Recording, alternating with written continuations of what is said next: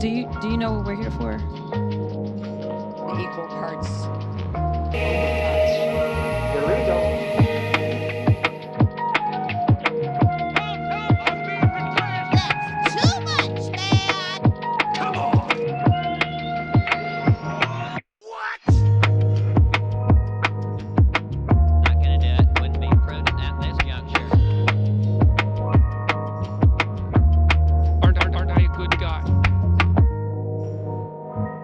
Strategy, Cotton. Let's see if it pays off for him. In the Ice Age, how much taxes did people pay?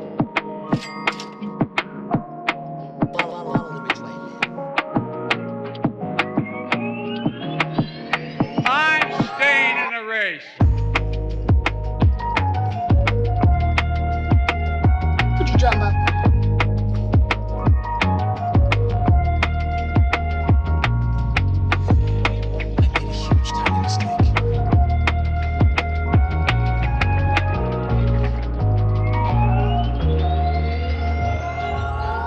Now. When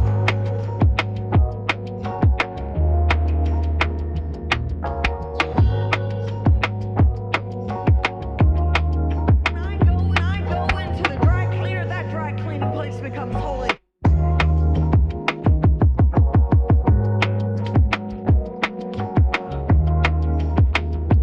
Cyclone Cheeto.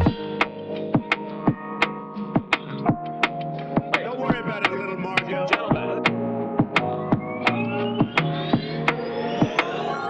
Welcome to the Resistance.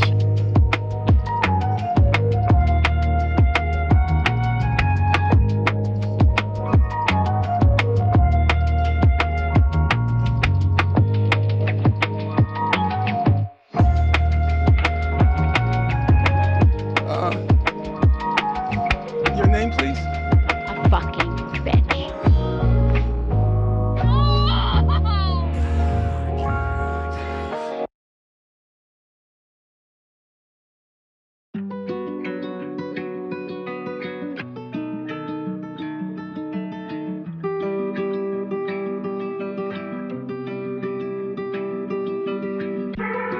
There's no point in you betraying your future self to gratify your present self. It's a stupid game.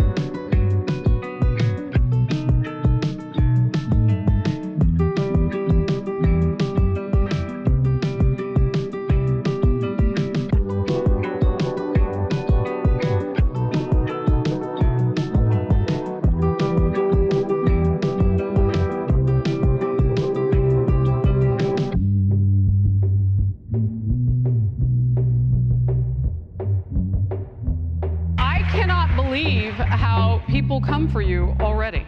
I don't know if you know this.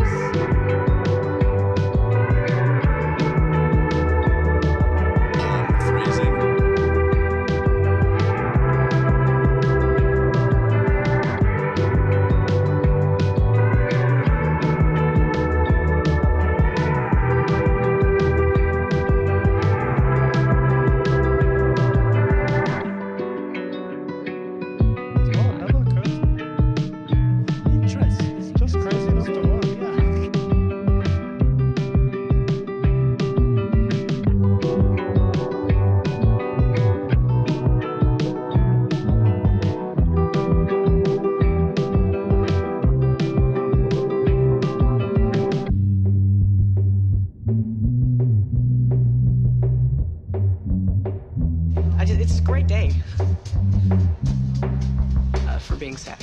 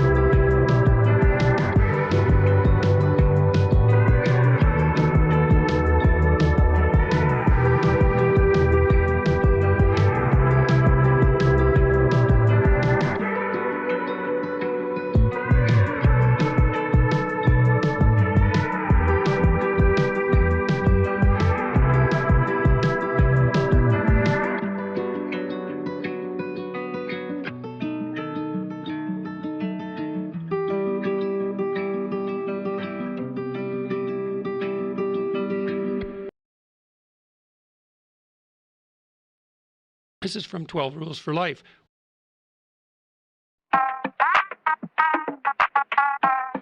I don't want reality.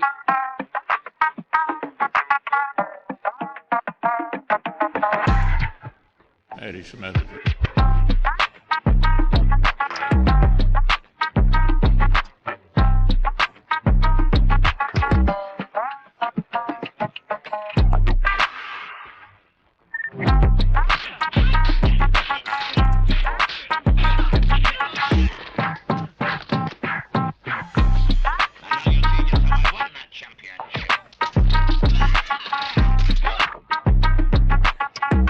I see that you know your judo well.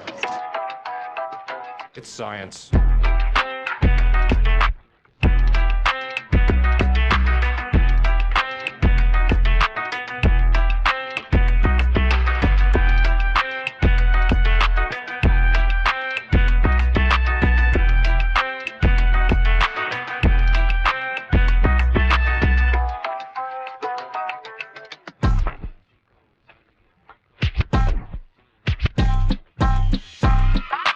Cyclone Cheeto.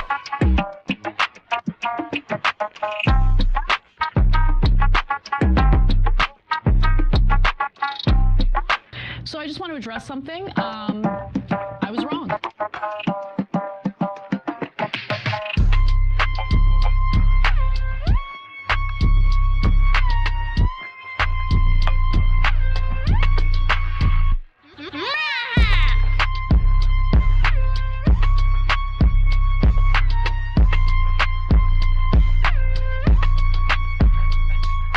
Well, first of all, some of the things that I say will be incorrect. You should be ashamed of yourself for having that thought.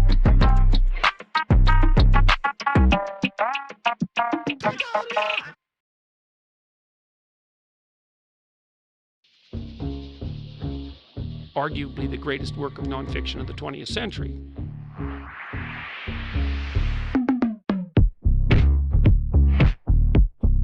Aren't I a good guy? I mean, this woman is dangerous, ladies and gentlemen. Get rid of the Second Amendment.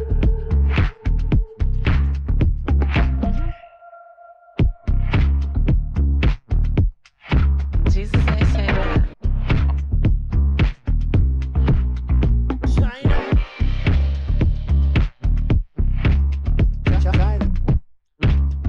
China!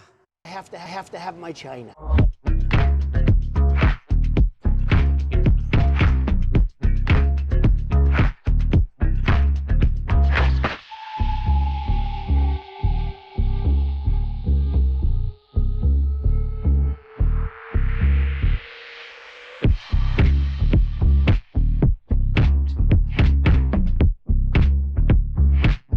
Donald Trump spent a lot of quality time with my wife. Close it up, just like my wife's vagina. I feel like I'm taking crazy pill.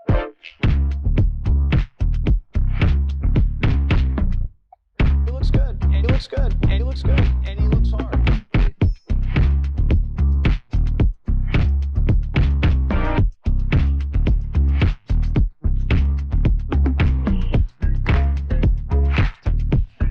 Supercalifragilisticexpialidocious, bitch. Don't even play.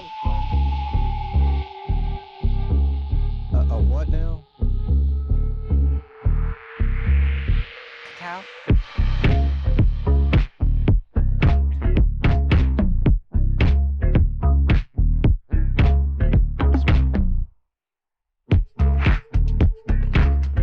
Don't be creepy. I got boxes full of Pepe!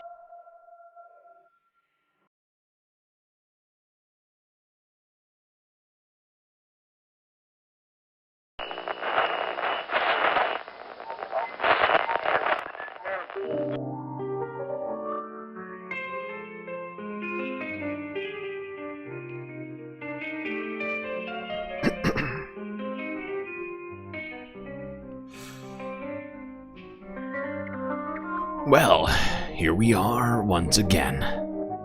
Floating somewhere between Earth and space, I assume. It's been an entire 48 hours since we've seen each other last. Which means we have a hell of a lot to talk about tonight, Space Fam, so we better get right to it. As always, don't forget to buckle up those seatbelts, as these journeys through the abyss are often dangerous. How am I talking without my mouth moving? It's very strange. Something has gone very wrong.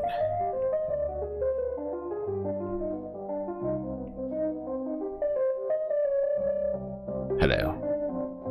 What the fuck? Why are you doing this to me? I don't understand. Come on. There we go.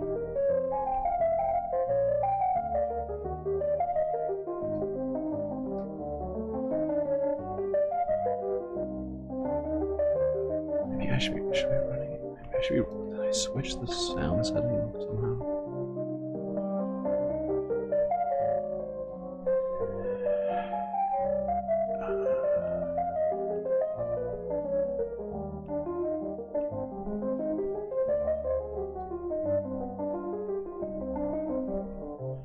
All right. I think we're all good here. Hope everybody's enjoying their day and or night. Better do some shout outs. Aaron W, Moa Noab, and Hermit Horologist 123 in the YouTube chat. PB a close fourth. Sue Fairy Dust B, Atticus Among Us, Pitchforks Dragon, Jet, Scared Crow, Morbidaslo, B-Cat, Joe 47771, Look Bovine,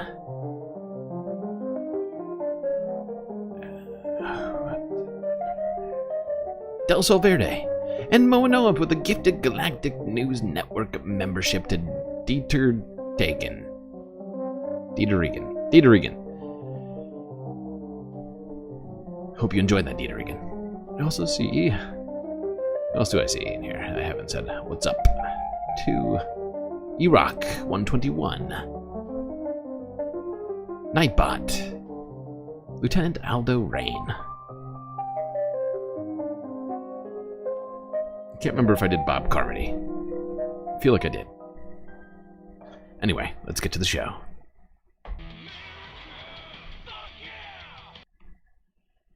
United States, that's where we're going to start, as always. Let's do a quick recap of that, and sort of a, what do you want to call it, after commentary here. We did watch it live, but we didn't really recap the events, more reacted in horror. So we better go back, talk about that horrifying address to Congress Donald Trump did on, what was it, Tuesday? Yeah, it's Tuesday night. AM. Full screen, please. There we go. Let's start it off here with the Associated Press. AP explains. Ooh, that deserves one of these. AP explains. Trump's address to Congress showed the country's stark partisan divide. Afterward. Yeah, that's a good one. That's a good synonym for what I was looking for. President Donald Trump has given his joint address to Congress. And, as has been the case since he launched his first presidential campaign a decade ago, immigration was a large undercurrent. But if we truly care about protecting Americans' children, no step is more crucial than securing America's borders. In his remarks, Trump aimed to blame economic struggles and crime in the U.S. on what he characterized as democratic failures to secure the U.S.-Mexico border. The president talked about actions he's already taken in executive orders, many but of which Trump were also lies, called though. on Congress for their help in passing some of his proposals into law. Another focus area for Trump was tariffs, which the president said could mean temporary stress for Americans, but ultimately help domestic industry. Other countries have used tariffs against us for decades, and now it's our turn to start using them against those other countries. Partisan divides were on display during Trump's remarks. Republicans gave the president multiple standing ovations and loud cheers. They sure did. Democrats USA never stood was during chanted his speech multiple and times. rarely applauded. Some Democratic members held signs critical of Trump and even left the chamber early. One was escorted out after refusing to sit down. For Democrats, Michigan Senator Alyssa Slotkin gave her party's response focusing largely on the economy. The worst response and if he's ever. not Oh careful, my God. He could walk us right into a recession. What just happened? This is horrifying. And unacceptable. It's both horrifying and unacceptable. I mean, it's probably not horrifying for you. You're probably like, oh, we're getting away with a bunch of free support characters right now. But no, I will not give out free support. That is not how this works, okay? Not just falling from trees. These are hard-earned. People gifting Galactic memberships, May Wormy giving 1, and then 20 Galactic memberships from May. What? Oh my God. May Wormy going bonkers with the Galactic member. I can't. Who's getting them? I might as well just start reading now. Got More Soul got 1. Bob Carmody got 1. Hermit Horologist got 1. So did Donald Duck, Alfredo Gonzalez, Marion Bradshaw, In Silico, Saucy Sea Witch, Bald Pab, Stu Harris, Melanie Cosmic Fox, Dax Jacobson, Official People's Party of the United States of America, Miskatonic Petrol and Soda Fountain, Carolyn Carter, Dragons Marine, Linda Adler, Neo JB, Obvious Bugs, and Amber Rose. I mean, holy cow, is that a lot of Galactic membies given out? I'm blown away. I'm blown away by the generosity. This deserves one of these. Well, that may be the most Galactic memberships ever given out at one time. Also, just I am so I forget, what was the other thing I was gonna say? It would look. Oh, it also looks like they're working perfectly well. I think that's 20. Looks like those. Look, that's a definite confirmation of those gifted memberships working once again.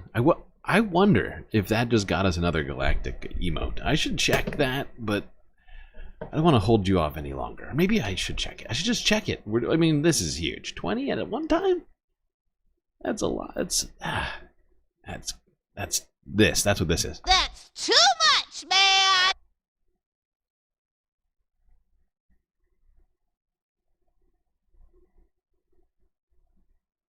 I'm just going to check. Just because we got at least like 25 gifted memberships just now. I'm going to see if we just got another emote.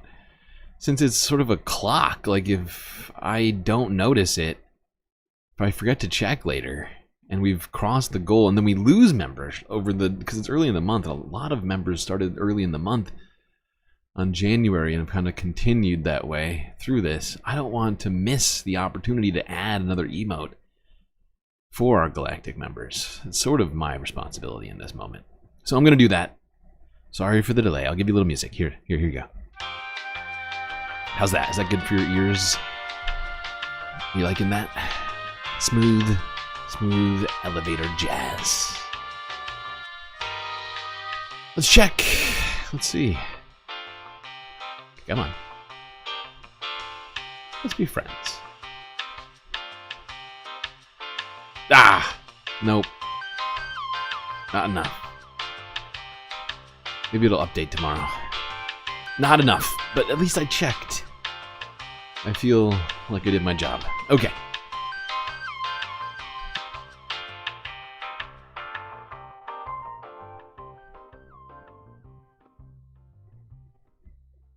All right, now let's go to one of the most viral moments, perhaps one of the more important moments of this idiotic speech. Early on, one Representative Al Green interrupted President Trump during his speech to say this. We won the popular vote by big numbers and won counties in our country.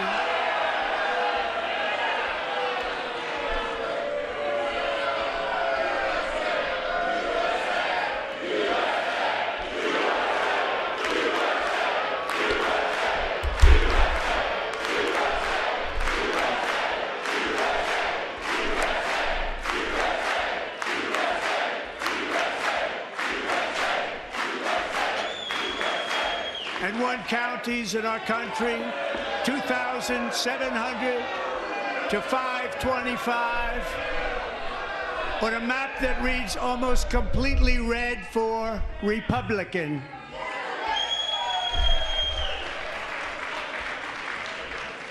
Now, for the first time in modern history, more Americans believe that our country is headed in the right direction than the wrong direction. In fact, it's an astonishing record, 27-point swing, the most ever.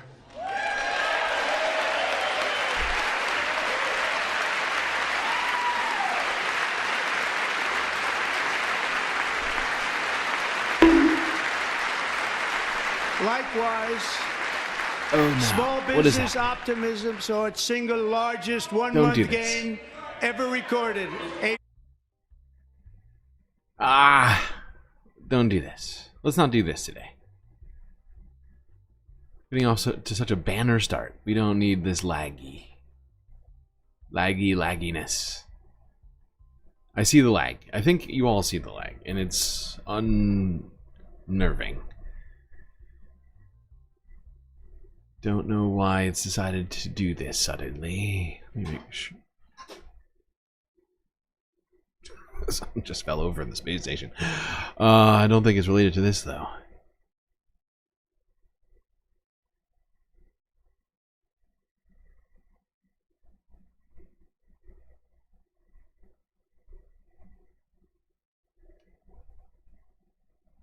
Alright, hold on a second.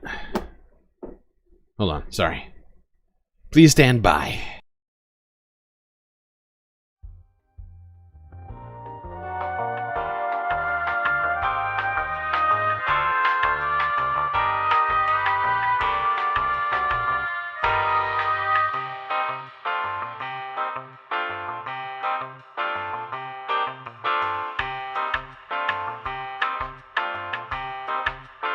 And now it looks like it's working perfectly fine again. Okay.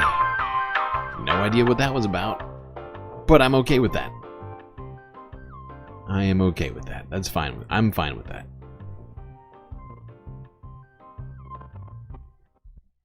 It was probably a SpaceX. It was, it was Starlink or these other private satellite dicks. Alright, back to this historically false. That I think this was maybe the most lies ever told in a presidential address to Congress. Just my sense of things. Oh, and now it's lagging again. See, this is not cool, man. That's too much, man! First it's working, then it's not working. I feel like I'm taking crazy pills. I feel like I'm taking crazy pills!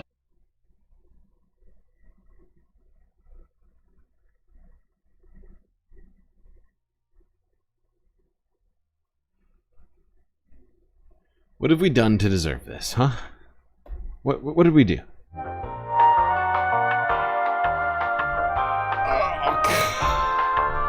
it. Why? Don't understand.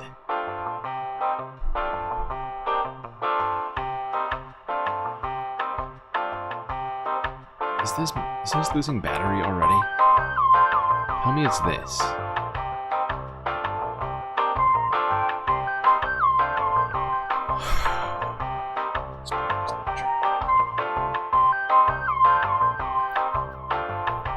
Alright, I'm gonna try and power through this. I have my batteries charging right now. I think that's been one of the main reasons for the lag. I use two mice. One of them is battery operated. I have to charge those batteries because I refuse to ruin the planet to keep my mouse running. Then I have one that's charged by USB, but I need them both. Don't ask why. Don't ask why. We don't have time to go over it. God damn it. Alright, we're gonna try. We're gonna do what I can. It's very frustrating. I hate when it lags. It's one of my least favorite things. 41-point jump.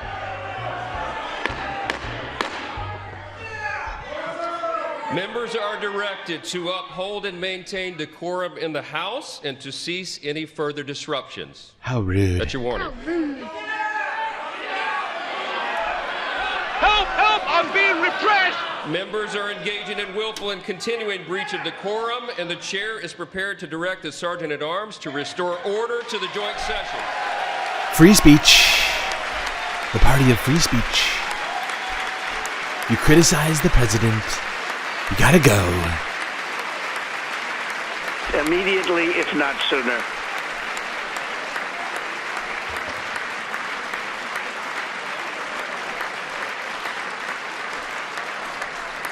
Mr. Green, take your seat. Take your seat, sir. Illegal. Ew. Take your seat. This statement disturbs me greatly. Finding that members continue to engage in willful and concerted disruption of proper decorum, the chair now directs the Sergeant-at-Arms to restore order.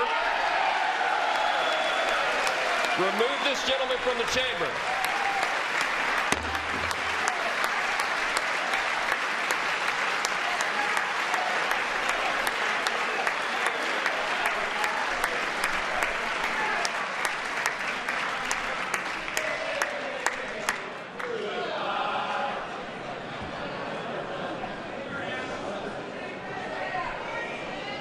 Illegal.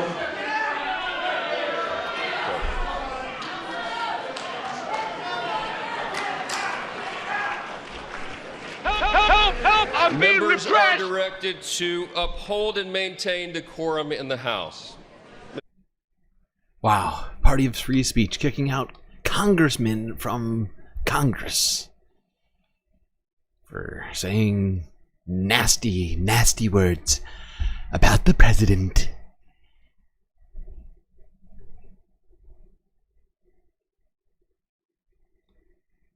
Now, of course, if you recall any of Joe Biden's addresses to Congress, there was plenty of dissent out there and Republicans yelling MTG, Lauren Boebert. I genuinely feel like I'm taking crazy pills right now. And it's also lagging. I can see it doing it right now. And it is making me lose it. I'm losing it. I feel like I'm taking crazy pills! Was that congressman wearing a bullet? I think you're thinking of, I think that was a Secret Service guy. Or something like that. It would be funny, though. It'd be strange. That congressman would be wearing a bulletproof vest inside of Congress, where you're not allowed to bring guns.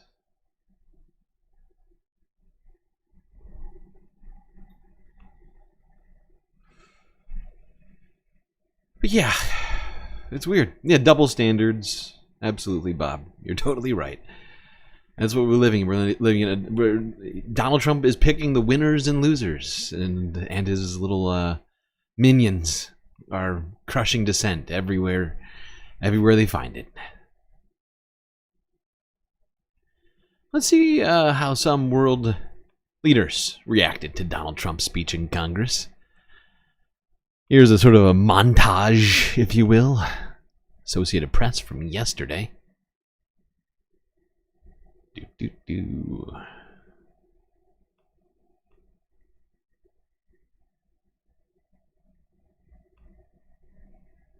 just going to use this mouse because I feel like it's causing problems.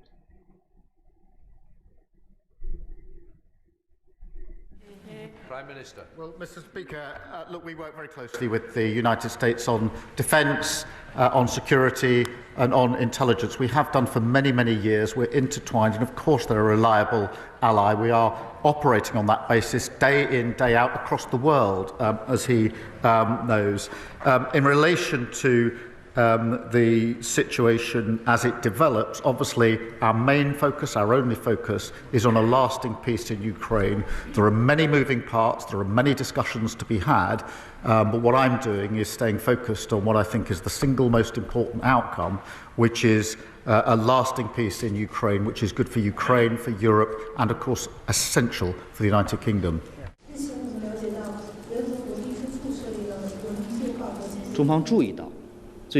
China has noticed new developments in the political resolution of the Ukraine crisis. China has always adhered to the 4 shoulds proposed by President Xi Jinping on the Ukraine crisis. We hope all parties involved will find a sustainable and lasting solution through dialogue and negotiation that takes into account... What was that last piece? Excuse me, what? Takes into account what? Each other's concerns. I see, yeah, that makes sense. The federal chancellor has repeatedly made it clear that security, the transatlantic alliance, has ensured more than 75 years in Europe and also in the transatlantic region. It has proved its worth. It is a pillar of our security, but it's also a pillar of U.S. and Canadian security. And the tried and tested should be retained wherever possible, and I believe that, despite individual irritations that may have arisen in recent weeks, there's not a shadow of a doubt in NATO's mind about the United States' membership of NATO. And in this respect, this continues to be the framework within which we organize our security together, and at that same time we are strengthening the European pillar of NATO. This is also in the interests of the United States of America. We are quite satisfied with the resumption of talks between Ukraine and the United States. The world. The scene we witnessed last week stunned the world. It's unbelievable. It's a good thing that dialogue can resume on an appropriate basis for dialogue, and in this respect, I welcome the outstretched hand of President Zelensky. So we are gaining time, or is it a real dialogue being established? Obviously, a dialogue is being set up for lasting peace. The whole condition being lasting and the conditions for durability. We stand shoulder to shoulder with President Zelensky on this option. Oh my God.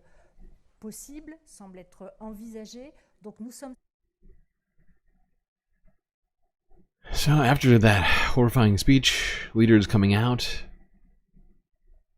giving their thoughts on the United States and its involvement in things like NATO and with its trade partners. I'm just realizing once, this is the second time I'm realizing, because somebody just ratted you all out.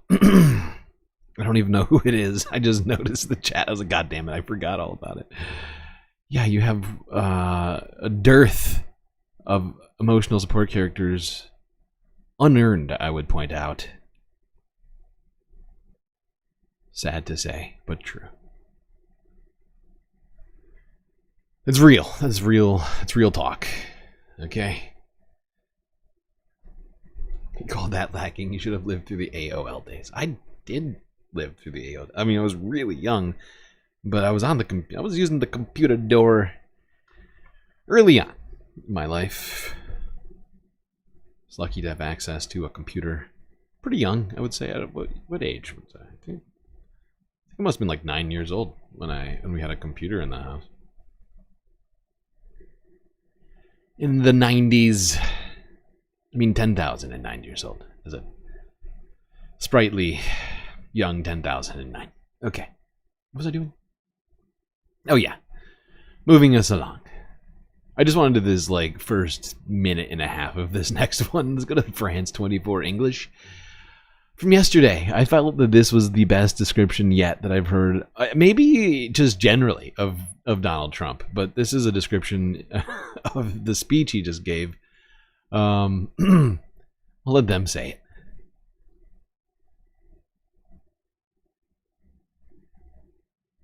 Let's turn our attention now to the international newspapers to see how they are reporting on that speech from Donald Trump. Leo McGuinn is with us for that. Leo, what are the first articles saying about how it went down? Well, the Washington Post call it a classic Trump speech, rich in showmanship and at odds with reality. America's momentum is back, Trump proclaimed, a big claim. This piece says, considering Trump is less than halfway through his first 100 days, what he's achieved so far is mostly turmoil and a blizzard of legal challenges. The Post also explained why a number of Democratic women wore pink in protest. Democrat Teresa Fernandez said that they wanted to wear the colour in order to raise the alarm about the negative impacts Trump's policies are having on women.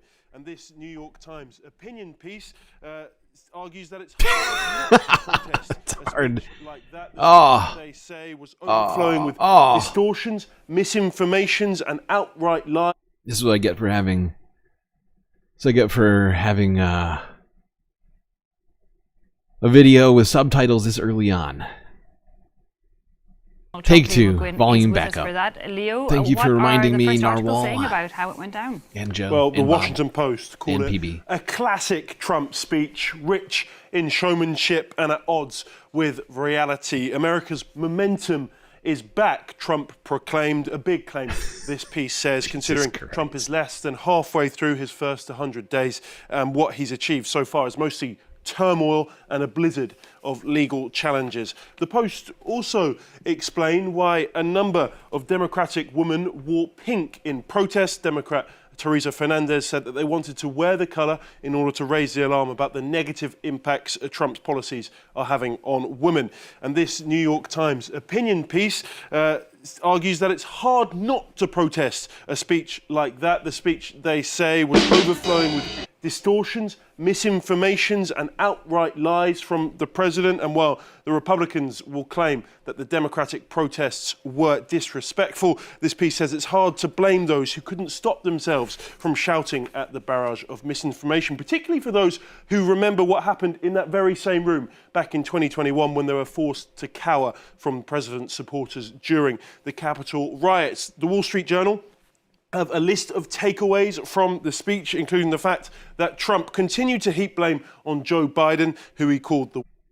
He did. Yep, he did a lot of that. A lot of that. But the thing that I found just... This was the best headline of all of them. A classic Trump speech. Rich in showmanship and at odds with reality. I don't want reality. I mean, it is so aptly descriptive of Donald Trump's just general vibes. Rich in showmanship, always about the ratings. People they've never seen anything as great as this. Could be great television. But then just genuinely odds at real. Like, I mean, that's fair. I mean, that is kind of how we, in the media sphere, you know, just generally speaking. But Donald Trump rules that world. Rich in showmanship and at odds with reality. I don't want reality.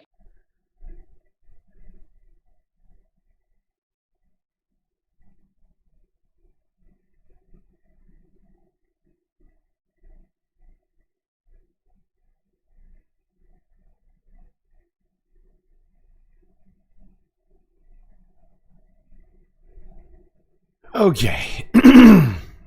Let's go and see what talk about some of the various reactions to this speech.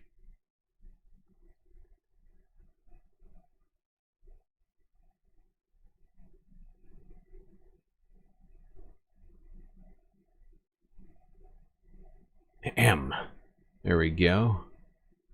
Now we're cooking with gas.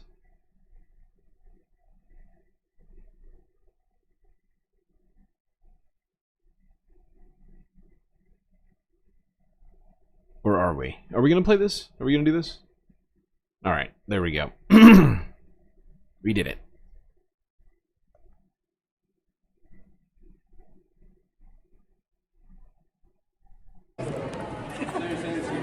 What did you think of Trump's speech? What did you think of Trump's speech? Not much. My speech is going to be better. Going to give it a few minutes. Well played, Bernie. Well played. As always, I think Donald Trump is lying when it comes to Ukraine. I don't know what Vladimir Putin has on him, but it seems that he is willing to just repeat talking points of Russia. And the fact that what happened in the White House a couple of days ago saw so many people disavowing it from both sides of the aisle, former national security experts, former cabinet secretaries, former military officials saying this president and this vice president are bending the knee to our biggest adversaries in the world. That's terrifying to me. That's a huge threat to our national security, and I want to know why this is happening.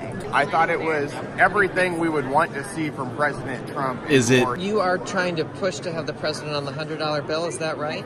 What a loser. And how has that been going? Are you finding any support with that?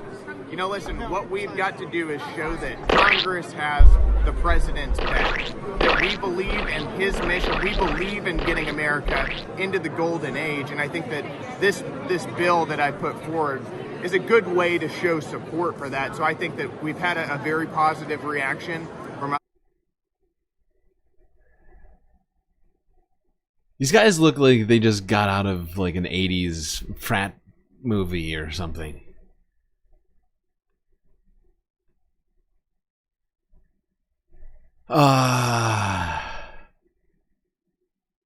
Bernie, yeah, his speech is on YouTube on his channel. We watched it night of. Basically, we started watching the second it was done.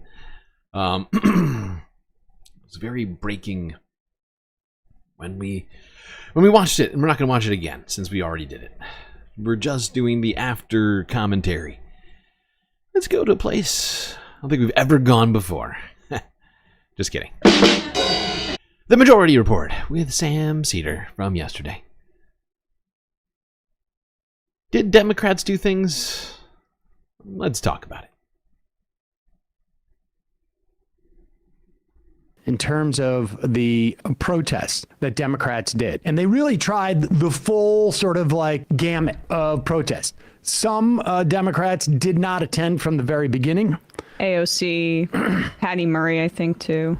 Some Democrats went with signs that said a lie or this is not normal or stuff like that.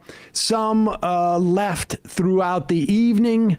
Here is, I think, probably the loudest and most covered of the protests.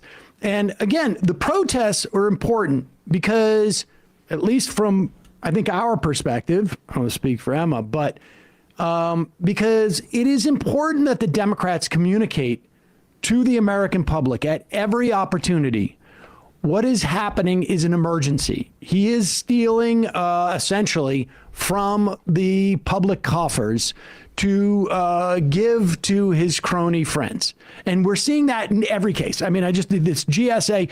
When they sell off these buildings in downtown Washington, D.C. Oh, we're going to talk about that. Who do you think they're going to sell them to? Yeah. These are not buildings that the federal government's ever going to be able to buy back because they're selling off prime real estate. Mm-hmm.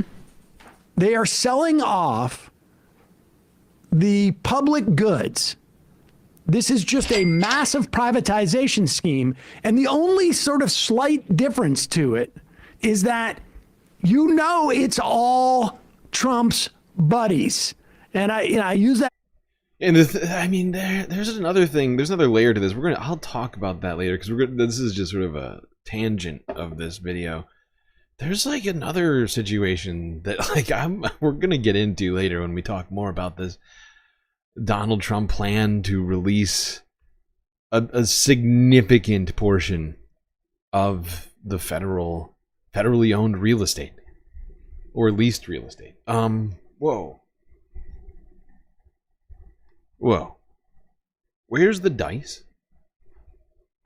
I saw Mo and Noah talking about the likes, how many likes we have, and now I can't find the dice. Oh, it's way over there. Come on. Yeah, I did it. I reached. Okay. Alright. Emotional support characters incoming. We got 3 of them. Hot.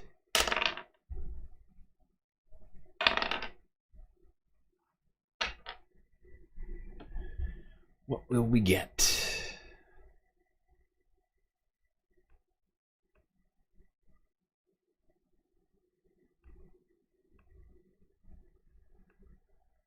There we go. Rod Serling, Neo, and Goku.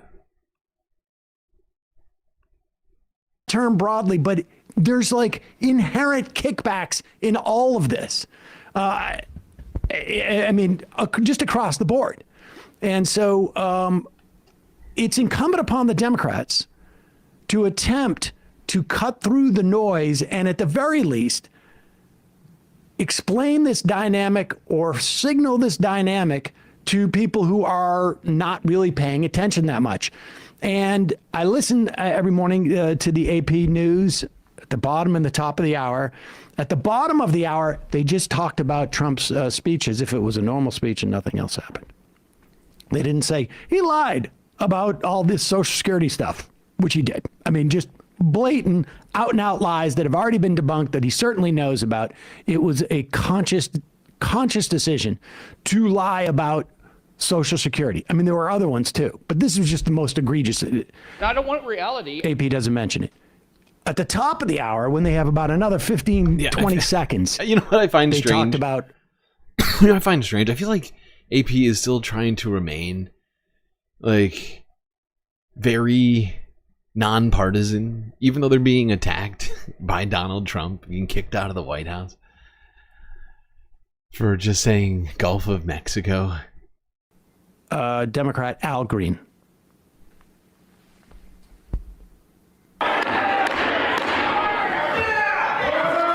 Members are directed to uphold and maintain decorum in the House and to cease any further disruptions. That's your warning.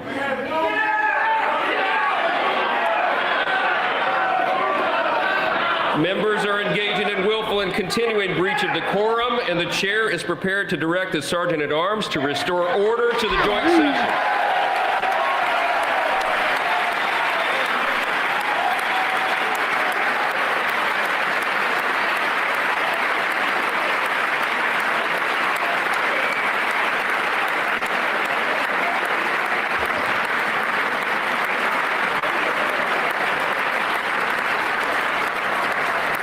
Mr. Green, take your seat.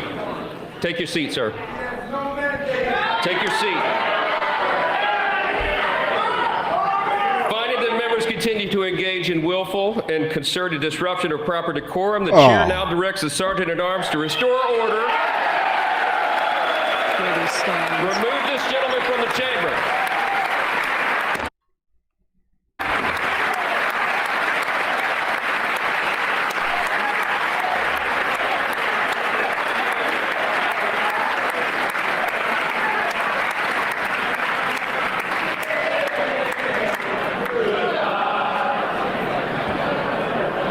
That seems out of order. That's basically it, right? Yeah. So they remove him. I guess he was shouting, "You have no right to cut Medicaid." You have no right to. You have no mandate to cut Medicaid. Because he kept repeating that he has a mandate. Dude, you didn't even get 50% of the they all popular love calling vote. The this a margin that you mandate won by in the people. popular vote, 1.5%. It's the slimmest margin since the 2000 election. You have the slimmest, one of the slimmest majorities in the House in the history of this country. Give me a break about the mandate that he has to cut health care for tens of millions of Americans. Come on! And so Al Green goes out into the hall outside of, the last time we see pictures like this really is from January 6th. And usually it was like full of people who were trying to kill the members inside, but all those people have been pardoned now. Here is Al Green in the hallway now.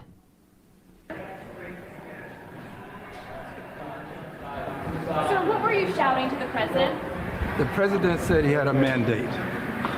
And I was making it clear to the president that he has no mandate to cut Medicaid. I have people who are very fearful These are poor people, and they have only Medicaid in their lives when it comes to their health care. And I want him to know that his budget calls for deep cuts in Medicaid. He needs to save Medicaid, protect it. We need to raise the cap on Social Security. There's a possibility that it's going to be hurt, and we've got to protect Medicare. These are the safety net programs that people in my congressional district depend on. And this president seems to care less about them and more about the number of people that he can remove from the various programs that have been so helpful to so many people. It is the best way to get it across to a person who uses his incivility against our civility. He is a person who has consistently been used. He's absolutely right. Just gonna skip ahead to the Cross. Well, the fact that you're interviewing him and he's repeating it to you. Yeah, wait, hold on. This is what.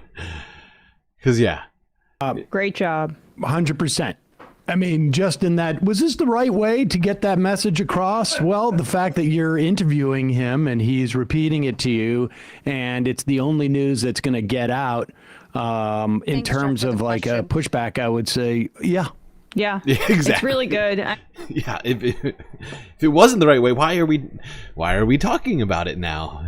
Why is he getting a one-on-one interview with the press? Oh, because it was the right way, actually.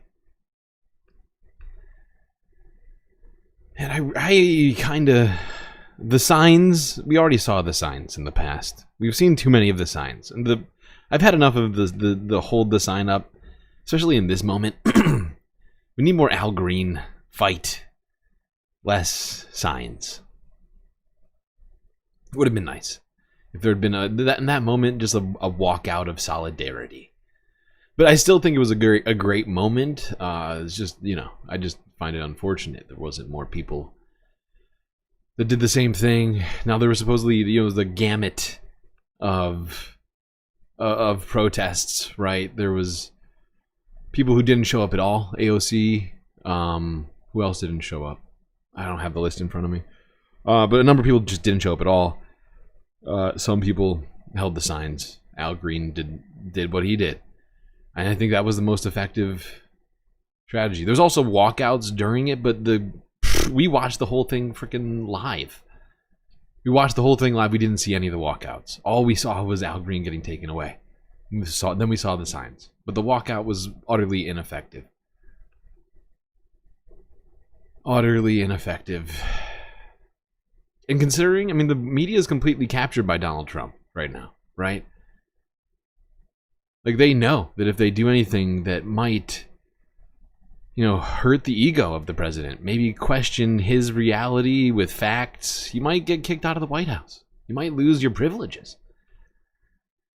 And so they've, just been acquiescing, right? What's the phrase of the moment right now?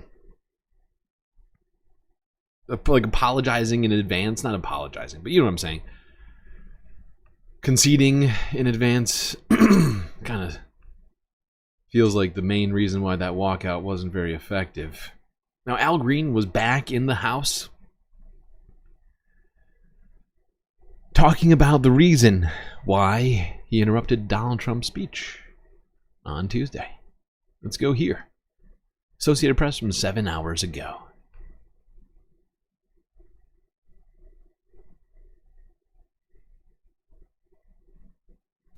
I have no ill feelings toward the speaker. None toward the persons that escorted me away from the floor, because I did disrupt. And I did so because the president indicated that he had a mandate. And I wanted him to know that he didn't have a mandate to cut Medicaid. I did this because Medicaid is the only insurance many people have in this country. I am blessed. As I stand here now, there's a physician waiting. If something should happen, immediately, I will be taken to that physician. I have the best health care in the world. There are other people who have less than I. I would have them have what I have. But I surely will not stand by and see them lose what little they do have. But if circumstances permit it, given what I know, I have to be candid. I would do it again. Hell yeah. I would do it because I care about these people on Medicaid. There's Al Green spitting hot fire in Congress.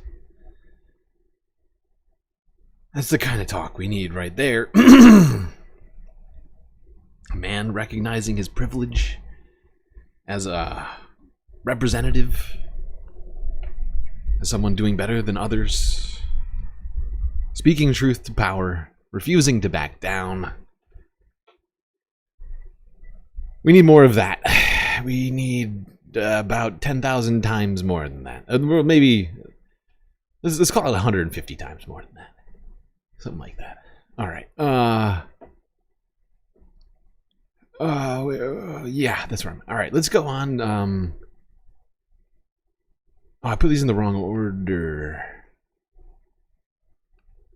Wrong order. Here, I'll go back. It's fine. Let's see what Jamie Raskin had to say. He was also in Congress earlier and defended Al Green.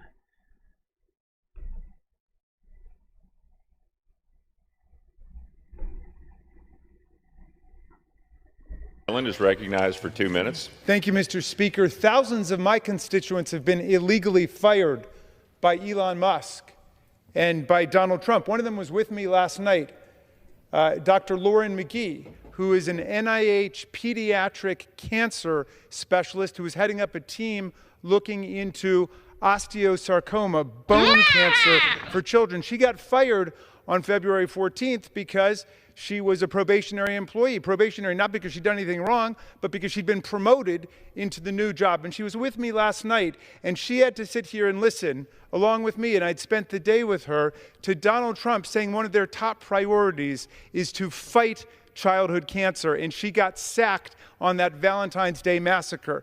Now they want to censure the gentleman from Texas. Why? Because he challenged the president about his claim that he's got a mandate to cut Medicaid. And that's what the gentleman was trying to raise. Well, we've got Republicans in the chamber who have never voted to impeach Donald Trump for inciting a violent insurrection against... Not gonna do it. Wouldn't be prudent at this juncture. Well, what just happened?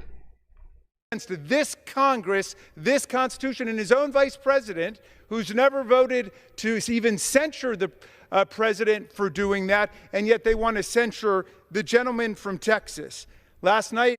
That was Amanda's show. I think you're the first person to have guessed that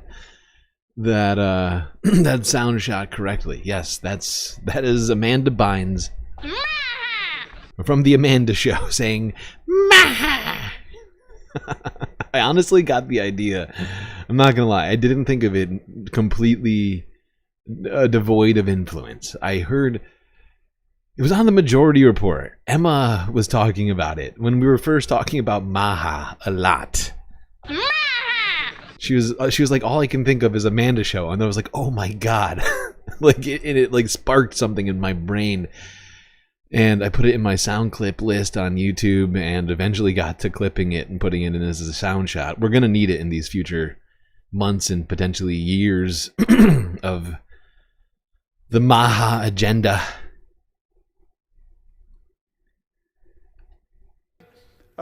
Donald Trump, President Trump, called a U.S. Senator from Massachusetts Pocahontas, using an ethnic slur to go after her. So I assume that you really want to proceed to censure the gentleman from Texas for talking about no mandate to cut Medicaid, then certainly we're going to have to move to censure the president for using a racial and ethnic slur against a sitting United States senator. But I would prefer to stand by the tradition of free speech and even the tradition of heckling. You know, there's a fine American art of heckling. If you read the Lincoln Douglas debates, I recommend the Harold Holzer version of it because the newspapers carried all of the hecklers' comments too. And people would get up and heckle, and Lincoln would interact with them. Wow, am I being compared to David Pakman? Some sort of panel background thief? That is incredibly rude. I'm highly offended. Look, it's not. No one else is using that sound shot. I was the first. I'm a groundbreaking. This is groundbreaking. Okay.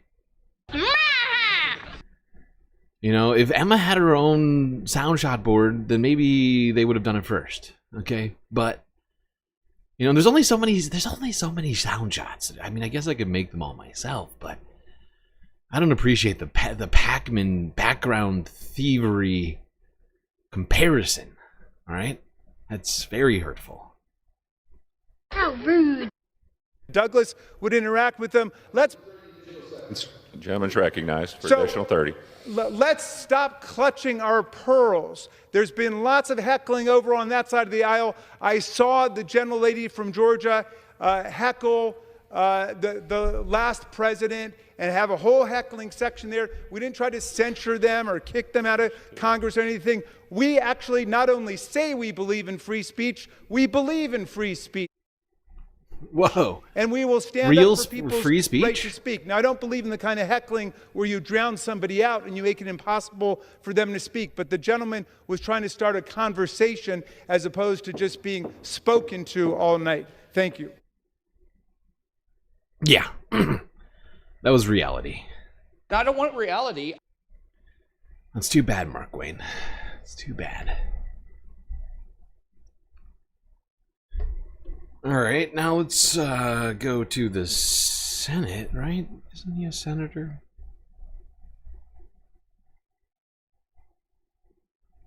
My brain is broken. Oh, no, he's a representative. Okay. No, we're going to stay in the House of Representatives, go see what Ted Lieu of California had to say about Donald Trump's terrible speech.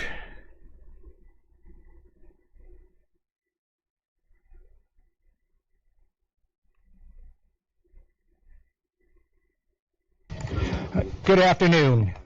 Thank you to Leader Jeffries for his leadership. I wanted to recognize some of the members on this stage. We're joined today by the ranking member of our Veterans Committee, Mark Takano, as well as Democrats who are veterans, Bobby Scott, Salud Carvajal. Sorry, we're going to skip past some of these. Lied to you. So last night, Donald Trump lied to you. He promised a golden age, and the facts show we're entering a Trump slump. Inflation has increased, consumer sentiment is down. The Federal Reserve Bank of Atlanta has now projected that our economy is going to contract. It's literally going to get smaller this quarter. And the chaotic actions of the Trump administration, enabled by House Republicans, are not harming our country, they're also harming our veterans. 1 in 4 federal employees are veterans. So when the Trump administration indiscriminately, in many cases brazenly, illegally fires federal employees, that has a disproportionate effect on our nation's veterans. No wonder, as Whip Clark mentioned, nowhere did Donald Trump mention veterans issues last night. House Republicans are also harming our nation's veterans. The radical budget that they just passed with $880 billion of cuts to Medicaid harms our veterans because 1 in 10 of our veterans get coverage through Medicaid. And I want to thank today our veterans, Chris, Louise, and Eric, for sharing their powerful stories. And I'm going to conclude on this story. I met Eileen, a veteran, yesterday. She served in the U.S. Air Force. She then went to work at FEMA in Alabama, the same state where I started my active duty training in the Air Force. She was one of the first volunteers to go to Hurricane Helene. She has 2 kids, ages 4 and 10. And on President's Day, she got an email similar to what Eric got that said she was fired. Yep. That's right. Donald Trump lied to the American people over and over and over again in that speech. And not one time did he talk about veterans. Did he talk about the effects of what he's doing, the reality of it? Bernie Sanders reminded us during his address response to Donald Trump's address to Congress that Donald Trump had also neglected to mention rampant inequality, to mention, I don't know, the fact that his government's been taken over by billionaires, or mention how privatized healthcare is ruining the United States, or how wages aren't keeping up with inflation. He missed a bunch of stuff, but that's because Donald Trump lives in a reality of his own. Let's go and see what Ralph Nader had to say to Amy Goodman and Juan Gonzalez over at Democracy Now! On this insane speech. Democracy depends on a free press. Please support our independent journalism at democracynow.org/give. This is Democracy Now!, democracynow.org, the War and Peace Report. I'm Amy Goodman in New York, joined by Democracy Now!'s Juan Gonzalez in Chicago. Hi, Juan. Hi, Amy, and welcome to all of our listeners and viewers across the country and around the world. President Trump addressed a joint session of Congress in a highly partisan 100-minute speech, the longest presidential address to Congress in modern history. Trump defended his sweeping actions over the past 6 weeks. best. We have accomplished more in 43 days than most administrations accomplished in 4 years or 8 years, and we are just getting started. President Trump praised his biggest campaign donor, the world's richest man, Elon Musk, who's leading Trump's effort to dismantle follow the rich way, man. Key government agencies and cut critical government services. And to that end, I have created the brand new Department of Government Efficiency, DOGE. Perhaps you've heard of it. Perhaps. Well, first of all, some of the things that I say will be incorrect. Which is headed by Elon Musk, who is in the gallery tonight.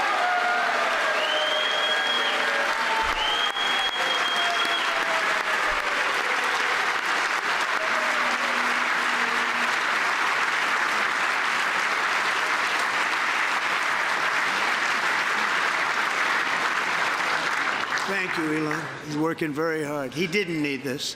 He didn't need this. Thank you very much. We appreciate it. No kidding. He didn't. Some Democrats laughed and pointed at Elon Musk when President Trump made this comment later in his speech. It's very simple, and the days of rule by unelected bureaucrats are over.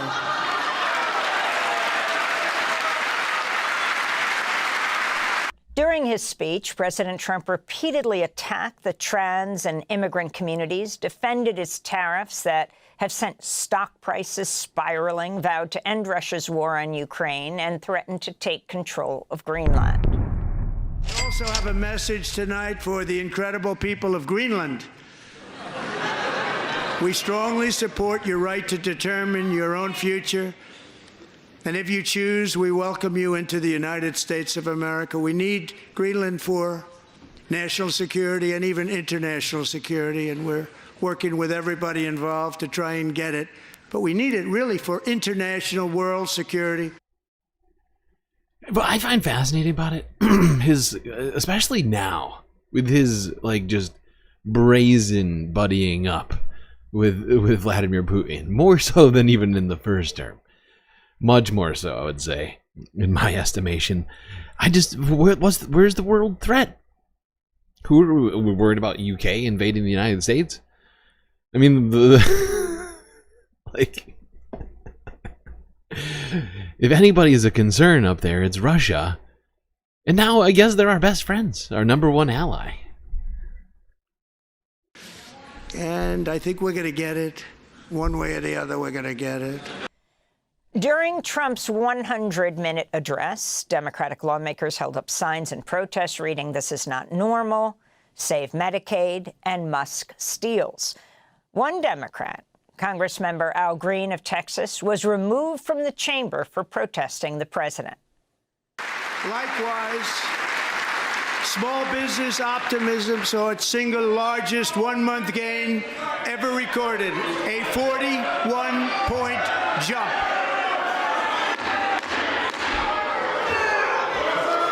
Members are directed directed to uphold and maintain decorum in the House and to cease any further disruptions. No. That's your warning.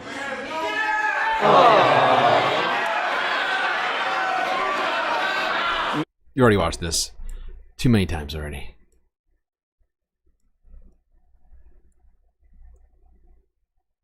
These guys are so weak, they can't even be interrupted in Congress.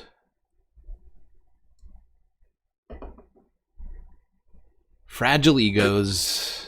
Texas Democratic Congressmember Al Green. We begin today's show with Ralph Nader, the longtime consumer advocate, corporate critic, former presidential candidate. Ralph Nader is founder of the Capital Citizen newspaper's most recent lead article in the new issue of Capitol Hill Citizen is titled, Democratic Party Apologize to America for Ushering Trump Back In. He is also the author of the forthcoming book, Let's Start the Revolution, Tools for Displacing the Corporate State and Building a Country That Works for the People. Medicaid, Social Security, Medicare, all these different programs. Ralph Nader, respond overall to President Trump's, longest congressional address in modern history. Well, it was also a declaration of war against the American people, including Trump voters in favor of the super rich and the giant corporations. What Trump did last night was set a record for lies, delusionary fantasies, predictions of future broken promises, a rerun of his first term, boasts about progress that don't exist. In practice, he has launched a trade war. He has launched an arms race with China and Russia. He has perpetuated and even worsened the genocidal support against the Palestinians. He never mentioned the Palestinians once, and he's taken Biden's genocidal policies one step further by demanding the evacuation of Palestinians. Yep. Ralph Nader claiming Donald Trump just made a declaration of war against the American people. And honestly, it kind of felt like that. It kind of felt like that.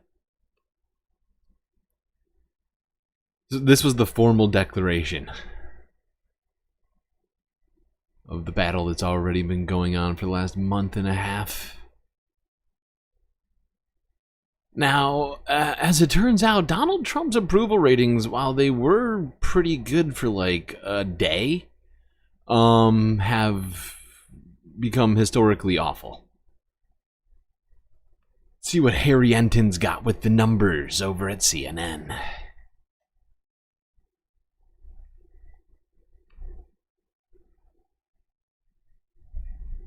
Tonight, the president is headed to Capitol Hill for his first major address to Congress of this second term. So another question is, how are Americans feeling about President Trump as he heads to the Capitol? Harry Enton is here to help us set the scene. So set the scene, first of all, overall approval, and how that helps us always have a good sense of how Americans are feeling. Right. We'll set the baseline here. We'll look at overall approval rating, and we're going to look. Oh, my God. I don't know why, but Harry always makes me laugh. There's something about this guy that's just hilarious. Have a good sense of how Americans are feeling. Right. We'll set the baseline here. We'll look at overall approval rating, and we're going to look at presidents at this point in their presidency, right?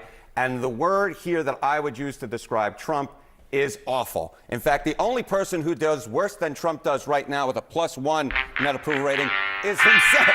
Back in 2017 when he was at -8. So he's doing better than he was. I was going to say, you could spin it another way. He's making gains. He's making gains, but he's doing worse than everybody else. The average president at this point, get this, +27 points on their net approval rating. Donald Trump is doing historically awful. The only person he beats is, again, himself from term so sad. number 1.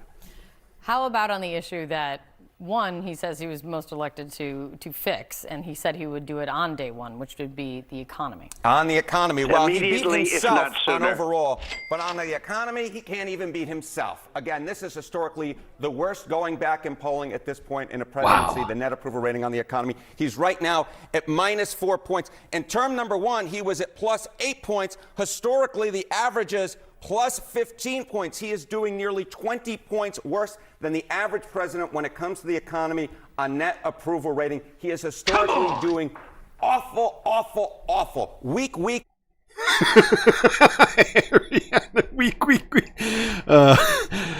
Thank you, Harry. I thought we were going to lose Harry after the election. Oh, God. Donald Trump's approval rating's just bad. Just awful. Who could have guessed? He was talking about he has a mandate. I have a mandate. Mandate to get the fuck out. Can we do, what's it called? Like a emergency election? Anybody? Anybody knows the constitutionality of that? Do we need to impeach the entire House of Representatives to get that done? How does that work? Emergency election. Turns out I suck. That was passive aggressive. It felt like more than passive aggressive. It felt like just genuine aggression. Especially against Trump. Calling Trump weak 3 times in a row. In fact, you know what? I don't know why I'm doing this, but I'm doing it. Never question these decisions. Okay? We need this. We're gonna want this later, I can promise you. We're gonna want this.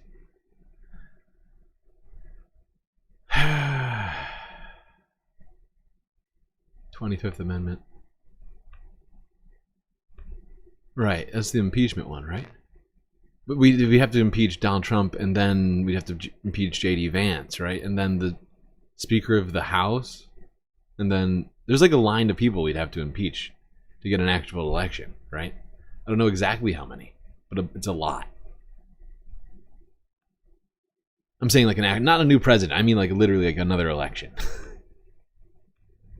Approval rating. He is historically doing awful, awful, awful. Weak. And on the issue on which he was elected to, of course, fixed, he is doing historically what is happening? Awful. This is not good. If this number holds, you can...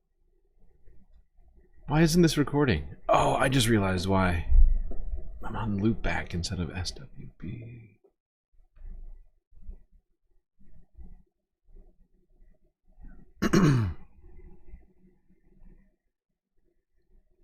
'25th is by the cabinet. Oh, right. Thank you. Yeah, that's gonna happen.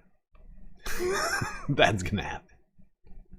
Pete Hegseth and Linda McMahon and Marco Rubio. They're all actually maybe little Marco would vote against him. Don't worry about it, little Marco. Gentlemen. I gotta do that again. I'm sorry. I just need this. I need this sound shot. I need a weak sound shot.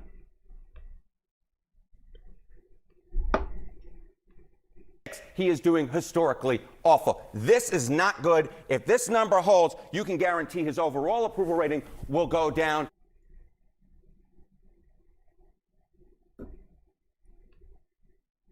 Awful, awful, awful. Weak. And on the issue... There we go. I got it. I did it.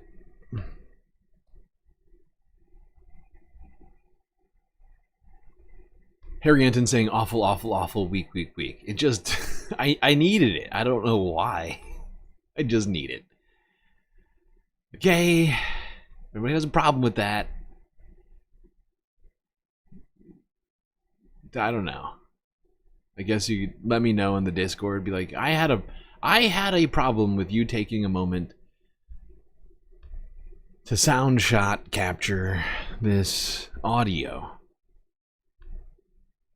And I will get to the replies as quick as possible, you know? I'll be very respectful when I tell you that's too bad. Weak is what we're naming this sound shot. I think that exported. No, I don't need to save the changes. That's not necessary. All right, let's move on from Harry. Let's go to New York. Stuff is still happening in New York right now. A whole bunch of other stuff. In fact,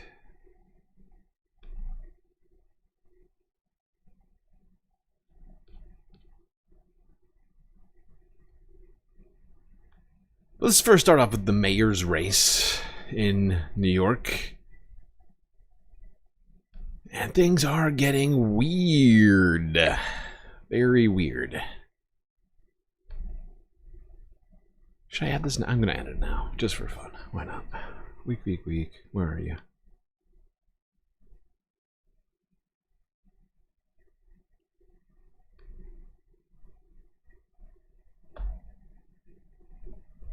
Awful. Weak. And on the issue. Okay, I'll edit that later. All right, to New York. Talk about the mayor's race. Where one dude who I thought we would never have to deal with ever again is back. And the feelings about him are certainly bifurcated. Very mixed, I would say. Mr. Mayor, how much control do you have in your future? If you were a moderate Democrat in New York City, and the guy that you supported in the last election finds himself in all this trouble, you may say, I don't like that, but look, I have an alternative. My guy is now Andrew Cuomo. Yeah, he has some skeletons. Okay, but as we have seen in the White House, you can have a cemetery's worth of skeletons in your closet and get elected president. So I have no idea who the fuck this guy is. This is one of the most idiotic things I've ever heard. So, he thinks, you know, the fact that Donald Trump is in office and has, you know, spoken about a sexual assault, sexually assaulting people, somehow justifies putting Andrew Cuomo in the mayor's race.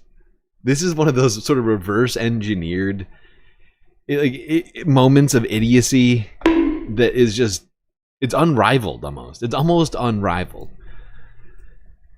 It's like, hey, well, yeah, have you heard of Donald Trump? This guy's been out there, he's been doing a whole bunch of messed up stuff. Are you gonna come at Andrew Cuomo just for doing a little sexual harassment? I mean, come on, hey, come on. Skeletons, okay, but as we have seen in the White House, you can have a cemetery's worth of skeletons in your closet and get elected president. Pal. So, okay, Andrew has some skeletons. Yeah, he does. The independent investigation has concluded. That's it. That Governor Andrew Cuomo sexually harassed multiple women. I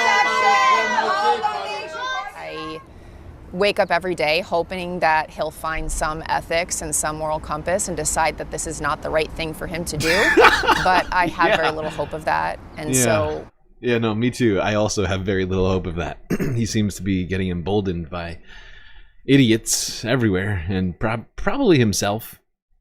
Even Chris was in there like, yeah, you know, look, you got Donald Trump, you got Pete Hegseth. They tried to put Gates in as, I mean, that one didn't work out so good. But I mean, hey, I guess you can just do whatever you want now. No big deal. Truly fascinating.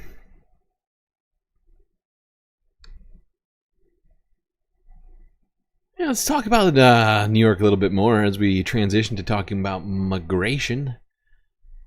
But, yeah, we're going to stay in New York first. Talk about Mayor Adams testifying in front of the House Committee over New York City's sanctuary status, which he has to get rid of immediately, if not sooner. Otherwise, Tom Homan's going to come and do non-consensual butt stuff, I'm pretty sure, to Mayor Eric Adams, which they talked about on Fox News a couple weeks ago. Let's go here to the AP. Wait, no, Eyewitness News ABC. Now to New York huge, Mayor tiny Adams mistake. in Washington today, testifying to Congress about controversy over New York City's immigration policy. The mayor dogged for weeks, of course, by allegations that the Trump administration wants to drop federal felony charges against him. This in exchange for cooperating with President Trump's crackdown on immigrants, the so-called quid pro quo. New York City is a sanctuary city, and the mayor says most undocumented immigrants will be protected because of that. But he also says he is willing to help federal agents when it comes to immigrants who commit crimes. A complicated situation on so many levels. Eyewitness News reporter NJ Burkett live in Washington for us tonight. Newton. And Bill, combustible, that is the word I would use to describe the atmosphere in that hearing room today. Mayor Adams was largely spared by the Republicans, but the going got tough for the mayor from members of his own party. Mayor Adams came to Washington, where he found himself on the defensive, testifying before the House Committee on Oversight and Accountability that New York is a sanctuary city where the rights of undocumented people are upheld. Law-abiding immigrants in New York have an important role. Immigrant New Yorkers, including those who are undocumented, pay billions of dollars in taxes. Really? And contribute billions more in spending power to our economy. Republican Committee Chairman James Comer praised Mayor Adams for his meeting last month with Trump administration border czar Tom Homan, where the mayor agreed to open Rikers Island to ICE agents and to include agents in criminal field operations. Illegal. You have publicly stated that you were willing to work with ICE on detaining the most criminal illegals, and I want to publicly thank you for that. Instead, the Republicans ripped into the mayors of Denver, Boston, and Chicago, who fiercely defended their sanctuary city policies. You know, something about the body language here from Mayor Eric Adams kind of tells you, I don't know, I could be completely wrong. I'm no body language expert. It's not an exact science. But I feel like he knows that he's in super hot water over this thing. Like he's worried, I think, like about what this might mean for him in the future. Now, sure, if he were re-indicted over this, Donald Trump would probably pardon him. But I think he knows that he's got a lot of irons in the fire on this one. Very, very hot irons. That's hot. Chicago, who fiercely defended their sanctuary city policies. You have responsibility, not just to your communities and the citizens you want to serve, but by extension to the entire republic. But Adams found himself under attack from members of his own party, who berated the mayor over the Trump Justice Department's decision to drop his criminal case while enlisting his help on immigration enforcement. Are you selling out New Yorkers to save yourself from prosecution? There's no deal, no quid pro quo, and I did nothing wrong. Congresswoman Alexandria Ocasio. I love that. I love that. I almost want that soundtrack too. But it's fascinating how 1 month into the Donald Trump administration, we're back to talking about quid pro quos. It just seems like Donald Trump loves quid pro quos. Like, that's his style. I'm sure the next 4 years will be filled with that sort of stuff. I thought I wasn't going to hear that word for a while. It came sooner than I was expecting, if I'm being honest. Now let's continue talking about the sanctuary city policies, specifically in New York, where a rally was held. I think this was in Brooklyn. I could be wrong. But a rally was held in support of New York City's sanctuary city policies. Here's ABC7 New York once again from yesterday. More on what immigrant advocates were saying here in New York City. Eyewitness News reporter Lauren Glassberg live outside City Hall. Lauren? Yeah, Sandra, New York City has always been a city of immigrants, and right now nearly 40% of residents here are foreign-born. That's why advocates rallied today. They are wanting the mayor to protect the local laws that protect the people who come here for a better life.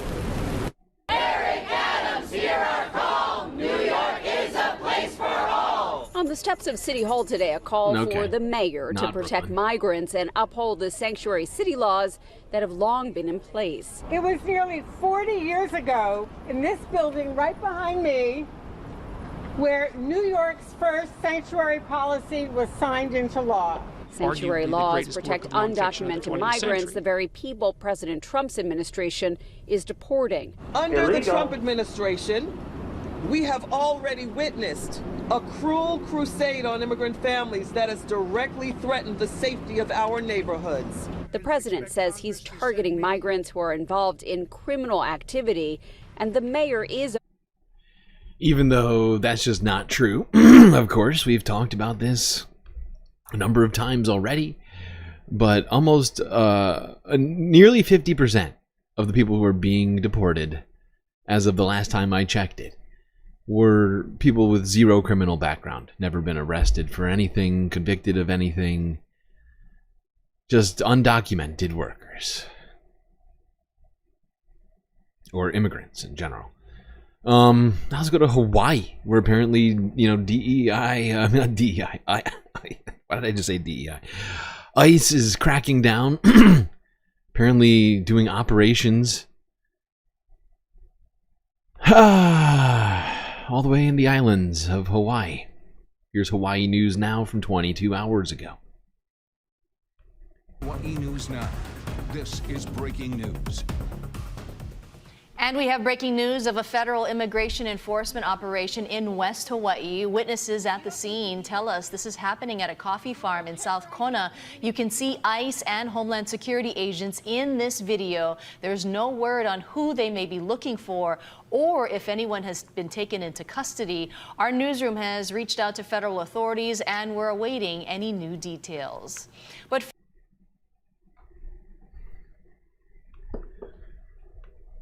from sea to shining sea, ICE is going around and deporting immigrants. So, as you guys.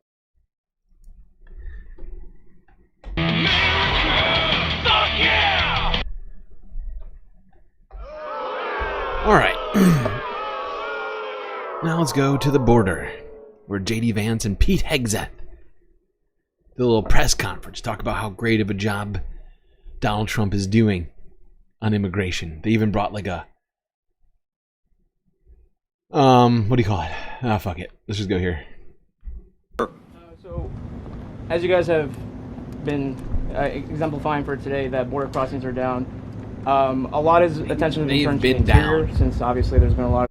I love how they're taking credit for border crossings being down, even though they were down near historic lows when Joe Biden was leaving presidency, lower than when Donald Trump took office. So it's just a strange. I mean, it's not strange. Republicans, they're always going to try and take credit for things that they didn't do. Because there's not a lot of stuff that they can take credit for doing that doesn't make them seem shitty. Border crossings are down. A lot of attention has been turned to the interior, since obviously there's been a lot of illegal immigrants. What is, in your opinion, the biggest obstacle to actually carrying out President Trump's mass deportations? Even though, yes, like apprehensions and arrests and deportations have gone up in his first month, but a lot of people are expecting a bigger capacity for deportation. So what's the biggest hurdle? So let me say a few things about that. So first of all, Rome wasn't built in a day, and we have seen pretty significant increases in deportations and apprehensions and arrests. But we have to remember that President Biden gutted the entire immigration enforcement regime of this country. We are trying to fucking bullshit. I don't want reality. Dude, JD just forgot the last 4 fucking years, okay? Certainly the last year, because within the last year or so, Joe Biden stepped up immigration enforcement and shut down the fucking border. But they just want to pretend like none of that happened. We were here criticizing Joe Biden's border policy because of how austere it was, like how severe that policy was. We were like, wow, this seems really heavy-handed. And now JD's like, Joe Biden, he just burned it all down. There's no more border enforcement. There's no more border wall. It's all gone. Donald Trump rebuilt it in a day. build so that we actually empower people to enforce the immigration laws of the American people. It is common sense. It's what the American people want us to do. Right. Common sense if you don't know facts. To do. There are a couple of other things that we're working on. And I don't want to get ahead of any public announcements, but one of the ways that we wanted to make sure that we're enforcing our border is that we make it easier for people who are here illegally to go back home of their own accord. We don't want to have to go around and arrest every person, but we will enforce the American people's immigration laws. We will do it. We will go around and arrest every single person who looks just a little brown, speaks, with an accent or maybe in a different language other than English. It's great. It's great. Thanks, JD. Thanks, buddy. You don't want to, but we're being forced to do it by these horrible, horrible migrants. Don't you see, you stupid reporter? We're just doing what the immigrants are making. They're making us do it. Look what you made us do.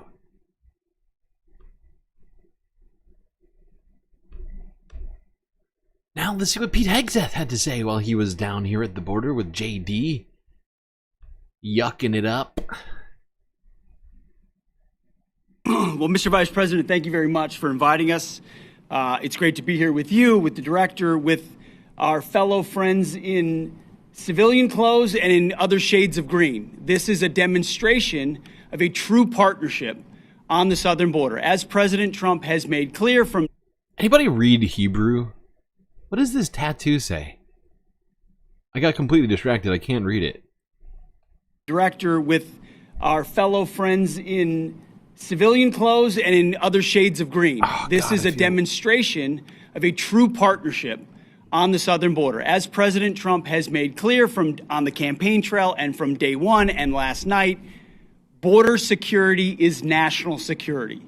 And from the Defense Department, we've watched for a couple of decades other people's borders being secured.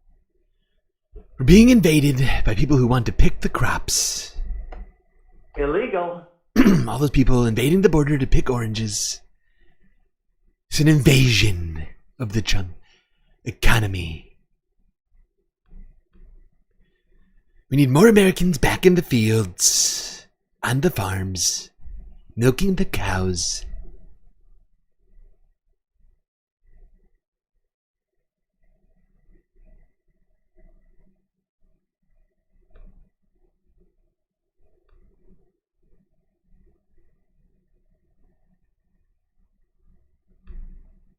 Here we go, Pete Hegseth using some rather inflammatory rhetoric around immigrants.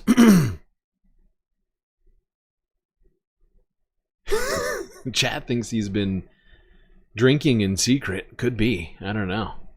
Gonna have to wait until substantial evidence comes out. It's entirely possible, though.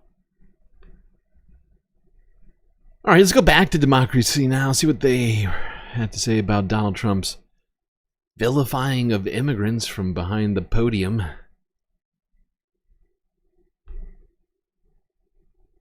Democracy depends on a free press. Please support our independent journalism at democracynow.org/give. She's right. Also, space journalism requires all of you, Just saying. President Trump Tuesday night once again emphasized the importance of securing the U.S. border, blaming President Biden's, quote, open border policies, accusing him of allowing migrants to, quote, overwhelm towns like Aurora, Colorado, and Springfield, Ohio. He went on to push for greater funding for border security to implement his campaign promise of mass deportations. I sent Congress a detailed funding request laying out exactly how we will eliminate these threats to protect our homeland and complete the largest deportation operation in American history. I've never heard anybody say it that way before.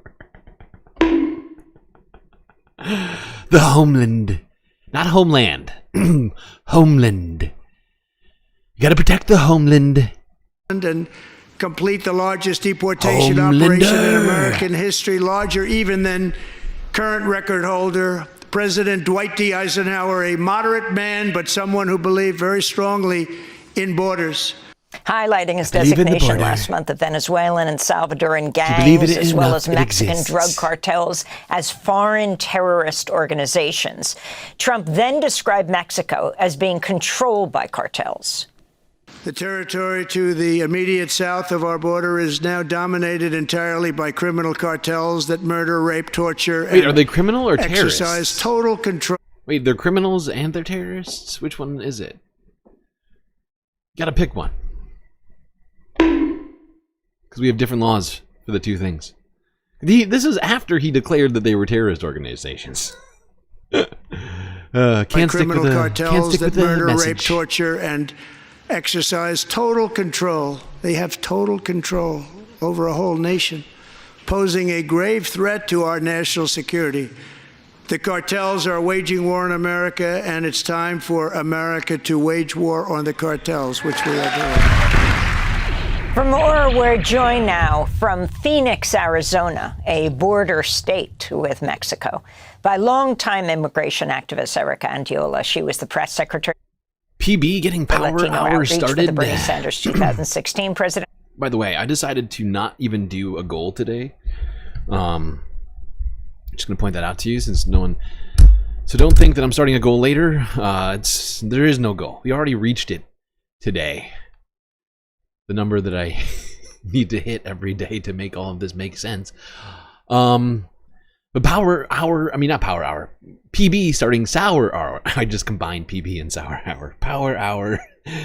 Sour hour has been started. Beautiful little galactic sticker. Thank you, PB. Yeah, that's right, Bob. He's starting a war against Mexico. Campaign, and she has a recent op-ed piece in the Arizona Republic headline, "Deporting immigrants like me won't make eggs cheaper or your family safe." Erica, respond to what you heard Trump say last night. Yeah, nothing new. It's the same type of strategy, right? You pick this marginalized group, in this case, the immigrant community, and you double down on ensuring that the American people create this image, right? That immigrants are really the villain, the ones that are taking your jobs, that are stealing your wages, et cetera, et cetera. And the reality is that is false. We know that the majority of Americans in this country contribute greatly to the economy, contribute greatly to our communities. But unfortunately, it is a great way for Elon Musk to do what he's doing and keep people distracted, right? Thinking that they are going to make people safer by detaining grandmothers, DACA recipients, teachers, right? Yep. And that reality is far from the truth. Those are all real examples. So there's nothing new of people who've been deported since Donald Trump took office. School teachers, grandmothers, children, all sorts of stuff. That he said, but he is doubling down on creating. Wait, I knew that it looked familiar. Is Yeshua? Jesus Christ, dude. Wow. Lovely Pariah, thank you for the super chat, and thank you for the information. Thank you for doing the legwork to figure out what that meant.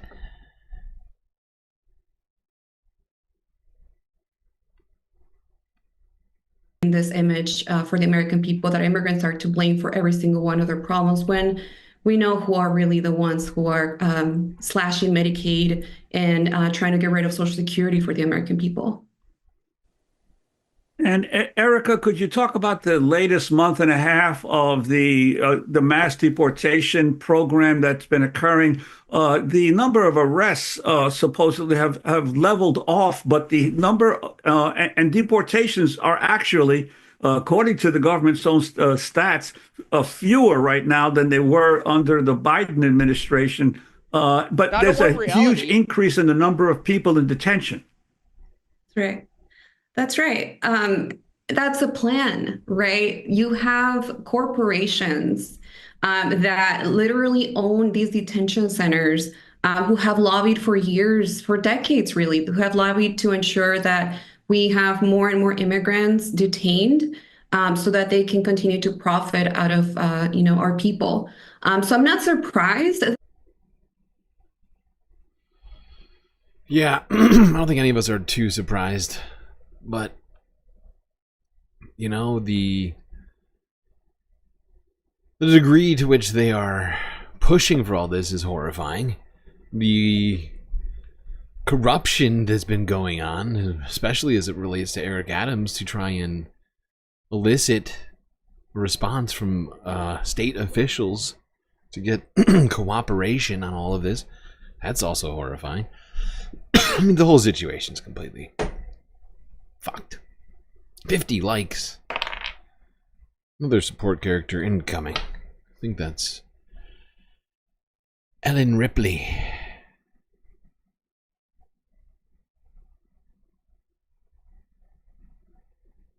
Where's Ripley? Oh, right. I'm on the wrong screen. How are we doing on time right now?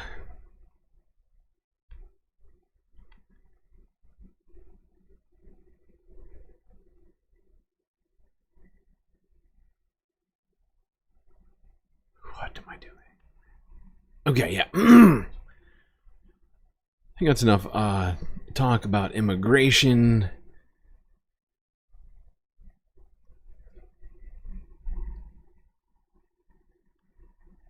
Let's go here, talk a couple of stories just to, cleanse our palates on the way to some other stuff.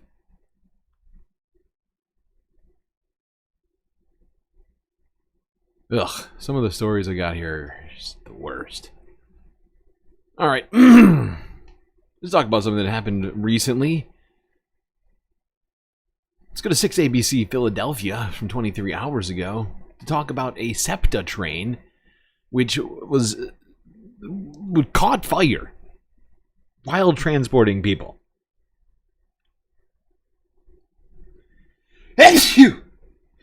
Oh, oh God.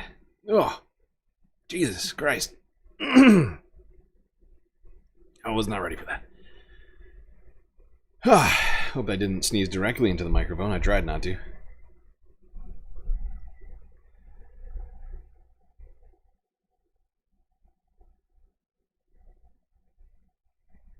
Alright, yes. Let's go to the train fire.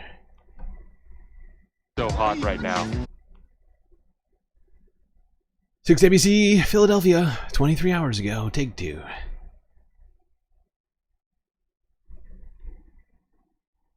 At 11 now, a terrifying scene as flames shot out of a packed SEPTA train. Tonight, we're learning problems were reported hours before it caught fire. That's according to a National Transportation Safety Board report into last month's fire near the Kremlin station in Ridley Park. Action News reporter Leland Pinder looked into the report, and this is what he found. According to this report, about 2 hours went by between the first sign of potential trouble and the train becoming engulfed in flames. Tonight, SEPTA not commenting, citing the ongoing investigation. But in light of this report's release, one man who was on the train says he's both frustrated and disappointed. The NTSB has released preliminary findings surrounding the circumstances leading up to a SEPTA regional rail train becoming engulfed in flames back on February 6. The fire broke out at the Kremlin station in Ridley Park during the evening commute. Gesundheit, bless you, thank you. I mean, Dankeschön. Commute. Alvin Hurley was a passenger. We realized how close you could have been to being harmed. According to the report, the first sign of potential trouble came just before 4 p.m. An engineer reported the train was sluggish and a fault light was activated. Maintenance determined 3 of the 6 cars were bad, but the train continued to operate. Just after 5 at 30th Street Station, engineers reported a strong burning smell from the lead car. At 5:48, engineers noticed a haze behind the lead car at Kremlin Station. Less than 10 minutes later, the lead car was on fire, which grew into an inferno. Hurley wonders why the train wasn't taken out of service. It's always better to be safe than sorry, and I thought that they probably should have played it safe, knowing that the train was already struggling. Riders say they were uneasy in the immediate aftermath. I was worried the next morning to make sure that, nothing like that was happening as I was going, to and from work the next day. The NTSB is still looking into the source. Gotta keep your eye out.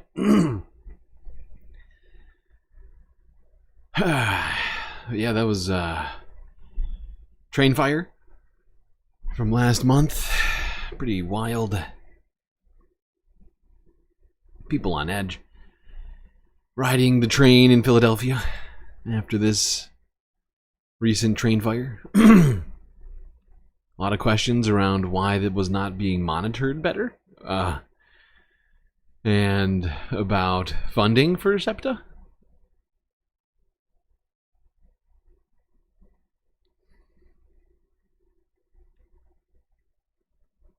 Honestly, I think I want to do this next one later. I'm going to stick this in. I'm going to stick this in later. Sorry, chat. Give me a second. I got to move some stuff around.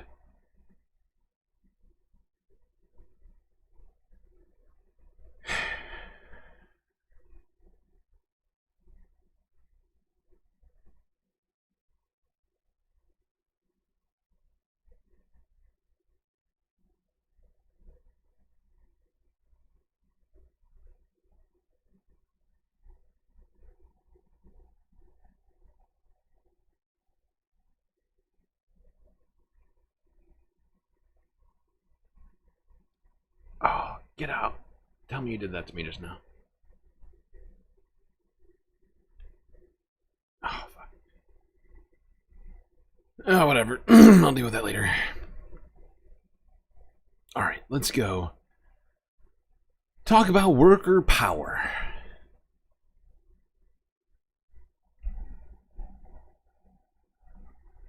Democrats held a press conference in the wake of Donald Trump's horrifying speech, attempting to discuss worker power, what workers can do in this terrible moment where it seems like the entire government is working against them.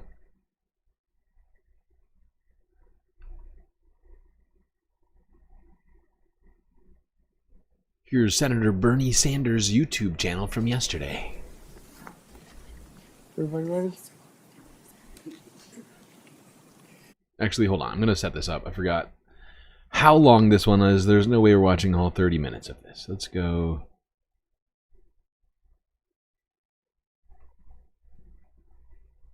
Here. Yeah. To the Senate champion for workers, the ranking member of the Senate Help Committee, the senator from Vermont, Bernie Sanders.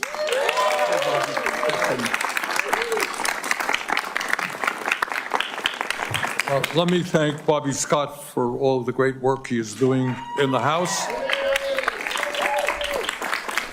and for bringing his fan club all the way here. Let me thank Senator Majority Leader Chuck Schumer, Senator Patty Murray, and Congressman Brian Fitzpatrick for being with us today. Let me thank Liz Shuler, the president of the AFL-CIO, who represents over 15 million workers throughout this country. Let us be clear, and I think Bobby made this point, this country is rapidly moving toward an oligarchic form of society where the billionaire class is doing phenomenally well, while 60% of American workers live paycheck to paycheck. Guys, we know what paycheck to paycheck is about? Yes. All right. Unbelievably, wealthiest three oligarchs in America, Mr. Musk, Mr. Bezos, and Mr. Zuckerberg, now own more wealth than the bottom half of American society, 170 million people. Help! Help! I'm being repressed! If you can believe it, the average worker today, despite a huge increase in worker productivity, makes about $40 a week less than he or she made 52 years ago. There are a number of reasons for that economic reality that we're in today. Federal minimum wage, not been raised for 16 years. Anyone think that anyone can live on $7.25 an hour? Corporate America shipped millions of good-paying jobs to China, Mexico, and other low-wage countries because of our disastrous trade policies. But the most important fact is that trade union membership has gone down by about 50% since 1983. That is unacceptable, and that is got to change. At a time when unions today are more popular than they have been for decades, we have got to make it easier for workers to exercise their constitutional right to form a union. We have got to make it easier for workers to collectively bargain for better wages, better benefits, and better working conditions. We have got to make it clear that corporate CEOs must be held accountable for their illegal union busting. Illegal? We have got to make the PRO Act the law of the land. Yes, we do. Tell your congressman, tell your senator, make the PRO Act the law of the land. Okay. Now I think is going to be a good time for a break, since we're rapidly approaching 2 hours in.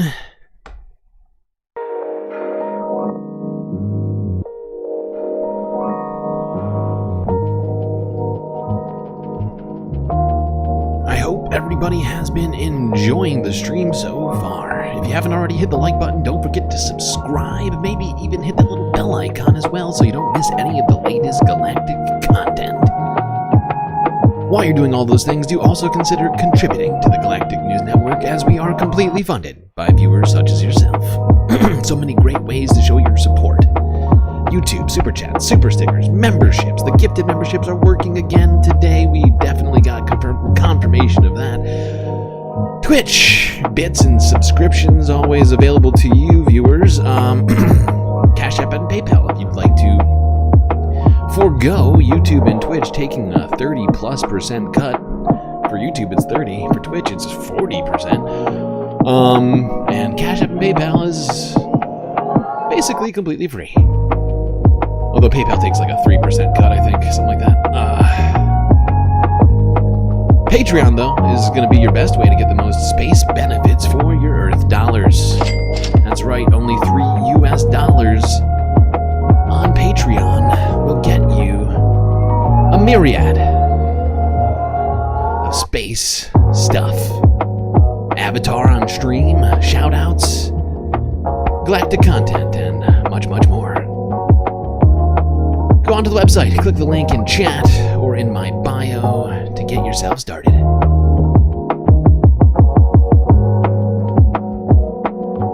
I'm just looking at this. I feel like I need to edit one of these, but I'll get to it later. But yeah, that's enough space messaging for all of you people. Last note, do not sign up with the Apple app. You can use it as much as you want, just sign up on the website. Alright, chat. Grab yourselves a drink, maybe a snack, and I will be right back.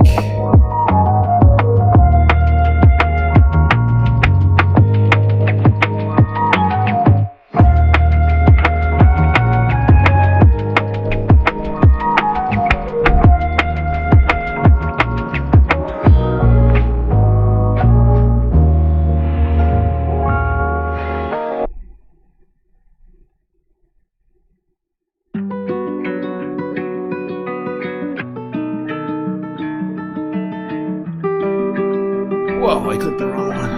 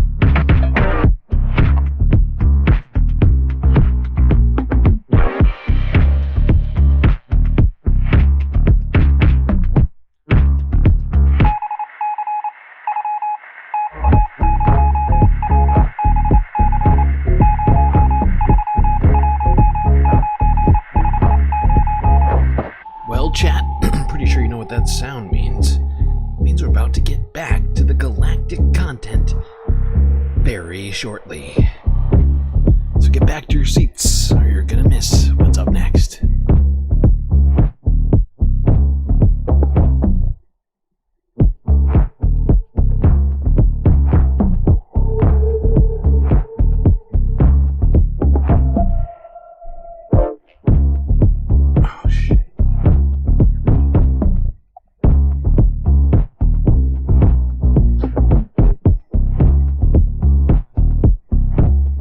Okay, I'm back in the Galactic Space Station office with my sweet Ramadan lamp on my left and my space void lamp on the right. Okay, everything is as it should be.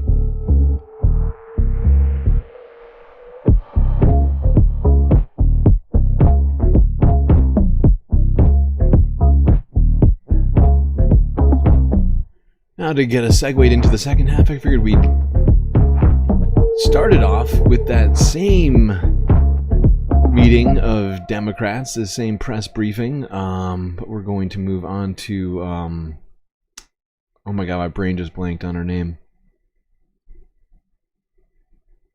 Brain, why do you do this to me?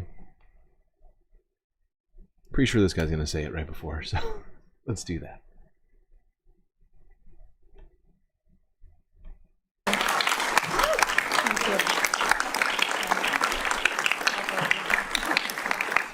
Our next speaker is the House Democratic Whip, the gentlelady from Massachusetts, Ms. Clark, Catherine Clark. Catherine Clark, thank you. Thank you. I am so honored to be here with my colleagues in support of the PRO Act. I am so honored to be here with workers and labor leaders. And Kiernan, we are so honored to be here with you.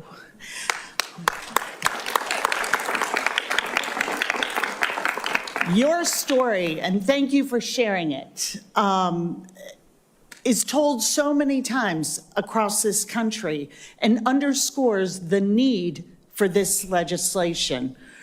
Corporations bust unions because they know the power of a union card.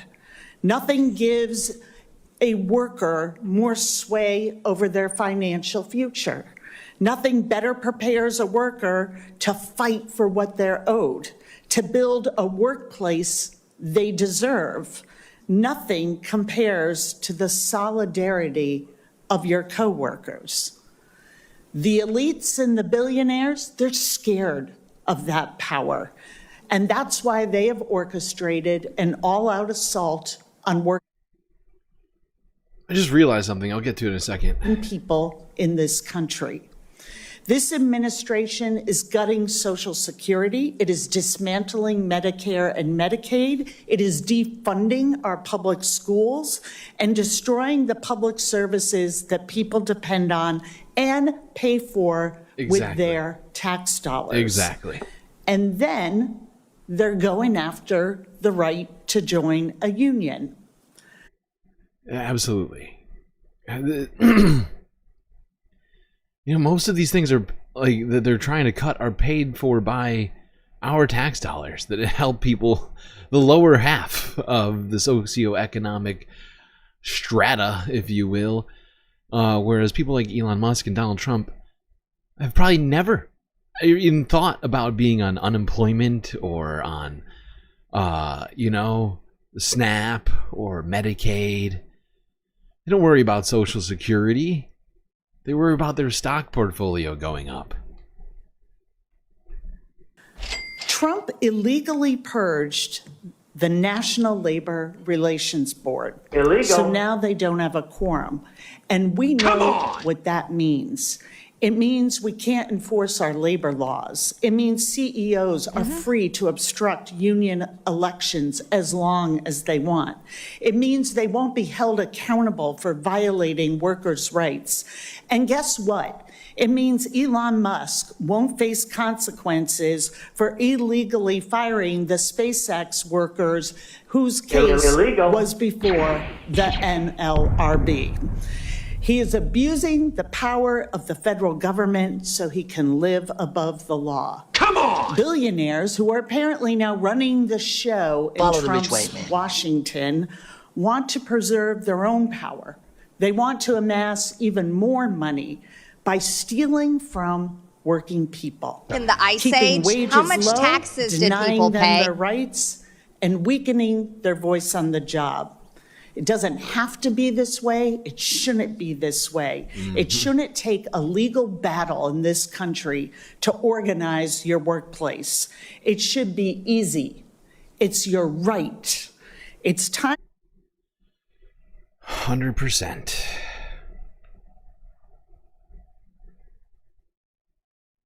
Okay, there's Catherine Clark. Gonna wrap that up. Discussion of the PRO Act. Just remember to remind your senator, remind your representatives to vote yes on the PRO Act. Something that empowers the worker, regular people.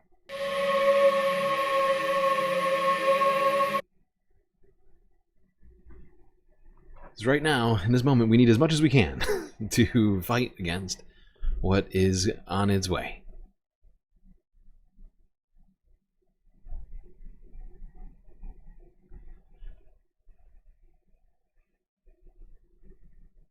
Ice Age taxes were 90% top rate. It's true.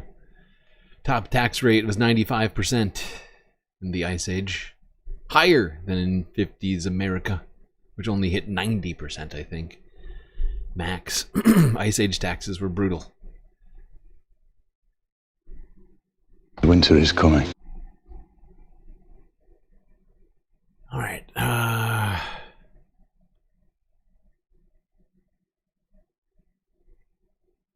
Let's just go through some vibes. These are really, I mean, I gotta say, these next, like, 1, 2, 3, 4, 5, 6, 7.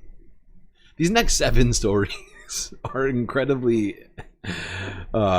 just sort of exemplary of what the Trump administration is and what it represents, what this Republican, this right-wing movement represents. Start off with the first thing on that list: cowardice and foolery. That's right. Let's go to see what Adam Schiff had to say about the Department of Justice under Donald Trump. According to him, it's going to be populated by only cowards and fools.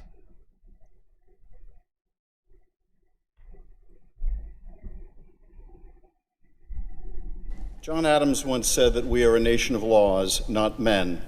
And this idea has been foundational to the understanding of the American Republic. But what does it mean to be a nation of laws? And is it still true in America in the era of Donald Trump? Are we a nation of laws, one characterized by a legal code that applies equally to all citizens, Illegal. a justice system in which no one is above the law or beyond its reach, in which there is not one law for the rich and powerful and yet another for everyone else? I don't want reality. Or have we become a nation of men, in which the law must bend to the will of its most powerful citizens, a society in which wealth and privilege mean that the law need not apply to them with the same force as it applies to others, or not at all? It's science. 4 years ago, after losing his re-election campaign, Donald Trump conspired to interfere with the peaceful transfer of power and incited a violent attack on the Capitol. He also withheld highly classified material and obstructed an investigation into that offense. In what can be seen as a vindication of the rule of law, Donald Trump was indicted for these crimes. But a system of justice bound by the rule of law requires not only that charging decisions be made against people similarly situated, without preference or disfavor according to their position, but that the conduct of those prosecutions likewise be timely and appropriate. Cyclone Cheeto. In this, our justice system failed miserably. Trump was able to seek endless delays in court And the courts, understanding that motivation, mindful of the fact that justice delayed can mean justice is denied, willfully delayed the prosecution of Donald Trump until he could avoid a reckoning with justice altogether. Most egregious was the conduct of the High Court itself. The Roberts Court first delayed any potential trial of the president and then crippled the prosecution altogether in a decision granting the president immunity from prosecution for the commission of crimes while in office. Illegal. No wonder the president thanked the court at last night's joint address and told Justice Roberts in particular that he would not forget. For the first time in America, the Supreme Court held that if you reach the pinnacle of power, the presidency, the criminal laws need not apply to you.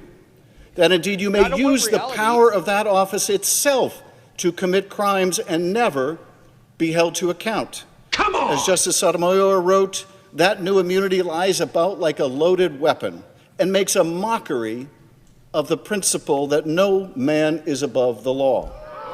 Now we have entered a perilous new phase as a country, in which a person who escaped the application of law is now charged with administering the law, in which Donald Trump has appointed his own criminal defense lawyers to top positions in the Justice Department and appointed an FBI director with a long published enemies list.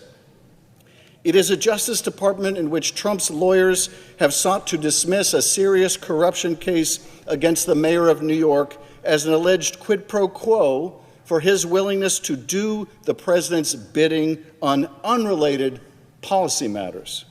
They seek a dismissal without prejudice, meaning the president can lower that sword of Damocles on the head of the mayor should he ever demonstrate independence from the whims of the president. Help! I'm being repressed! 6 senior Justice Department prosecutors resigned their office rather than pervert justice in this way. As one wrote in his resignation letter, I expect you will eventually find someone who is enough of a fool or enough of a coward to file your motion, but it was never going to be me. Other prosecutors at the Justice Department have likewise refused illegal orders to initiate investigations where no probable cause exists rather than violate their oath of office. If this continues, we will be left with a Justice Department leadership populated by only cowards and fools. Consequences indeed, Jordan. Consequences indeed.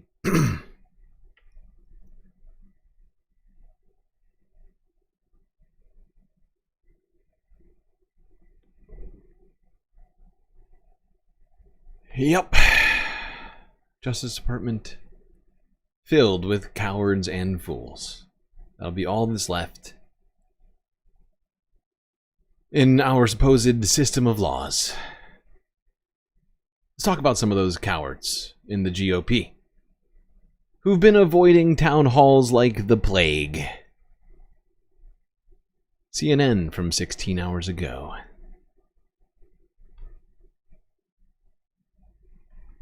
We have seen at least 3 of these town halls where things erupted and the Republicans had to sort of respond to some angry constituents. Now we're hearing that some Republicans are canceling those town halls.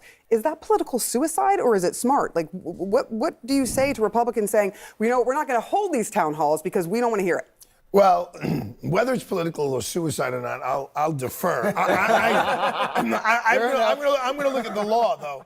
And I can understand if some people who don't really study this, and I'm not saying I do, but when the President of the United States puts these people in the cabinet, right, they have to go through this big Senate confirmation, right? They got to be vetted by the FBI and all of that stuff. It's science. Somehow or another, Elon Musk has gone around that. Now, yeah, in the first administration of Trump, his son-in-law and his daughter had all kinds of access. They were never confirmed by the United States Senate. So there's this fine line of who the president can have work for him without Senate confirmation and what he can give them to do without Senate confirmation. And that's what I think the courts are struggling with these decisions that are now coming down from the federal courts. He's spending money that is appropriated by Congress or not spending money I was that's just gonna say appropriated by he's not Congress. spending money. And that's the problem. The problem is that the Congress has the power of the purse, and unfortunately, Donald Trump has decided that Congress be damned.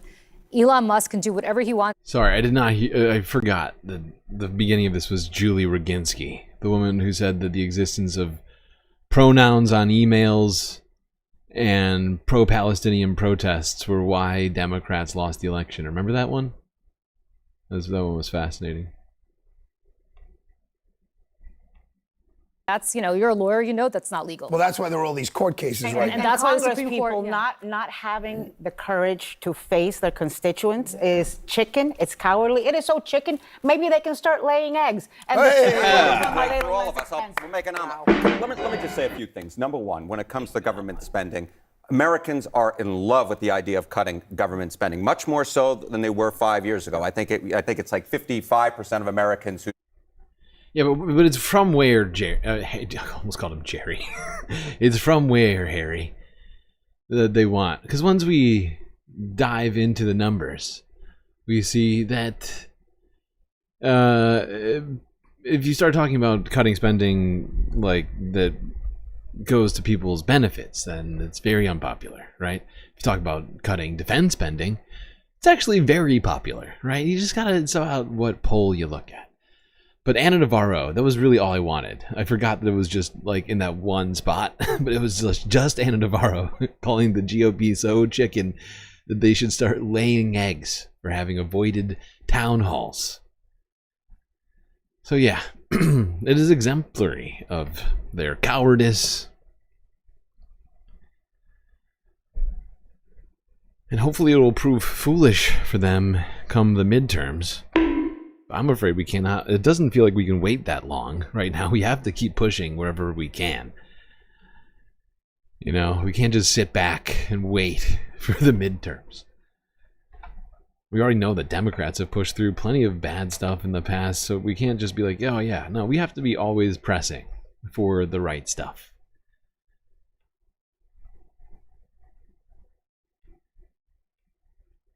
But at least in this moment, Democrats seem to be kind of starting to listen, and Republicans are just shutting their doors, sticking their fingers in their ears, and going, nah, I can't hear you right now. It's America. Of the people. Get away from the people. Pretend the people are George Soros plants. That's how it goes, right?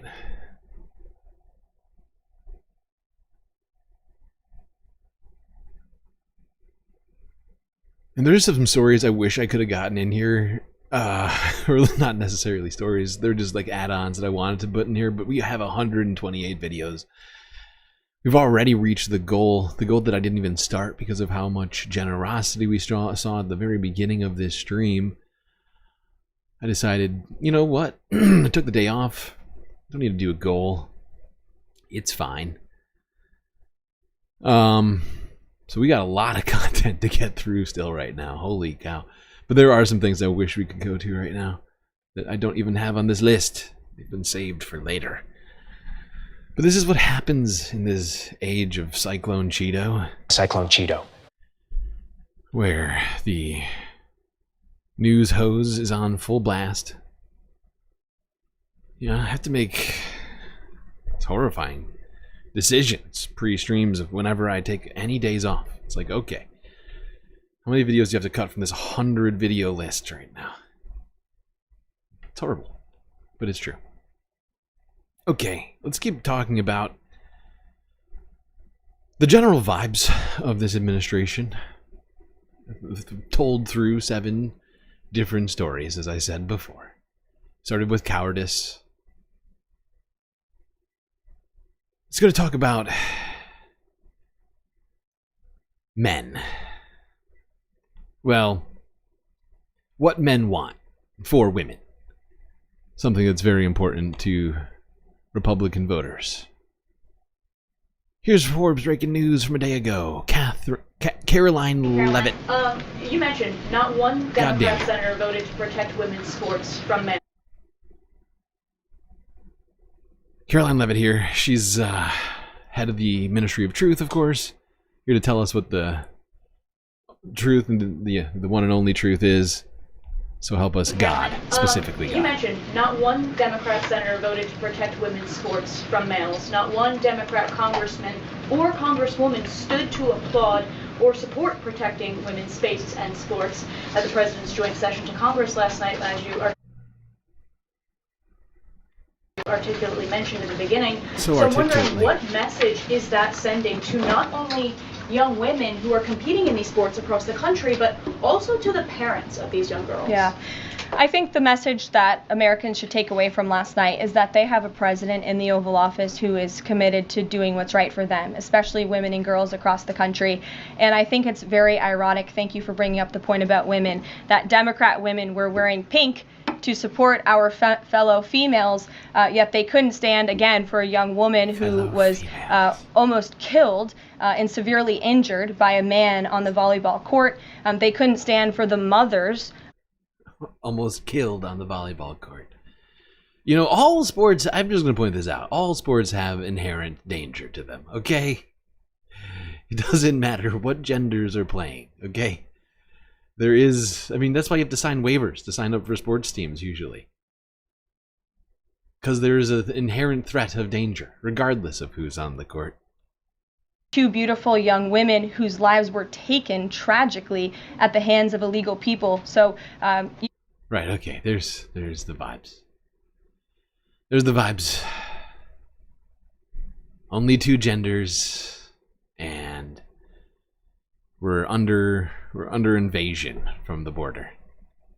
All in one speech. Thank you, Caroline. You are so great. You're doing your job at the ministry. So good. So proud of you. Let's go to the ministry. Well, not the ministry. This is the Vatican of Judaism, I'm afraid. But let's talk racism. You know? Let's talk stoking racism. Like, let's talk, not even, well, that's not what I mean to say. So let's talk about a dude. Let's go to hear this dude talk. I can't even say. I can't believe we're doing this story right now. The fact that this is like, this guy thinks, oh, this is a good story. Let's do this. This truly speaks to what we have in, like, it's like, this is the vibe of the current moment. Let's go to the Pope of the Jews, Ben Shapiro, from 2 days ago, to pass down a message from on high about how he thinks Donald Trump should pardon Derek Chauvin, the now convicted murderer of George Floyd.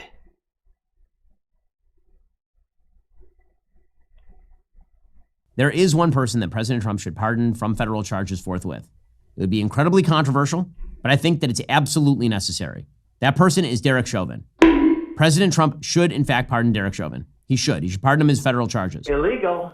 If we are talking about reversing the evils of the last several years of American life, obviously COVID and its handling was a massive evil. Destroyed the... Oh my God. Oh my God, dude. Wow. Really, Ben? Really? To undo the evils. This is not one of them. Neither is that second thing you brought up just now. That was, I mean, if anything, it's all your friends who were on, you know, the evil side, getting people killed by pushing vaccine disinformation all across the internet, Ben. You're very stupid. This is very, very stupid stuff. I am utterly floored by this. Set us on a path to fiscal insanity. Oh, fiscal destroyed insanity. Children. Did it? Led to massive health-related cover-ups. Oh, God. Just horrifying all the way around. And President Trump has taken on a lot of those things. But when it came to BLM, the inciting event for the BLM riots that caused $2 billion in property damage in the United States and set America's race relations on their worst footing in my lifetime, was in fact the railroading of Derek Chauvin in the death. So it wasn't the murder of George Floyd. It was the riots. It was the riots, as he puts it so eloquently. Oh my God. So the Black Lives Matter protests were the reason for why race relations, according to Ben Shabibo, that's why they're so bad right now. It wasn't systemic inequality or the murder of an unarmed black man or multiple it was the protests that ruined it. Oh God, poor Ben. George Floyd. The worst his life has ever been. That Derek. Can you imagine having your life be as bad as Ben Shapiro? Close it up, just like my wife's vagina. I mean, yeah, sure, his wife is struggling to be aroused during their sexual I'm sorry, I can barely get the sentence out. But I mean, everything else in Ben's life is great. But he's being repressed. Help! Help! I'm being repressed! Don't you see? My life is terrible. Did not, in fact, commit murder of George Floyd. George Floyd was high on. He had a significant pre-existing heart condition. Oh my George God. Floyd was saying he could not breathe before he was even. Oh my God, dude. This dude is so gross. So gross. I feel like we have to do like a deep dive on this. Like I saw this like right before I started the stream. I was like, what in the fuck is this? Ben, what? You did what now? Oh God. Just unreal. Just fucking unreal. We might have to deep dive this insane opinion from Ben. I have my reasons. Let's go to CNN from 16 hours ago because they found this story before I did.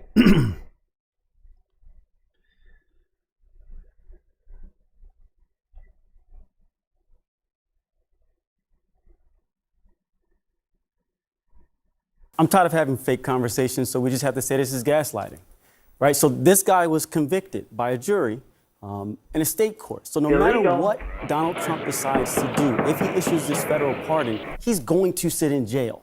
So what's the purpose of it? Why would you go down this line, reopen this wound when it's not going to have any impact whatsoever? You know, I don't think they know. I mean, you're 100%. And what he says is absolutely correct. It's a silly conversation. So the trial we all watched on TV was the state court trial. Right. The way Donald Trump does not, or any president doesn't have the power to pardon anyone in the state court, like he can't pardon himself, and only the governor of the state can do that. It's the same thing here. So hypothetically, if Trump did pardon him, what happened was after he gets convicted, he then goes into federal court on civil rights violation and he pleads guilty to 20 years. So, but it runs concurrently at the same time. Means so at the same time. Serving the same sentence. He's still standing. And what he's doing is, so in the state court case, he was found. Okay, hold on. I think many of us probably know the details of this. I just want to hear what Dante has to say. Wait, is it Dante? I can't remember his name now. God damn it. No, fuck you, Julie. Hold on. I cannot remember this man's name. I just want to see what this guy has to say. Shermichael. Of course. Why did I think it was Dante? Shermichael Singleton. Because he has a great take on this. Which is partially the reason for why I think we should deep dive this later. Get everybody to focus on this take from Ben.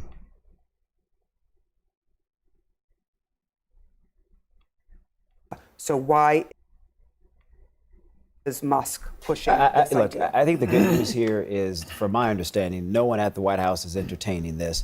There isn't any political advantages strategically for the president to even consider such a thing. Sometimes stuff on social media. Elon Musk is in the White House. Well, sometimes I think what we see on social media, Sarah, if I'm just being frank, probably should be ignored. I just got to be honest. I think this guy has had his attorneys attempt to appeal, from my understanding. Yes. And at every level, they have failed. The justice system appears to have worked the way it was. This is not the spot. Where's the spot? Shermichael. Oh, I think it's really quick. It's hard to find. Son of a bitch. I should have done this. I should have found the spot that I wanted. Because there's no way I want to watch 7 minutes of CNN right now. You all know my feelings about CNN. It's at best it's like a necessary evil. Like sometimes they come with good stuff. But at some point during this freaking discussion, Shermichael comes out as like, this is a political bomb. Like, not a bomb, that's the wrong word. I can't remember exactly how he put it, but it's like a political if Donald Trump does engage in it, like it would be detrimental to him, right? They go on to talk about how Elon already tweeted it, so millions of people have already seen it since he owns the company and pushes his own tweets. Basically, you know, it's already gotten, I think, like 10 million views. So I think we should push it because I think he's right. I think Shermichael is right for once. I think this is a political killer. I think this would be horrible for Donald Trump. And, political suicide. Yeah, that might have been the word. It was, something along those lines. I think it would actually be it would be really bad for Donald Trump. But you got Elon Musk pushing it, and if we push him over the edge somehow, I don't know how, I'm trying to think of how still, but to use this to our advantage, this insane take from Ben Shapiro, one of the largest creators on the right. Like, remember, that guy is, like, how many millions of subscribers across platforms does he have? It's in the tens of millions. I want to hold him accountable for this terrible take, okay? That's all I'm saying. All right. Now here's a video. Well, not video, but this is the fourth thing, So what do we start off with? It was cowardice, tomfoolery. Foolishness, not tomfoolery. Those are different. But cowardice and foolishness. We got men's rights. We got blatant racist abominations. Let's talk about the budget real quick. This is going to be a recurring theme, even though it's going to be mathematically impossible if they do the tax cuts, as we've talked about.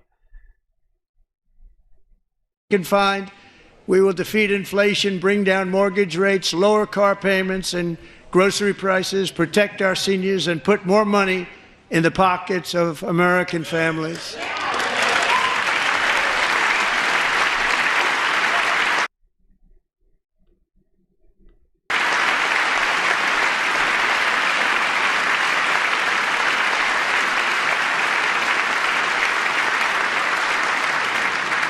And today, interest rates took a beautiful drop, big, beautiful drop. It's about time. And in the near future, I want to do what has not been done in 24 years, balance the federal budget. We're going to balance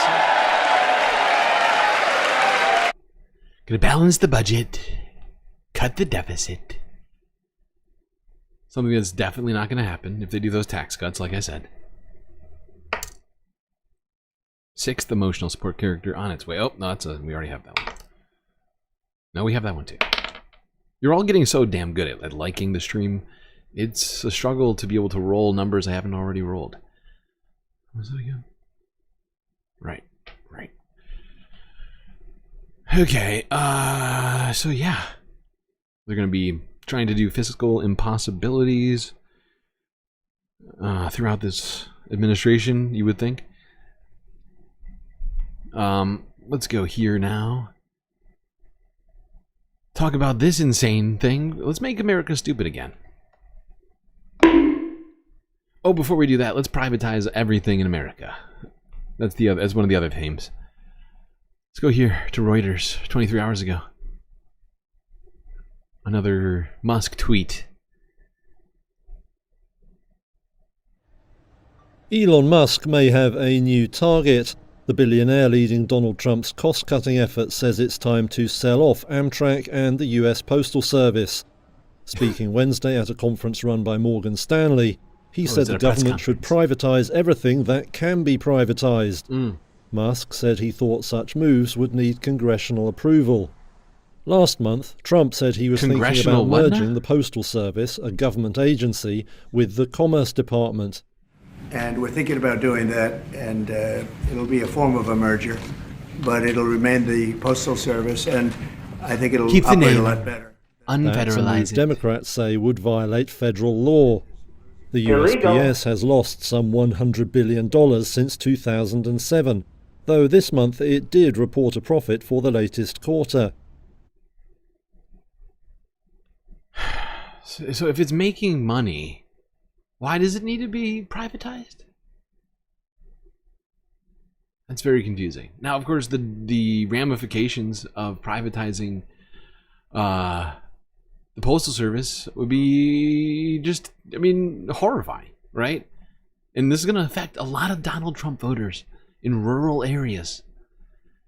Because you know why the USPS exists? Because some aspects of its functionality are impossible to do profitably when you're having to travel, you know, whatever, like 500 yards, 1,000 yards to the next address for miles and miles and miles, right? It's hard to make that work, financially speaking, right? A lot of Donald Trump voters are going to be affected by if they actually do this. But the entire country, at least many portions of the country, will be affected by this. The rest of this video. Let's go back to this. Talk about Amtrak, which it also has suffered as email and messaging systems Elon Musk drove wants a to big privatize, decline in first-class along with, mail quote-unquote, volumes, everything. now at their lowest level since 1968. As for Amtrak, its ridership topped pre-COVID levels last year with a record 32.8 million customer trips. But it still posted an operating loss of over $700 million for the 12 months to the end of September. And Musk says compared to something like high-speed rail in China, Amtrak is, quote, a sad situation. It will leave you... Yeah, but in China, the government made that fucking railroad stupid. I love how he used an example of a government that would not even for a second... if Elon Musk did what he's doing right now in our government, even tried in China, he would be in jail immediately. Immediately, if not sooner. Immediately. Okay? That's not me, I'm not opining. That's literally the facts. Dude would be in jail right now. China. I have to have my China. If he tried to do a fucking a full-on like this would never happen. What's happening right now would never happen in China.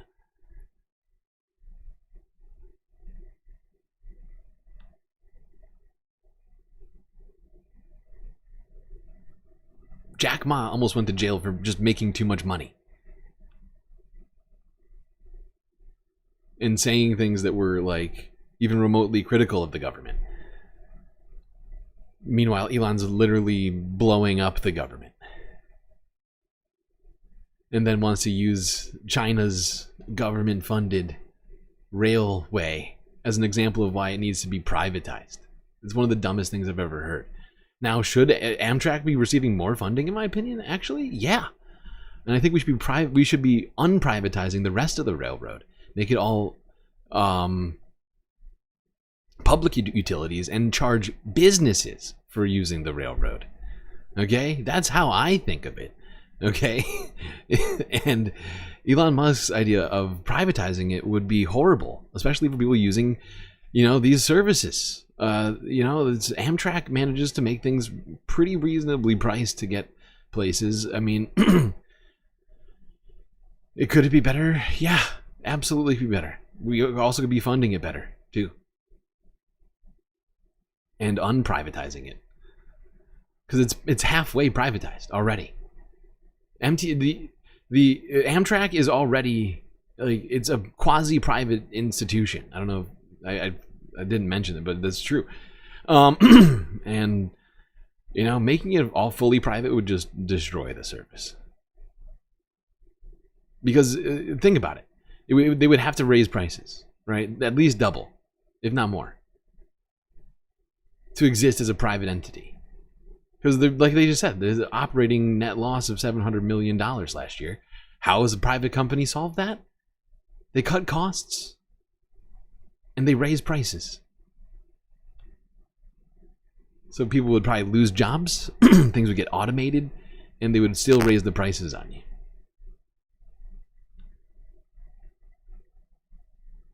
But let's make America stupid again. Let's go here and talk about Trump's order to abolish the education department. Here's Reuters from 17 hours ago.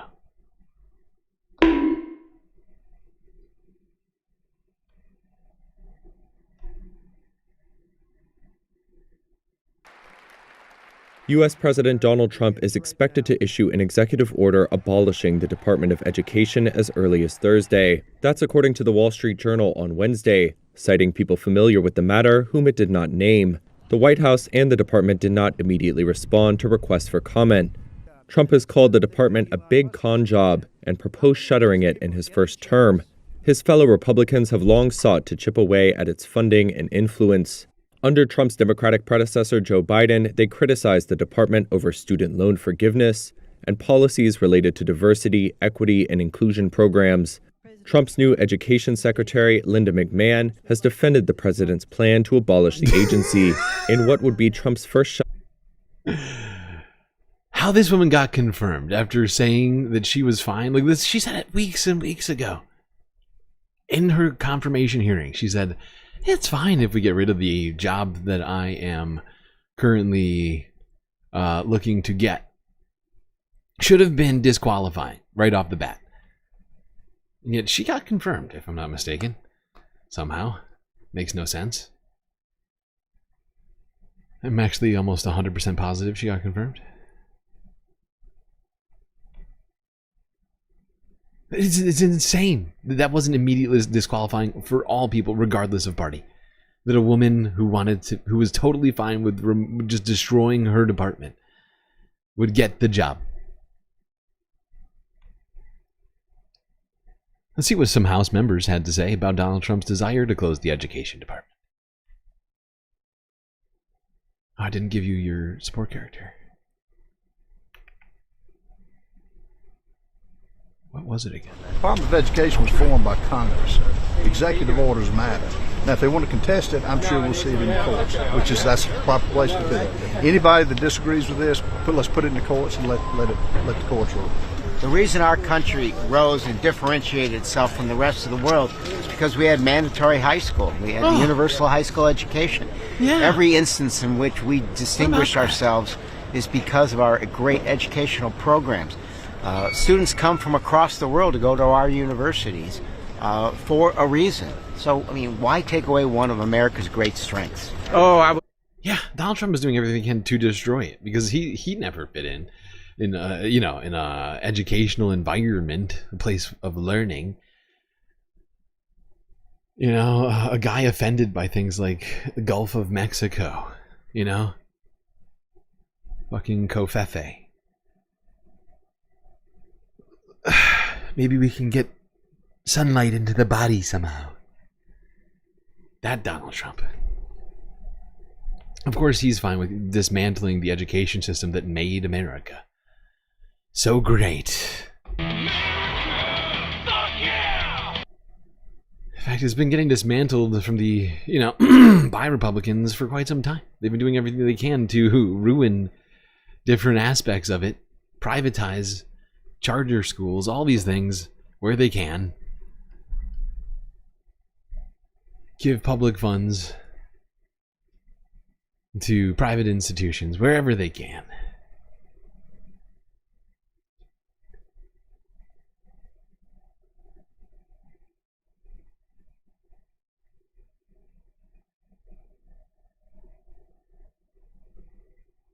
It is horrifying. It really is horrifying. But one person who's not horrified by all the federal spending cuts, but you can guess. Well, maybe not. Lindsey Graham.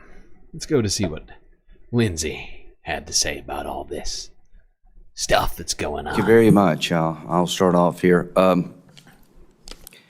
DOGE, do you believe that's a good exercise in terms of trying to find out what makes sense in terms of spending and what doesn't? I think it's an absolutely outstanding effort, Senator, and I think the president's made it clear that's what he wanted to do. Elon Musk's contribution to the effort, it is It is changing the status quo. I agree, and let me tell you why. Somebody should have done it a long time ago. What percentage of the budget, federal budget, is entitlements plus interest? I can't give you the exact percentage. You know, it's when you get the interest added on, which now exceeds the defense budget, we're talking, you know, well over 50% of the. The defense budget that Donald Trump recently was talking about wanting to make 5% of GDP, which would take it from $900 billion to $1.4 trillion as of current GDP. I think it's north of 75, but Ron would know that. Right. I think it's like 78. Right. The way I've always approached this, you're never going to get people to work together to reform entitlements until you first go through the budget and get waste and stupid stuff out. Do you agree with that? I totally agree, Senator. Well, that's going on, and I applaud that. The list of things that the president read last night was pretty funny and at the same time obscene, what your money's being. If you can't tell, Lindsey Graham loves DOGE, loves all the government cuts, especially those ones to Medicaid that are on their way. If Republicans pass that budget the way that they wanted to,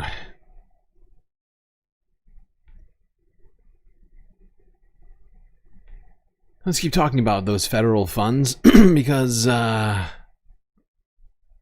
around this, shortly after Lindsey Graham was in the Senate Budget Committee saying this stuff, talking to that was the nominee for Donald Trump's OMB director, Office of Management and Budget, talking about how they want to do mathematically impossible things, like not cutting Medicaid, Medicare, and Social Security, even though that's their plan to do, while also lowering taxes and cutting the deficit. None of it actually works out mathematically. You can only do maybe one of those things at a time. Meanwhile, they're trying to do 7 things that all contradict each other. Oh, don't even get me started on the tariffs. We'll get to that later. Let's go to CNN from yesterday. See what happened shortly after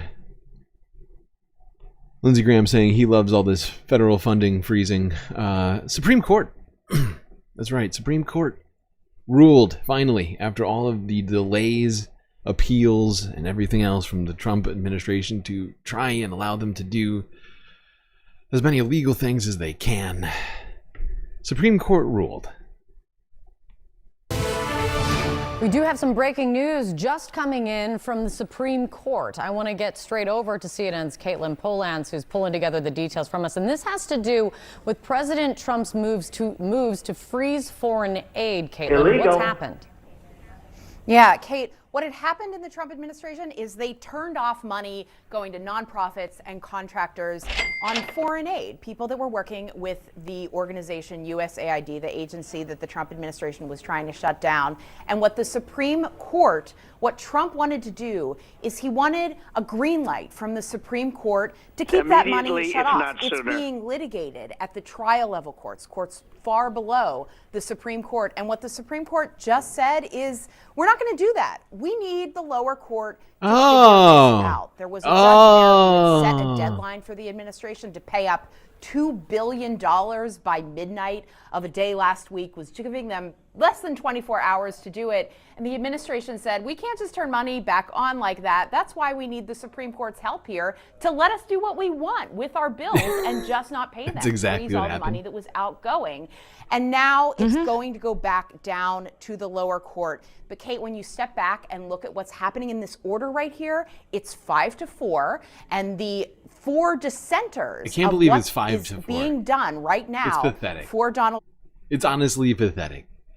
It's the Supreme Court on an incredibly thin margin saying, yeah, I guess equal branches. I don't know. I haven't seen I can forget the Constitution. 4 of 5 judges forgot what the Constitution's about. Okay. So brave. So brave.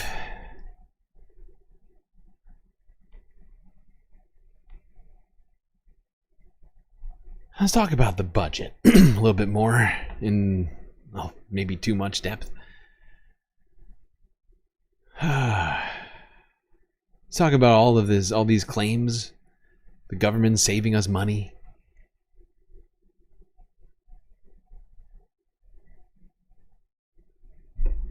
But before we do anything relating to government actually saving people money, let's talk about the government staying open.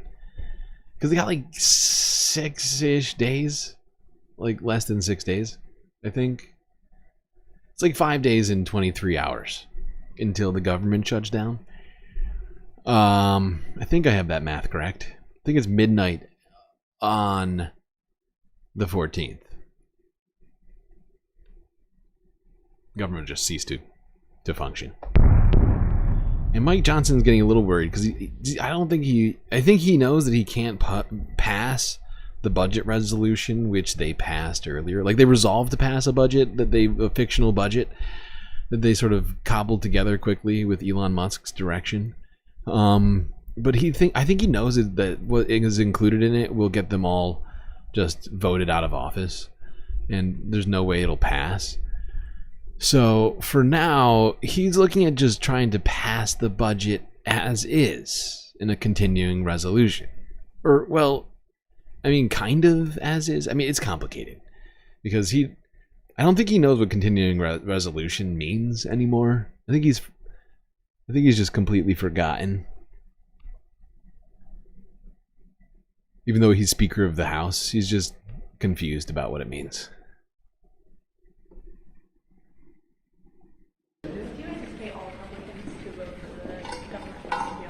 I do, yeah. I think we'll have a big vote on the CR, and then we'll send it over to the Senate and hope they do the right thing. We don't want to shut the government down. That's in no one's best interest. So we were negotiating in good faith, trying to do separate appropriations bills, but the Democrats decided to put kind of ridiculous conditions on the last counter offers the last couple of weeks. Gosh, they want us to limit the authority of the executive branch, and we yeah, can't do that. That seems reasonable. Very reasonable. What they requested was constitutional. So they forced us into unconstitutional. a CR situation, but Illegal. that actually turns out to be a good thing in this case because we'll freeze federal funding to allow the executive branch, the administration, to continue to do their work. This extraordinary work that Elon Musk is doing with DOGE, that he's explaining to our House Republicans tonight, is transformative. It's really revolutionary in the way that we'll do budgeting. We'll limit the size and scope of the federal government, and we'll be much more accountable to taxpayers in this country, and that is long overdue. So I'm so grateful that he's doing that and sharing the updates and latest insights with the members, and I think there'll be a lot of good work that comes out of this. Wait, this is the wrong one. Well, I mean, it's one of the ones that was in here. I meant to go to a different one. But at some point, where is it? I know it's in here somewhere. I watched this earlier today. God damn it. At some point he talked about the continuing resolution, which is just a continuation of the former continuation, which is a continuation of the continuation before that, which just continues federal spending at a percentage basis, on the same percentage basis as the previous one, right? Like there's like, what do we call it? Like, my brain just broke. Basically, it just continues the budget as is, right? Doesn't change any of it. And then he goes on to say that, well, we might still get some of those DOGE things in there. Maybe. I don't know. But that's not a CR. That's not a continue. That's a budget. He's just very stupid. But that threw me off. I clicked the wrong video and now I can't find it. Whatever. Whatever. I'm gonna keep moving. Let's talk about DOGE. Doge. The dodgy DOGE department. Because the DOGE caucus held a meeting, a closed door meeting with its great leader, Elon Musk, unelected Elon Musk, bureaucratic, unelected bureaucrat Elon Musk. But before we go to talk about the old meeting that happened. I just wanted to watch this because this is sort of the vibes of America right now. There's, you know, this is where we're at. This reporter at CNN brings up DOGE to a group of old white men in a diner. The reaction is basically the epitome of our country in this moment. Or at least what brought us to where we are. And anybody that believed that's crazy. He also said that it would probably be a little more painful to start with, but it would get better. We got to give Everybody's waiting on that. Well, you talking about contractors. Elon's a contractor too. Who looks into him? There needs to be somebody. Nobody questions his bills. Do you trust Elon Musk? Absolutely. He's a government contractor. He's got business interests, whether in defense, internet, that kind of thing. He's also admitted to drug use. He smoked pot on the Joe Rogan show. Do you trust him as like a stable, rational, and reasonable person to be doing this job? Yes. Hey, he's a Republican. You ain't gonna talk him out of that. There's potheads all over this country. Y'all sitting here trying to bash I one ain't man for what, bashing none. 99% of this country, about the Republican ketamine? or Democrat. Corbett, this whole dadgum town smokes pot. You're part of the Democrat Party in my book. The conversation devolved quickly. We had not This guy anticipated yelling. an emotional connection when he already felt with Musk. Why is this guy shaped like a pumpkin? He sat on TV and smoked pot. Yes, do you Well, want I me to haven't. I pull don't up the care. video? I'm saying it don't matter. But that makes him unqualified to do a job. Oh. Help! Help! I'm being repressed! Yeah. This nasty She's reporter. coming in here with ignorant arguments. She's Ignorant. talking facts. Ignorant arguments. I can prove you a Democrat by the level of ignorance that you portray. Let's You just listen to show that. When this guy starts digging around in his pockets, I get worried. Musk, please drain the swamp. While you there, get the job done. Please. They'll probably go down the drain with it. That's America for you.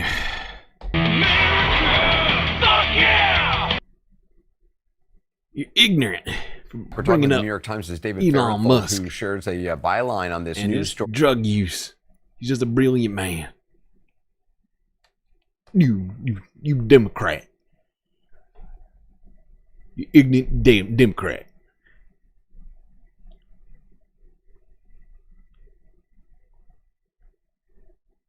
Now, we've been told we're going to receive competence and merit.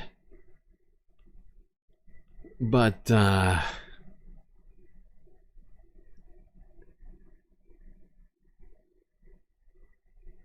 know, I haven't seen a lot of that yet. I haven't seen a lot of that. In fact, there's been a lot of mistakes made.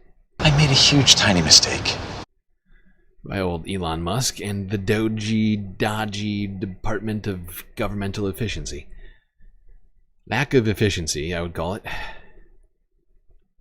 We're talking with the New York Times' David Fairclough, who shares a byline on this news story. The headline, struggling with errors, DOGE deletes billions more from list of savings. The subheadline reads, for the second time in a week, Elon Musk's government overhaul effort updated its wall of receipts to remove mistakes that inflated its success. Oh. I mean, you and your colleagues have done such incredible reporting, and they're showing many of the mistakes and false numbers that this DOGE team have posted on their so-called wall of receipts, overstating savings, claiming an $8 billion savings instead of $8 million. Your latest reporting involves contracts DOGE was claiming credit for cutting, but some were actually canceled long before Trump's first term even began, as far back as 2005. Can you walk us through some of what you've learned?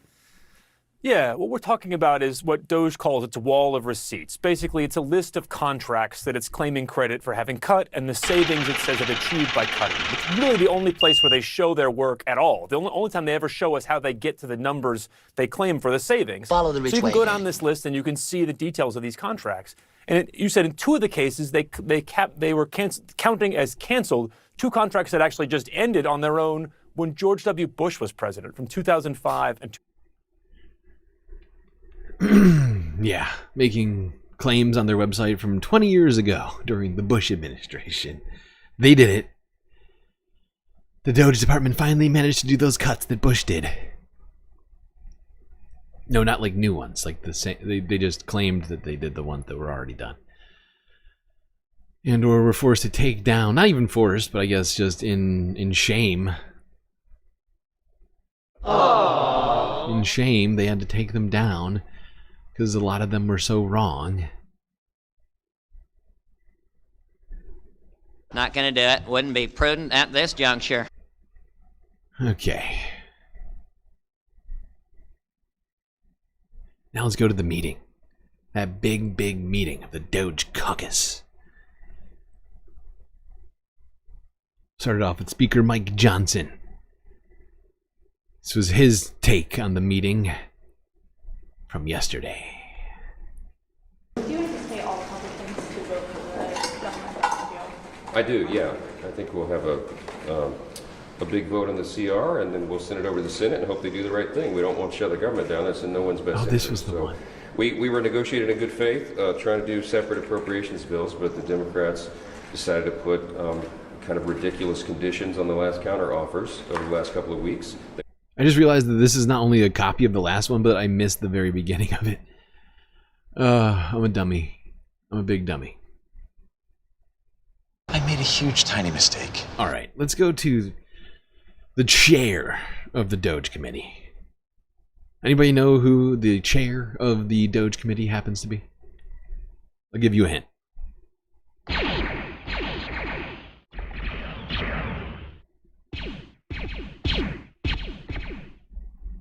Eddie Schmidt.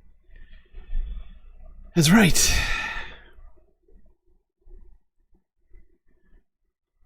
That's right. Fearmonger about Jewish space lasers. One Marjorie Taylor Greene, head of the DOGE committee, a place where crazy takes refuge in our government.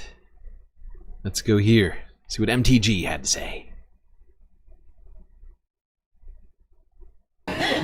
Could you share what Elon Musk was talking with you about in the meeting, major takeaways, what was discussed? The major takeaways is the American people's money has truly been stolen through an incredible amount of fraud and all types of improper payments. This was actually the first hearing I held, which I think sounded super boring to a lot of people because it was Medicare and improper payments. But the things that they've discovered is how Social Security numbers have been used, and these are for dead people that are over 115 years old. Oh my God! And how basically criminals have been able to take these Social Security numbers, and we're able to get things like small business loans. How this woman managed to get into office and stay in office is truly beyond me. Like, how? Who thinks that this is a good steward of your tax dollars, of your freedom? This woman believes any conspiracy theory she has. She doesn't need evidence for anything. Genuinely. Georgia, come on. I know your education system sucks. And people in your government have been gutting it for years, fighting against you learning. But it's about time for you to wake up and stop listening to just conspiracy theorists. Stop putting conspiracy theorists into fucking office. Someone is insane. We're able to get all types of money taken from federal government programs and basically stolen it all. So this is something we had a very detailed meeting with Elon and his team with the DOGE committee, and we look forward to holding some very impactful hearings going forward. What do you make of the proposal? Oh, girl, to put baby, all this girl. into rescissions packages and basically get it formalized by Congress? Well, it's an extremely important part of this. Is any type of DOGE cuts, we've got to work into our legislation and work into our budgets and appropriations, and that's a large amount of planning that's happening. I think what's exciting for the American people is this is very bipartisan, and this might be one of the first things that the American people could see. Truly bipartisan in a closed-door meeting of only Republicans. Truly bipartisan is what she said. Fucking amazing. Coming from Washington, D.C., where we're literally talking about money that is being used in fraudulent ways and being stolen by criminals. And I think it's something the American people care about. It certainly has been like a #1 issue. And so, ma'am, what was his top line message in there tonight? I don't know how to sum it up in a top line message, but primarily that basically the American people have been robbed blind, and it's happening through. The American people have been robbed blind. No, you're robbing the people blind right now. Help! Help! I'm being repressed! By not understanding how Social Security works, being too dumb and too enamored with a billionaire bureaucrat and the president to see the truth for what it is. You're very stupid. A fucking bitch. That too, AOC. I agree. Let's go to Tim Burchett. See what he had to say. All right, Tim, get in there.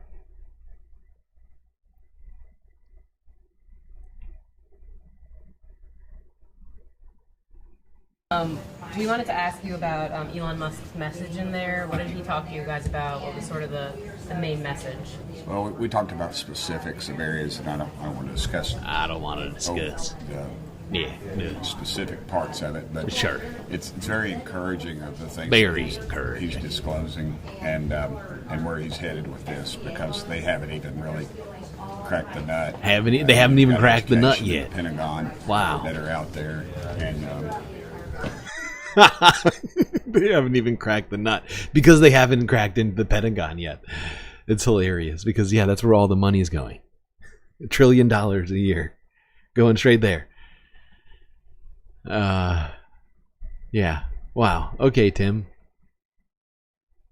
So they haven't even cracked the nut, even though tens of thousands of workers have already been fired or taken buyout deals, even though they've passed. At this point, I think it's hundreds of executive orders, even though Elon Musk has gone and shut down the department. Like, what? They haven't even cracked the nut? That's terrifying. Because there's no way that he's going to crack the nut of the Department of Defense. All these Republicans love the Department of Defense way too much to let him cut the defense budget. He's not going to. It's going to be bigger. It's going to be fucking bigger. We've already talked about it so many times, and that's what they're planning on doing, is raising the defense budget by $500 billion to $1.5 trillion. Because if it goes in line with the 5% figure they've been talking about of GDP, it's going to be $1.5 trillion. Is that what the people wanted? Is that what the people wanted? Probably not. Maybe we should have started with the Pentagon and then the Department of Defense, all that stuff first, and then talk about what it is you wanted to do with other things, Not start first with everybody, the social safety net and the rule of law and, just deporting migrants and whatever else Donald Trump's been fucking doing lately. Maybe we should have started with all the bombs that we pay for, all that shit. Why?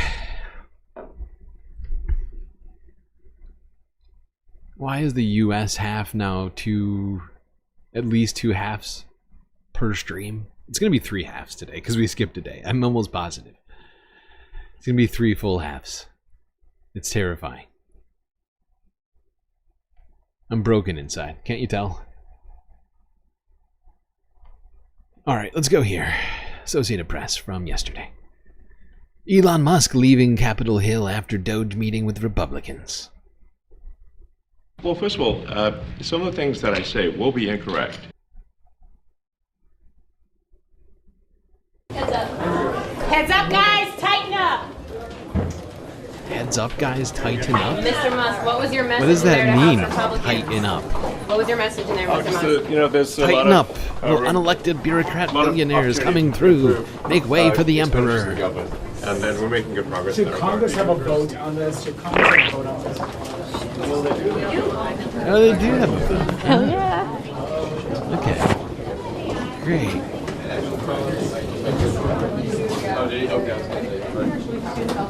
All right, let's see if we can get Turner. All right, we're going to go straight into this on CBS News 15 hours ago. Elon Musk meets with GOP lawmakers. Congress inching closer to shut down now deadline. A live look for you at Capitol Hill. We can say a storm is brewing. Maybe we are less than 2 weeks away now from a government shutdown deadline. Yesterday, Elon Musk met with Senate Republicans on Capitol Hill discussing efforts to enshrine DOGE cuts into law. CBS News congressional correspondent Nicole Killian is following all of this for us and joins us now live from Capitol Hill. Nicole, good morning to you. What came out of this meeting with Musk? Well, really, this was an opportunity for him to answer their questions about how he is orchestrating and trying to carry out some of these cuts that we have seen from the administration and from the DOGE team, if you will. Many Republicans, of course, while they are supportive of the effort more broadly, some of them are starting to get some pushback from their constituents. So this really was an opportunity for them to make that case to Elon Musk, with some of them saying, look, we need to kind of codify some of these cuts into law. I spoke briefly with Congresswoman Marjorie Taylor Greene, who heads the DOGE subcommittee in the House and is working. Fascinating. Fascinating. Maybe some things require legislation. I feel that this distinction is incredibly arbitrary in this moment. Glad to hear that they think that maybe sometimes you have to legislate things into existence or out of existence. But I don't know where the line is on all of that. It's not entirely clear to me. If someone else could fill me in on it, I'd really appreciate it. I'm gonna give you your 6th emotional support character, which I'm being reminded by multiple people in chat to do.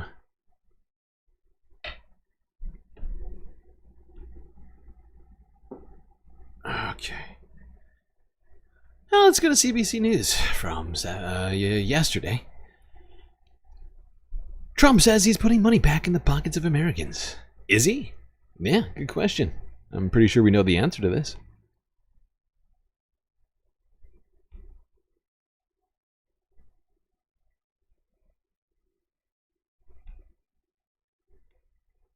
The U.S. tariffs are expected to have a significant impact on the Canadian economy, with small and medium businesses bearing the brunt of the pain. Quibino Duro visited one Quebec company concerned about Trump's trade war. I'm at Algonquin Moldings in Maribor, Quebec. This is a cabinet and stair making company that sees 70% of their production go to the United States. This pallet right here, it's on its way to the States. It's going to Indiana. Over here is where they put the finishing touches on the wood before they package it. And when it's packaged, it's like this, and then the forklift comes, takes it over, and puts it with the rest of them that are going to the United States. There are about 50 to 60 employees that work here, but now with the tariffs in place, there's a lot of worry and uncertainty about job security here. We can't really know before time what's going to happen. It's all about the uncertainty, not knowing if the tariffs are going to last, how long they're going to last, and how it's going to affect our customers in the States if the orders are going to keep coming in. So it's hard to reassure everybody since nobody knows what's going to happen. And when we talk about job losses, are the employees worried about that? Are you worried about that? I personally am, because we're at the mercy of the decisions that are out of our hands. The company recently made efforts to expand production because of the growing sales to the United States. They installed these $12 million AI wood filtering systems to help cut lumber more efficiently. The plant is running since 25 years to supply the U.S. market. Did the plant would run next week? I don't have the answer. And when we talk about counter tariffs, do those affect you? If so, how? Yeah, it affects us a lot. You know, all the lumber that we have to buy it either in the U.S. side and in the Canada side. So the counter tariff that Trudeau put in place, it will affect us a lot. It's not the only Canadian business that's facing uncertainty now. The Canadian Federation of Independent Business says 20% of Canadian small businesses feel they won't survive prolonged tariffs from the United States. The federal and provincial governments are working on reducing the interprovincial trade barriers, so businesses like this one can increase their sales within Canada. They are also looking for new markets. I thought they were going to get to this quicker, but they keep talking about Canada, and that's fine. We love Canada around here, but That was not the point of this video, and I cannot remember where this quote was, or where this section shows up at. We talk about American business owners.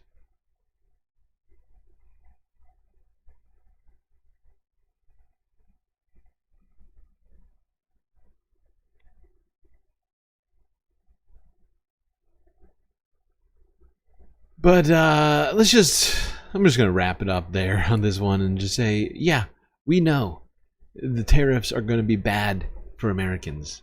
And there's going to be no DOGE dividend, okay?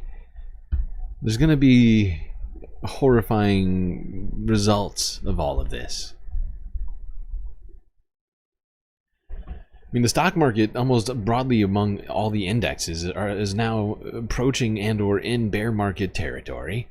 Consumer spending is being pulled back because people are terrified of what is happening or being immediately affected by the results of all this, with all the firings, right? All of the cuts to, you know, to import in programs and all these other things, like shutting off federal funds, like really not helping anything with regards to the economy. Of course, the GDP calculates government spending along with regular spending.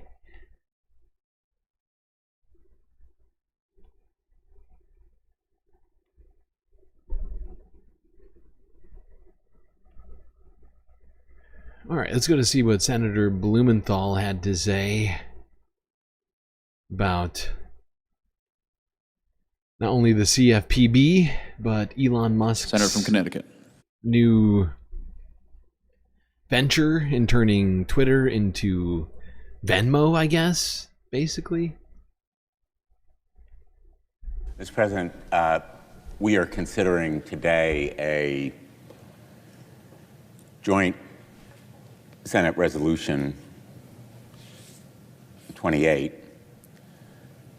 that sounds highly technical, complex, difficult to understand, and some may consider it so, but in fact, it would have the very simple, straightforward effect of undoing a rule that is vital to protecting consumers. It would undo the Consumer Financial Protection Bureau's larger participants rule under the Congressional Review Act. I think most people by now know about the CFPB, Consumer Financial Protection Bureau, which is in effect the top cop on the beat of reviewing big banks' activity to prevent consumers from being cheated, scammed, defrauded. And it's under attack by the Trump administration and, of all people, surprise, Elon Musk.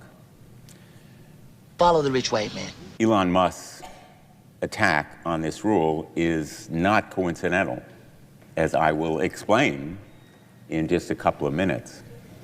But to add insult to injury, our Republican colleagues are forcing a vote on this CRA to overturn CFPB's larger participation rule, which protects consumers as big tech companies rush into offering financial services. Yep, that's all we need from Richard today. Thanks, Dick. But yeah, CFPB, Donald Trump's basically trying to shut it all down, along with Elon Musk. They both have financial incentive to do so now. With Donald Trump's rug pull and Elon Musk's X financial platform. I mean, people don't like the fact, like, from my understanding, people who do use Venmo, like, they've always kind of weirded me out, right? Who like really like genuinely liked the social aspect of Venmo, liked posting like what somebody just gave them money for, or who they just gave money to, right? Like, I always found it a little strange that you needed a social platform for specifically just for that. That you wanted your social platform to also have all of your important social, your like data. Your banking data and all this other shit. It always just felt odd to me. But now X is going to apparently become the new Venmo. I wonder if Peter Thiel will have a problem with him doing the exact same thing. But yeah, All these guys, all these billionaires, they want to be their own banks. That's why they love crypto so much. Because they get to be wildcat banks of the future. They've circumvented 16 US 486 or whatever it is that's supposed to make doing what crypto does illegal. Illegal. Now we have the President of the United States doing it himself. But there's a loophole because in 1948, when that legislation was put into place, there was no way to make a currency on a computer. Because it was 1948.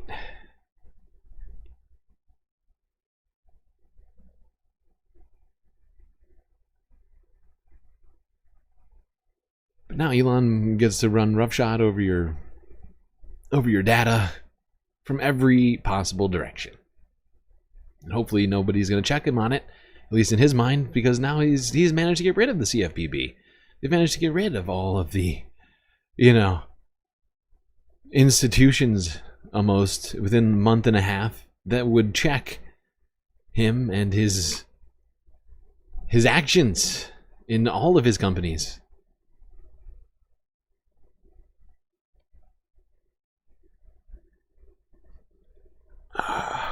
Let's keep talking about the CFPB. Here's Senator Reid. I think he's a senator, right? I'm fairly certain. Thank you, Mr. President. I rise today in opposition to this resolution, which will make consumers more susceptible to fraud. Mr. President, in November, the CFPB published a rule to extend oversight over big tech companies that offer mobile payments and digital wallets. Companies like Cash App, Venmo, Google, and Apple now handle millions of dollars in consumer transactions per year. Everyone knows someone who has either been defrauded or scammed on one of these applications. Help! I'm being repressed! And everyone also knows how difficult it can be to get your money back, even if your savings get wiped out. The CFPB took a very sensible approach to update our financial regulations to address this problem. The CFPB's rule places big tech companies that handle your money under federal oversight in order to make sure they are following the law. If these big tech companies want to act like banks, then they should be subject to similar consumer protection requirements as banks are. Under the CFPB's rule, someone is making sure consumers actually get reimbursed when they are victims of fraud. It means that fraudsters are having a harder time stealing people's savings, and it means greater protection against sophisticated scammers that are hacking people's phones and email accounts. If this resolution is adopted, there's no going back. It will preclude the CFPB from adopting substantially similar consumer protections in the future. That is horrifying. Tell your congressperson to vote no on this shit. Insane. It is insane. They were just trying to get past the fucking worst stuff in this goddamn storm. Hoping that people literally don't have the time and energy to complain about every single thing they're doing that is wrong and against everything the government's supposed to stand for.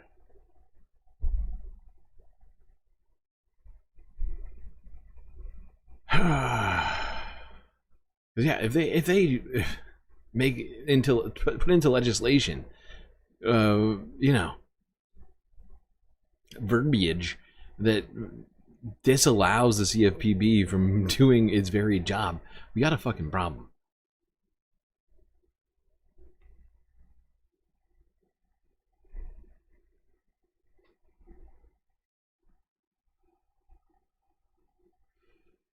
Not only are your financial protections being gutted potentially. Jobs are being lost in every single state.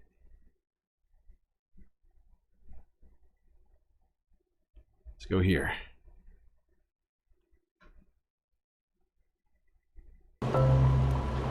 NIH is the engine that has produced all these therapies, all the fantastic therapies you hear about for cancer, heart disease, and for brain health. But it's scary about what are we going to do if that doesn't happen, if we don't get funded. So I get a certain grant from NIH, and then it's supplemented to the university to support the infrastructure around my laboratories. The simple things to think about are heat and light and cleaning up of the lab. We identified there's one gene called SYNGAP1, and this turns out to be a really important gene for learning. There are hundreds, thousands, tens of thousands of these kids who have mutations in SYNGAP. So the parents know there's a window of time, right? We think we could probably treat, starting if it's between 2 and 8. They're desperate, we're running out of time, and we're delayed, so that's not a great place to be. NIH announces it's going to stop paying its negotiated, contractually obligated indirect costs, and it's going to go down to 15%. Jesus. I can't work, and the people who work with me cannot work without the indirect support. We need the maintenance people, we need the janitorial staff, we need the utilities. Ultimately, we need to realize that indirect costs are just as important to research as direct costs. The research that we do is important because it literally is going to help save lives. It's going to prevent people from dying. In my instance, it's from cancer, but other people do work in cardiovascular disease and diabetes and dementia and Alzheimer's work and HIV. It's going to hurt us at Hopkins. It's going to hurt us nationally in that we're losing good people from the sciences. But the lady with cancer who's being treated right now, that's the one who's being hurt right now. I mostly study suicide prevention, largely in terms of the roles of opiates and firearms. So by looking into these deaths, figuring out what things might have contributed, what things might have stopped these deaths, we're able to implement those interventions. Without oh, God, it's horrifying. Just looking at one slice of the jobs being lost in the medical research field and otherwise, it's terrifying just to think about that one thing. And then you think, oh no, it's across the board that they're doing this. Everywhere. It's a terrifying time to live in right now.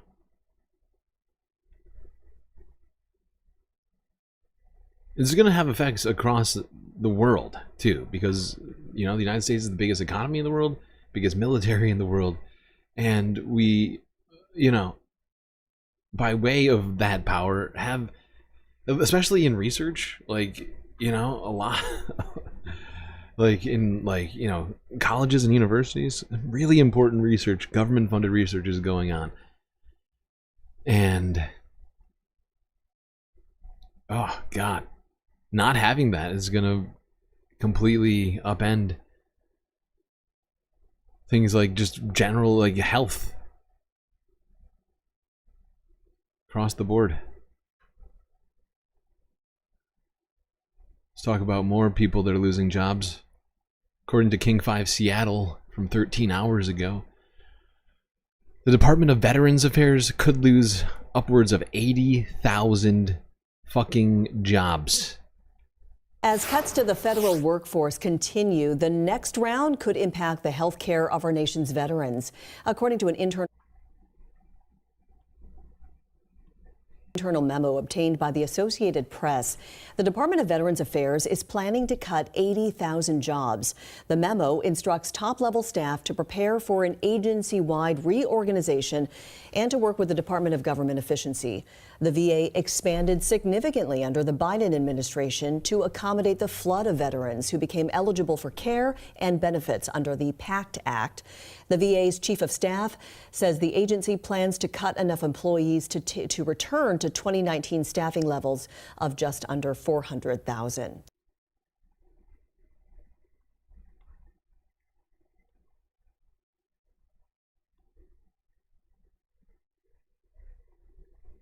The whole country is going to be affected by this. It's insane. Now, this came out right before the stream. Like, literally right before it. Associated Press from 4 hours ago. Donald Trump says he wants his cabinet members to keep, quote-unquote, the good people. I don't know what that means. We could, well, I guess I'll opine on that in a second. Well, let's go here. You spoke today with your cabinet members and Elon Musk. I did. What did you tell them in regards to Elon Musk and his authorities to carry out actions? We had a great meeting. We had Elon and we had some of the representatives for the business reps. We also had most of the cabinet members, not all of them. It doesn't really pertain to all of them, but many of them. And I thought it was a really good meeting. It was about cutting because everybody knows the country's way out of control. I'm just trying to imagine this meeting, this DOGE meeting, because who in these meetings is speaking up for the people? Is it Donald Trump, who with Elon Musk is trying to cut people's, Medicaid, Social Security benefits, just haphazardly? Is it MTG? Was it Tim Burchett? I mean, who was in there speaking for the people? All that these people want to do is oppress the people, force them back to the factories and the breadlines.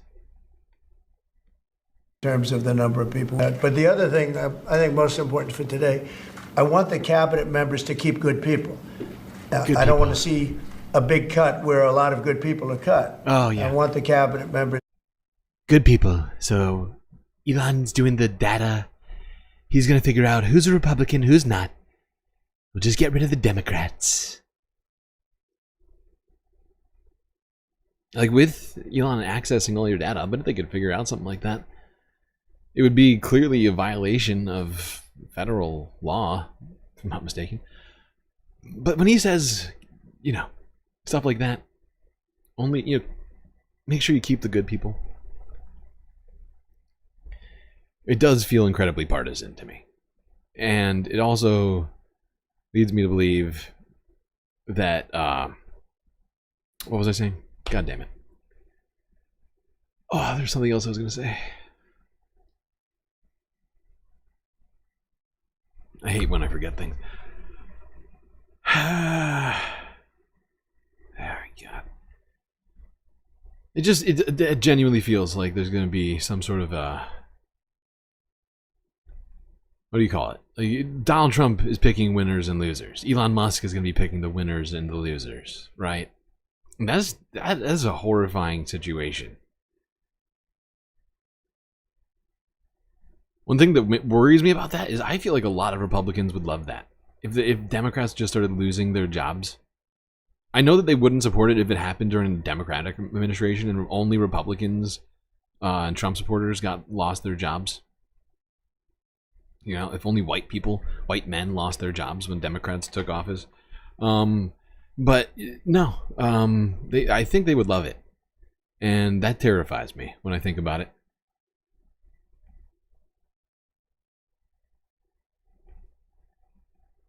Because that will leave us in a situation, if they were to do something like that, just like go down, like be more specific about it. But in the way Donald Trump says it, just good people.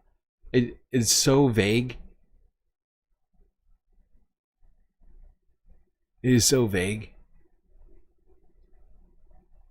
We're just going to have a Trump loyalist government, essentially.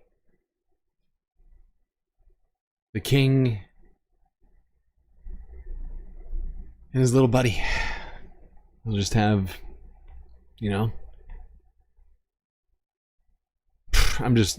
this whole situation is just devolving out of control so fast. Now to the fallout from President Trump's tariffs against Canada, Mexico, and China. The Trump administration is now granting a 1-month exemption for automakers, but other businesses are bracing for some major price increases. NBC4's Tracy Leong joins us now live from Montrose with the local impact on the housing industry. Tracy. I just realized I meant to put this one out. This is in the wrong order. We'll do this in a second.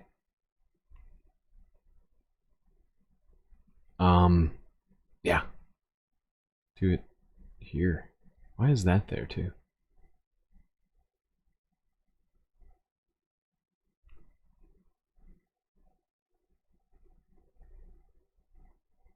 Oh, I know what I did. I messed that up real bad.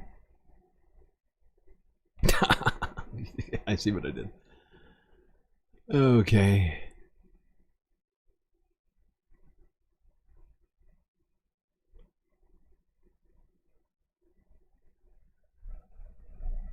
All right,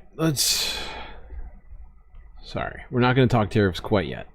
We are now going to talk about in a little bit more detail what Donald Trump floated within the last 24 hours, that being the executive branch putting for sale a massive portion of the federal real estate. But before we talk about that, let's talk about people who have no real estate at all, or home, or apartment to live in. Let's talk about the homeless. Because with all of these aid freezes and cuts and other things like that, homeless population is going to suffer too. Let's go to San Francisco. Talk about this.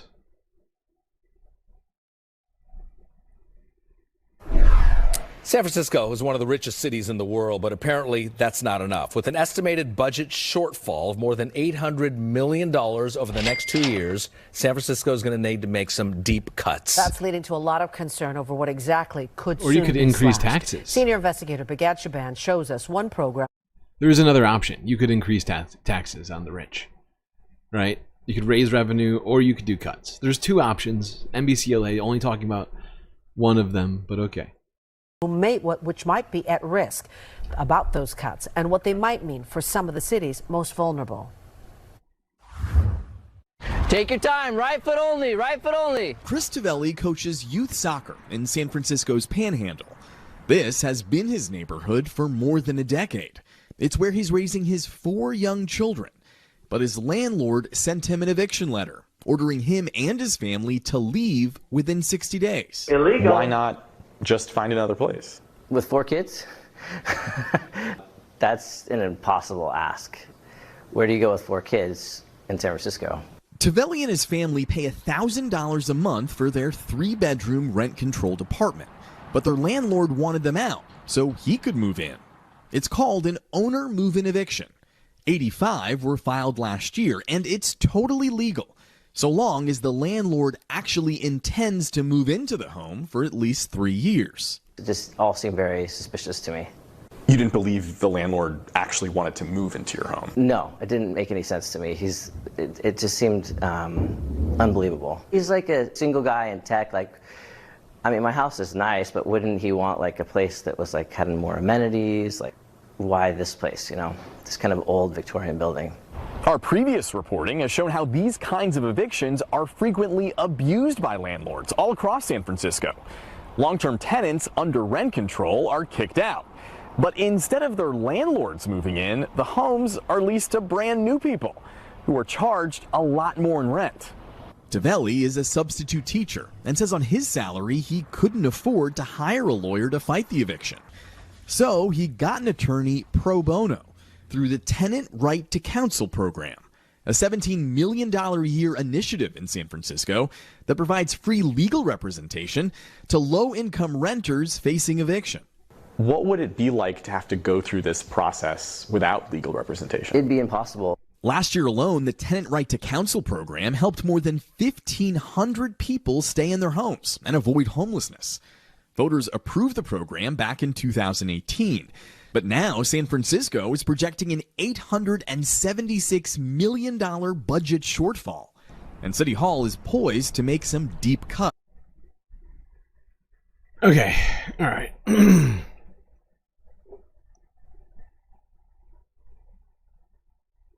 Now let's talk about the federal buildings being sold potentially all across the nation. I mean, this is it's insane. We're talking about millions of square feet of federal real estate going up for sale.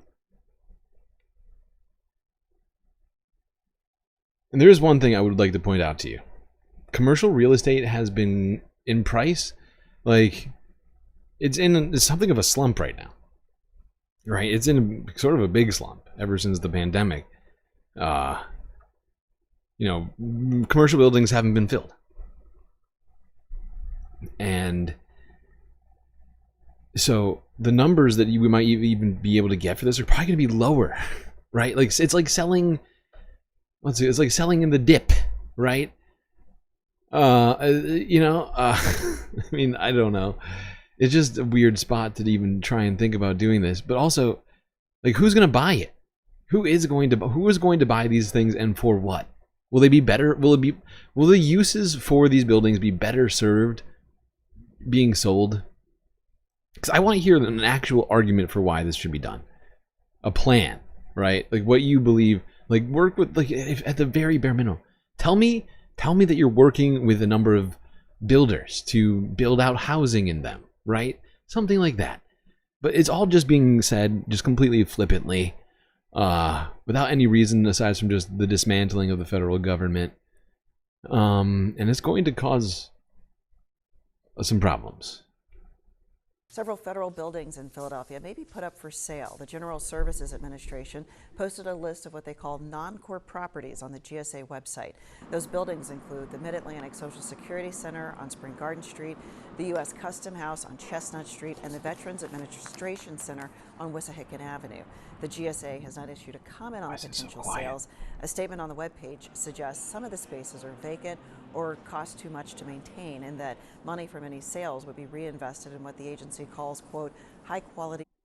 So they're going to sell the Veterans Administration Center. I'm sure the troops will love that. The Customs House and the Social Security Office in Philadelphia. Disgusting. Just disgusting. You know, people who have to go to those offices are usually elderly people, or at least people who don't use computers so good. Let's go here now to King 5 Seattle. Talk more about buildings that are going to be potentially let go there. Carolyn. Here's, King 5 Seattle from yesterday. Shop owner Carolyn Messier says she notices a dip in business when times are uncertain. Now is one of those times. It's understandable. We get in a defensive mode that we don't know what's going to happen, so people are reticent to spend money, even folks who have money, even folks who have full portfolios. One of her shops is near Pike Place Market, just a short walk from the Henry M. Jackson Federal Building. This week, that building made a short list of buildings that the U.S. General Services Administration has categorized as non-core assets, which could mean closure or even sale. I would love to see. Now, these places, these federal buildings are not set up for housing, right? So it's going to add commercial real estate supply to an already weak commercial real estate market, which I think could put a huge amount of pressure on the real estate market in general, because a lot of holders of commercial real estate also hold some sizable portion of other real estate. And this is going to push down values on, I mean, it could be good, you know, for people. Maybe one of us will get to pick up one of these, you know, multi-million-dollar buildings, right? We got a lot of money sitting around in the Galactic coffers. Wait, let me check. Nope. Nope, not enough. Not enough. Not even close. Downtown revitalized and have people, I'd love to see some of the buildings converted to living space and have people live here, but definitely have people work downtown and feel safe coming downtown. That list includes 9 properties in Washington, 4 of those in Seattle, and an FDA building in Bothell. Tuesday night, the General Services Administration identified a total of 400 properties it says it could close or sell. That has since been pulled off the GSA's website. The move is part of ongoing efforts by President Trump and billionaire Elon Musk to slash the federal workforce and reduce spending. Dramatic cuts that have drawn protests across the nation. In a statement, the GSA says that selling non-core assets, quote, helps eliminate costly maintenance and allows us to reinvest in high-quality work environments that support high-quality work. The investing's already been done. That's why the buildings exist. What does that mean? Reinvest? They're going to build new buildings rather than just continuing to use the same buildings they have. This is one of the dumbest explanations I've ever heard. By the way, it costs more to build a building than to maintain one. Usually speaking. Just generally speaking. Like, making sure one building doesn't fall down. Just continues to exist rather than creating one out of thin air. Less expensive, as it turns out. All right. Let's talk about the tariffs some more as it relates to Canada and Mexico. Let's go here. This was Trudeau's speech a couple days ago. Oh, wait, before we go there, let's go here. Fuck. My bad. President Trump's tariff turmoil continues. The White House backs off some of the tariffs it imposed just yesterday, but keeps others in place. The president is issuing a 1-month delay for the auto industry after facing market pressure and pushback. The president made the decision in the face of stiff resistance from automakers who say the tariffs would put their businesses at a disadvantage. And stocks have taken a deep dive in reaction to the tariffs before staging a comeback rally today. And there are fears of rising inflation. John Finolio here with the turmoil. John. Yeah, sure, Micah, that's right. U.S. businesses and investors are worried. The heads of the big three U.S. automakers warned the president that tariffs on aluminum and steel could send car prices surging and force the closure of U.S. production lines. From Canada, we probably get 25 to 30% of our materials. Mel Guthrie owns and operates Guthrie Lumber. His family business has been selling building materials for almost 100 years. But right now, he says his U.S. customers and Canadian suppliers are increasingly concerned about soaring costs resulting from President Trump's trade war. We've gotten lots of calls from our customers that are worried about the impact of the price. The Canadian suppliers are freaking out and they're going to try and shove it down our throats. They're really, really mad. The president imposed 25% tariffs on most imports from Canada and Mexico Tuesday. Taxes on Chinese imports increased to 20%, a move he touted. Okay. Now let's go and see what Trudeau had to say. I think, right? Is it this next one? Yeah.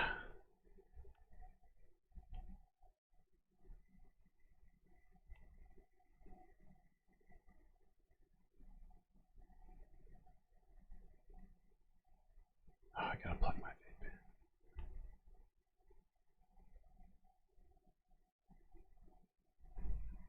All right, I'm going to leave you with him. I'll be right back. 30 seconds.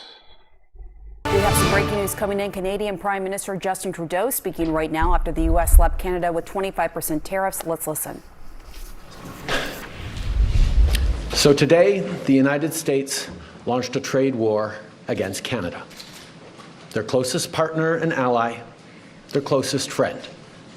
At the same time, they're talking about working positively with Russia, appeasing Vladimir Putin, a lying, murderous dictator. Make that make sense. Canadians are reasonable, and we are polite, but we will not back down from a fight. Not when our country and the well-being of everyone in it is at stake. At the moment, The U.S. tariffs came into effect in the early hours of this morning, and so did the Canadian response. Canada will be implementing 25% tariffs against $155 billion worth of American goods, starting with tariffs on $30 billion worth of goods immediately, and tariffs on the remaining $125 billion of American products in 21 days' time. And should these tariffs not cease, we are in active and ongoing discussions with provinces and territories to pursue several non-tariff measures, measures which will demonstrate that there are no winners in a trade war. Now, just like I did a month ago, I want to speak first directly to the American people. We don't want this. We want to work with you as a friend and ally. And we don't want to see you hurt either. But your government has chosen to do this to you. As of this morning, markets are down, and inflation is set to rise dramatically all across your country. Your government has chosen to put American jobs at risk, at the thousands of workplaces that succeed because of materials from Canada or because of consumers in Canada, or both. They've chosen to raise costs for American consumers on everyday essential items like groceries and gas, on major purchases like cars and homes, and everything in between. They've chosen to harm American national security, impeding access to the abundant critical minerals, energy, building materials, and fertilizers that we have and that the United States needs to grow and prosper. They've chosen to launch a trade war that will, first and foremost, harm American families. They've chosen to sabotage their own agenda that was supposed to usher in a new golden age for the United States. And they've chosen to undermine the incredible work we've done together to tackle the scourge that is fentanyl, a drug that must be wiped from the face of the earth. So on that point, let me be crystal clear.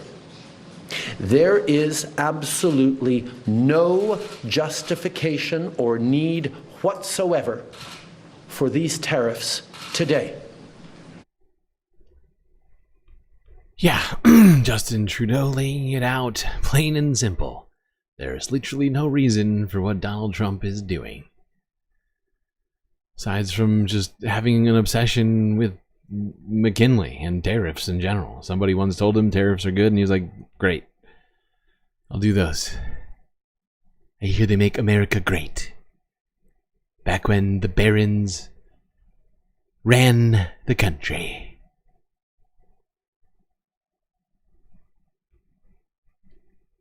So I named my son Baron. I like barons. They're great. Okay, let's go to democracy now and talk more about Canada and what these Trump tariffs and trade war are going to do. Democracy depends on a free press. Please support our independent journalism at democracynow.org/give. A major focus of President Trump's address Tuesday night was tariffs after imposing stiff new tariffs on America's three largest trading partners, Mexico, Canada, and China. Early on Tuesday, President Trump doubled down on his decision during his speech. They're about protecting the soul of our country. Tariffs are about making America rich again and making America great again, and it's happening, and it will happen rather quickly. There'll be a little disturbance, but we're okay with that. It won't be much. No, you're not. Oh. For more on the tariffs, we're joined from Ottawa, Canada, by Hadrian Mertens-Kirkwood, senior researcher at Canadian Centre for Policy Alternatives. His most recent piece, 10 Trump-proof nation-building projects for a strong, independent Canada. Hadrian, we only have a minute, but if you can respond to what President Trump has done, and of course, your Prime Minister, Trudeau, held a news conference saying, then we're going to have to retaliate and apologize to the American people for doing this, saying he understood it's the president, not the people. Well, I mean, if there's one feeling in Canada right now, it's probably betrayal. Why have you forsaken me? Trusted this relationship with the U.S. for a century. We count on the U.S. as an economic partner. We're obviously very closely culturally tied. And this just kind of throws everything into question. How are we supposed to negotiate with a partner like this that tears up the trade agreement we have, that keeps moving the goalpost in terms of what Canada is supposed to do? It's just a really untenable situation. And Hadrian, what do you think will be the impact? Because especially in the Midwest depends a lot for its oil and even energy in some places from Canada. Yeah, so we see this. I mean, this is going to hit both sides of the border really hard. There's no winner in a trade war. Households are going to see costs grow up by a couple $1,000s a year. I've seen different estimates. But there's also thousands, maybe tens or even hundreds of thousands of jobs at risk. That's going to, hit both sides of the border due to this trade war. It's going to hit Canada more proportionately just because of the size of our economy. So Canada almost certainly will go into recession immediately because of these tariffs. Immediately, if not sooner. And Hadrian, what do you think will turn this around? And what is the response overall of the Canadian people? Right now, we're seeing from our federal government, they're treating this like an ordinary trade dispute. They put tariffs on us, we'll put tariffs on them. I'm not sure that's sufficient. And we're seeing some leaders in Canada talk about more ambitious measures, things like reducing the exports of electricity and critical minerals to the U.S., putting limits on procurement contracts, not allowing U.S. firms to do business here in different ways, pulling U.S. liquor off the shelves in some provinces. So there's all sorts of measures on the table. If there's one silver lining to this whole situation, it's that Canada seems to be more unified than ever across the political spectrum, that we need to really be disentangling ourselves from the U.S. economically. Yep, everybody seems to be doing it very hot right now. So hot right now. People afraid of doing business with the United States. Making America great again.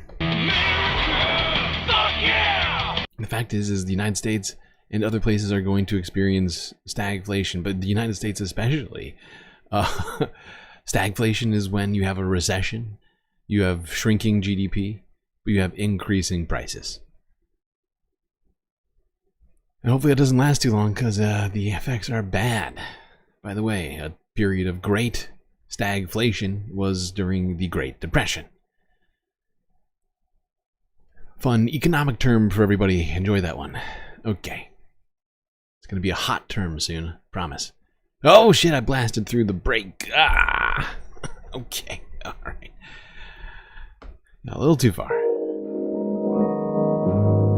Alright. Well, that's going to be the end of the second half. I hope everybody's been enjoying the stream so far. If you haven't already, hit the like button. Don't forget to subscribe. Maybe even hit that little bell icon as well so you don't miss any of the latest Galactic content. And of course, while you're doing all that, do please consider contributing to the Galactic News Network, as you are our only hope. So many fantastic ways for you to show your support. YouTube, Super Chat, Super Stickers, memberships. Membership gifts are now definitely working. We should just post it in the Discord, but we only have like 10% of our viewer in the Discord. Speaking of which, I'll pop a link in the chat for those of you who aren't yet in it to get in there. You don't have to be a patron to use the Discord. There's just a secret patron Discord channel. Patrons only. Speaking of which, one of the best ways to get the most benefits for your Earth dollars in the Milky Way galaxy is to go on to Patreon and become a Galactic patron. Where you can get access to that Discord channel I just mentioned, as well as a whole host of other benefits you're probably all very familiar with. Things like having an avatar here on the screen before you, shoutouts, and so much more. Alright chat, that's enough Galactic messaging for this break. Enjoy it. Grab yourselves a drink, maybe a snack, and yours truly will be right back.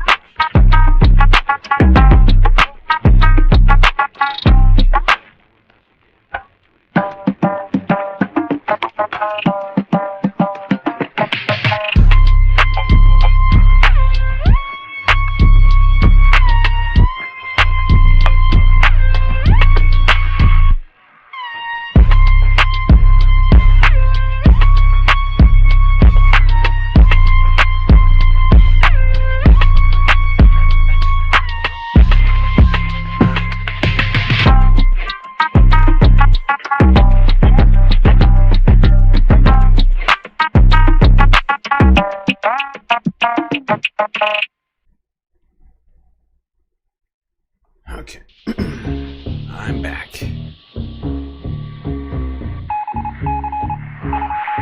know what that sound means, chat. Time for you to get back to your seats. Otherwise, you're gonna miss the latest Galactic content. Oh, God. Alright, someone needs to remind me to stop heating my soup. I've just put soup on the Galactic food warmer. If I don't remember to turn it off, I'll have a problem. I don't have a microwave on the spaceship, unfortunately.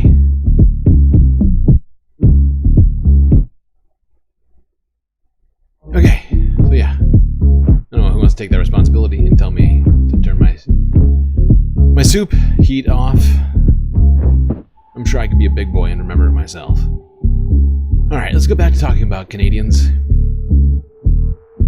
That last speaker on Democracy Now! Suggested that Canada is going to enter into recession. I suggested that we, the United States, is going to enter into a recession as well. And, you know, stuff like this is certainly going to slow down trade. Apparently, according to Global News from yesterday, a new surtax has been introduced for Canadians crossing the U.S. border, confusing shoppers as this very, very stupid trade war kicks off.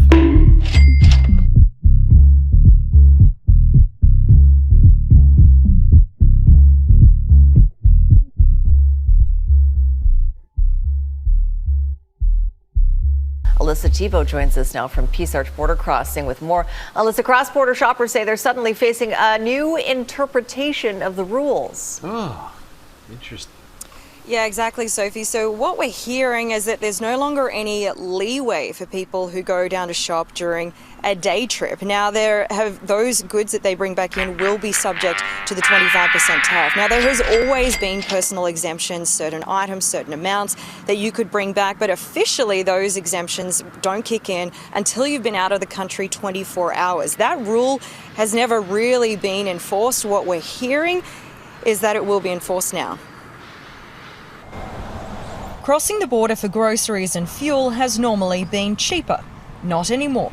And the process is confusing. They had no idea what they were doing. They didn't know what the system was supposed to be charging. Jessica Bellick and her husband travelled into the States and back again Tuesday, the day the tariffs came into effect. When we got to the border, they handed us a yellow slip and asked us to come in. And I said, what is it for?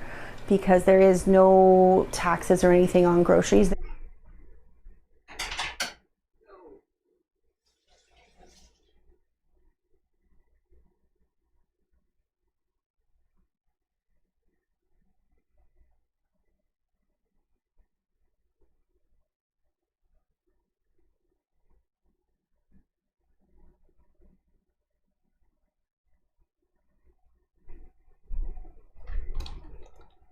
Been forsaken again. Groceries, they're exempt, and they said due to the tariffs. She says everyone coming into Canada at the Alder Grove border crossing was told to go inside, where border agents initially asked them to go through every item to figure out if it was made in America. Wow. Bellick was then given a bill of $295 for the amount of groceries she had. They then said, okay, you spent $215 American. You are going to pay the tax in Canadian. So then they converted my $215 into $315 Canadian. Then they taxed me on $315 Canadian, 25%. Woof. Then they charged me duty. Then they tried to charge me tax on top of the tariff, and that's how they got to the $295. Oh my God. Oh my God. It is stuff like this that is going to absolutely come back to haunt Donald Trump. This is going to destroy a bunch of businesses that are on the border between Canada and the U.S. who have benefited from this kind of trade.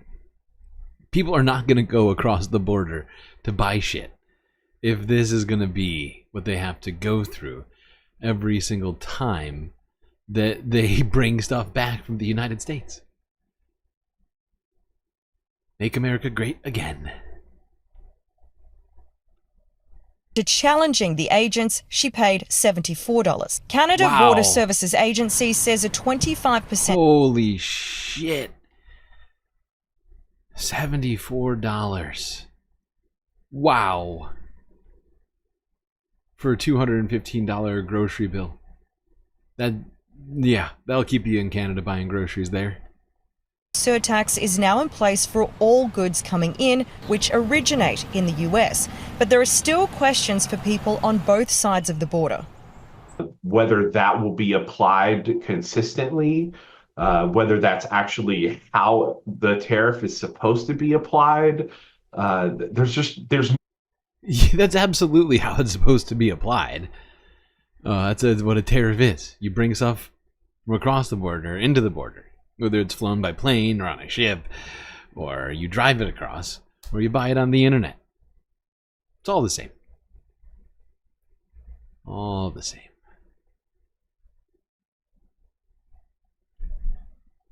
Yeah, it's crazy though. That's a crazy number. I mean, granted, it is converted to Canadian, but still like $60 in extra cash. I mean, she paid tax in the United States. She paid U.S. taxes on that, then brought it back and got taxed a second time. That'll stop you. Because whatever it was, I don't know where she would have gone across with maybe 6 to maybe somewhere between 4 and 7 or 8%. I don't know what state she went to. But paid sales tax and then had to come back and pay that 25% tax again. That is a hit. But Donald Trump granted a 1 month exemption for one thing. He was doing a bunch of carve-outs, picking winners and losers. They were complaining about people picking winners and losers recently. I forgot what happened to that, but they don't seem to be concerned as long as Donald Trump's the one picking. Let's go here. Associated Press from a day ago. Of course, I don't have an actual problem with government picking winners and losers. It's just not in the way. Certainly don't appreciate the way Donald Trump's doing it.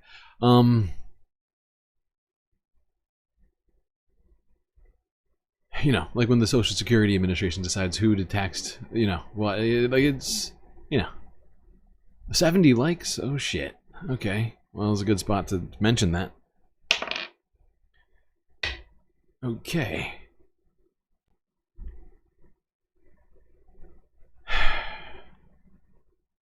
Yeah, let's talk about those this loophole for the tariff.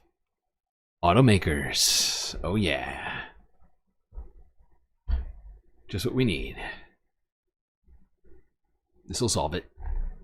We spoke with the big 3 auto dealers. We are going to give a 1 month exemption on any autos coming through every single year. USMCA. Buy a new car. Reciprocal tariffs will still go into effect on April 2nd. Obviously, that's a joke. I just think it's funny that there's one thing that people are not going to be buying that much of to begin with, right? Like most people aren't buying new cars on the regular. I mean, some people do, but I think most people like don't do that, if I'm not mistaken. So this is only going to affect certain people already planning to buy a car. And probably businesses are going to get much bigger benefits from this than regular people because they'll buy entire fleets of vehicles at once. This is a great plan.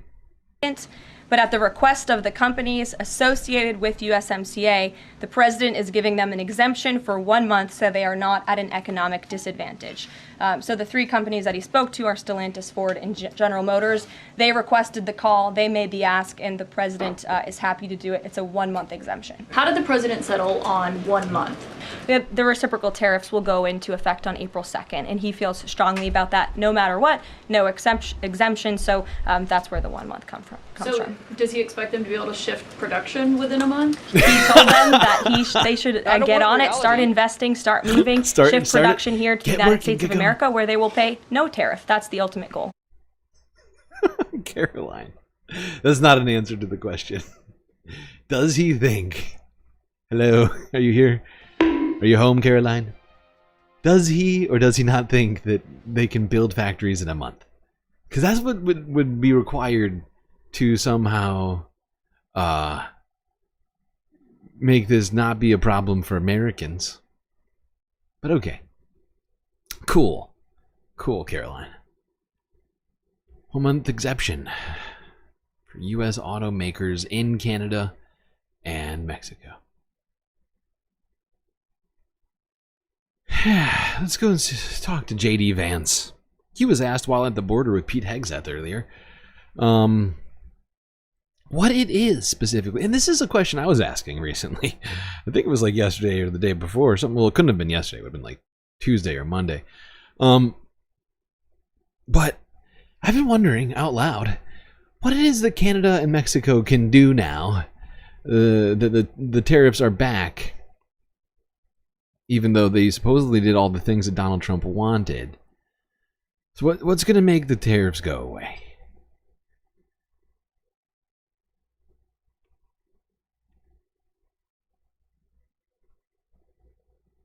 J.D. Vance, he's probably got good answers for us, I'm sure.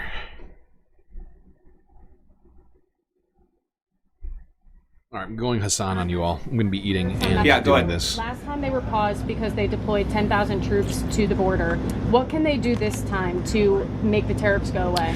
Well, what the president has said is we need a sustained commitment from the government of Mexico to take the job of border security seriously. Fentanyl is the single largest cause of death among young Americans, and we know that a substantial portion of it is, the precursors are made in China. They come to Mexico, they're manufactured in Mexico and brought across the border by the Mexican drug cartels. We want to see fewer Americans dying of these terrible fentanyl overdoses when we're going to apply as much leverage as possible to the Mexican government as possible. In some ways, look, the president obviously cares deeply about the American people. He serves the American people first. I actually think he's doing a huge favor to the people of Mexico, because if they don't get control of these cartels, the people of Mexico are going to wake up in a narco state where the cartels have more power than their own government. President Trump is trying to help. The Mexican government needs to take this issue of immigration. I didn't feel... Was that an answer? I didn't quite... Did you hear an answer in there? I didn't. I didn't hear an answer. All I heard was... Now to the fallout from President Trump's...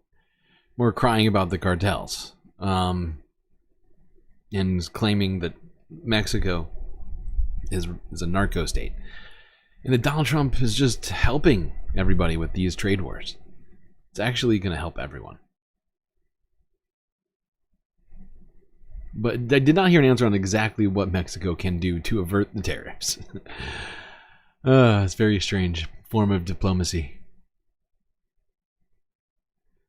Let's talk about a certain sector, a couple sectors of the economy that are going to be negatively affected by these tariffs in Mexico. Let's go to NBC LA 23 hours ago.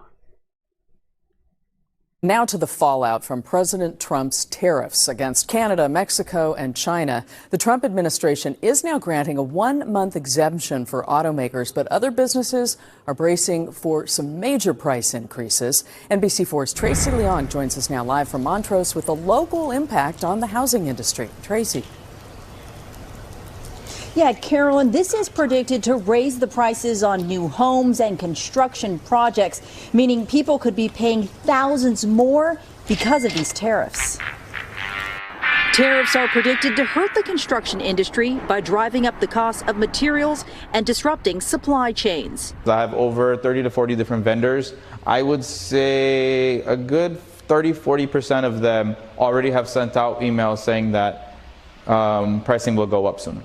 Chris Simonian owns the home remodeling business Choices Unlimited in Montrose. He's worried because he relies heavily on items imported from Canada, Mexico, and China. Flooring stuff, like the laminates and the vinyls this side and this side is all Chinese. Simonian is still recovering after President Trump's tariffs on Chinese goods during his first term in office. And he anticipates a similar impact with the latest round of tariffs. We lost a lot of materials, a lot of lost customers. Price went up and slowed down business. About a quarter of all steel used in the U.S. is imported, a large portion coming from Canada and Mexico. About 30% of lumber is supplied by Canada, and 27% of building materials imported to our country comes from China. Many contractors depend on imported materials because the cost of domestic items is more expensive, but now they may need to look for other suppliers. Just to avoid those products that got hit with the tariffs, because it's just, if you pass it on to your customers, you're going to lose them. A majority of Yeah. Making America great again. Most, some large, what was it? What's that added up? 60%? China and Canada make up, in total, building materials, wood, all this stuff, all tariffed. Fascinating.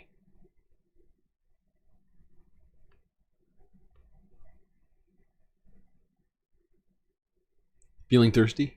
Well, I wouldn't recommend buying a margarita.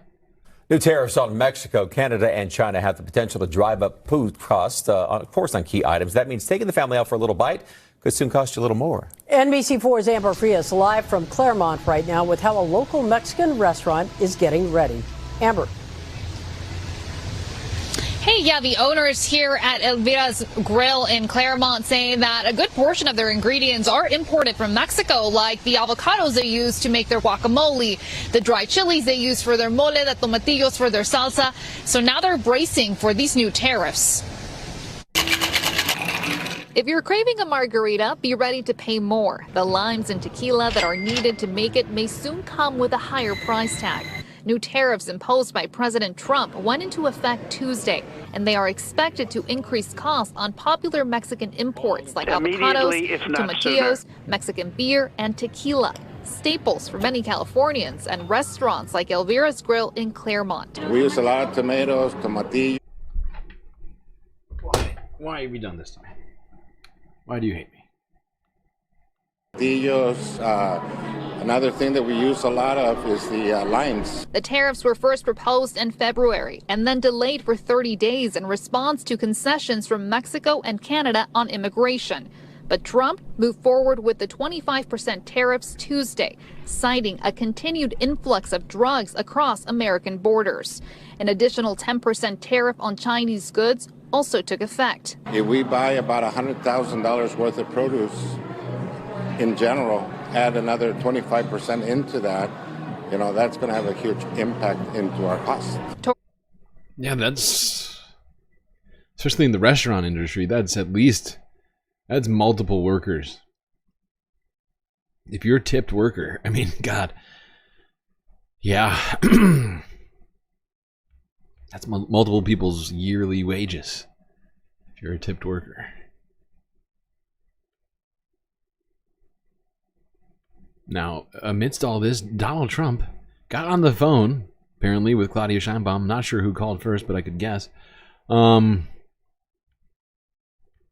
This is her reacting to Trump just very quickly deciding to postpone tariffs on some goods after this call happened.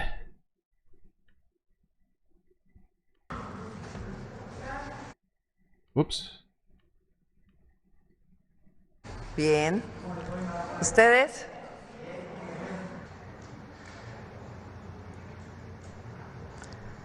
Bueno, este es en... Here, I'll read it for her. This is a Donald Trump truth. There's a truth right here. After speaking with President Claudia Sheinbaum of Mexico, I have agreed that Mexico will not be required to pay capital T tariffs on anything that falls under the USMCA agreement, capital agreement. This capital agreement is until April 2nd. I did this as an accommodation and out of respect for President Sheinbaum.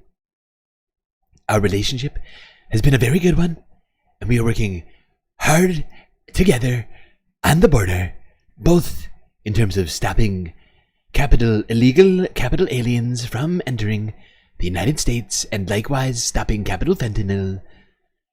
Thank you to President Sheinbaum for your hard work and cooperation. Fantastic. That's great. Fuimos tratados con mucho respeto. We were treated with Digo, a fuimos, lot of respect. I say porque si es a la presidenta de we México, were because of the pero es al president of pueblo. Mexico. But it is also to the people of Mexico. I represent the people of Mexico. Que todo lo planteamos Everything we siempre raised en throughout this este month mes, was y out siempre lo of vamos a plantear conviction. por convicción. Que se puede We can collaborate, coordinar, coordinate, muchas cosas and do many juntos, things together, siempre en el marco but always within the framework of respect to our sovereignty. que es la posición que siempre. This is the position we have always taken. Entonces, realmente, That's why the publication says thanks to President Trump, because Mexico was treated with great respect. México fue tratado con mucho respeto. Y pues llegamos a este acuerdo que And we reached this agreement beneficia a ambas that really benefits both nations. En México con la conectividad. There we go. Claudia Sheinbaum, don't know what she said. Don't know what was said on that phone call. But claiming that Mexico was treated with great respect. I think much of what she's saying is just trying to sort of, what's the word? Not codify. What's it called?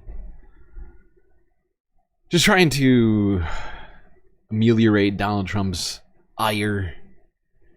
Trying to, you know, suck up. Like, oh, he was so respectful and so great.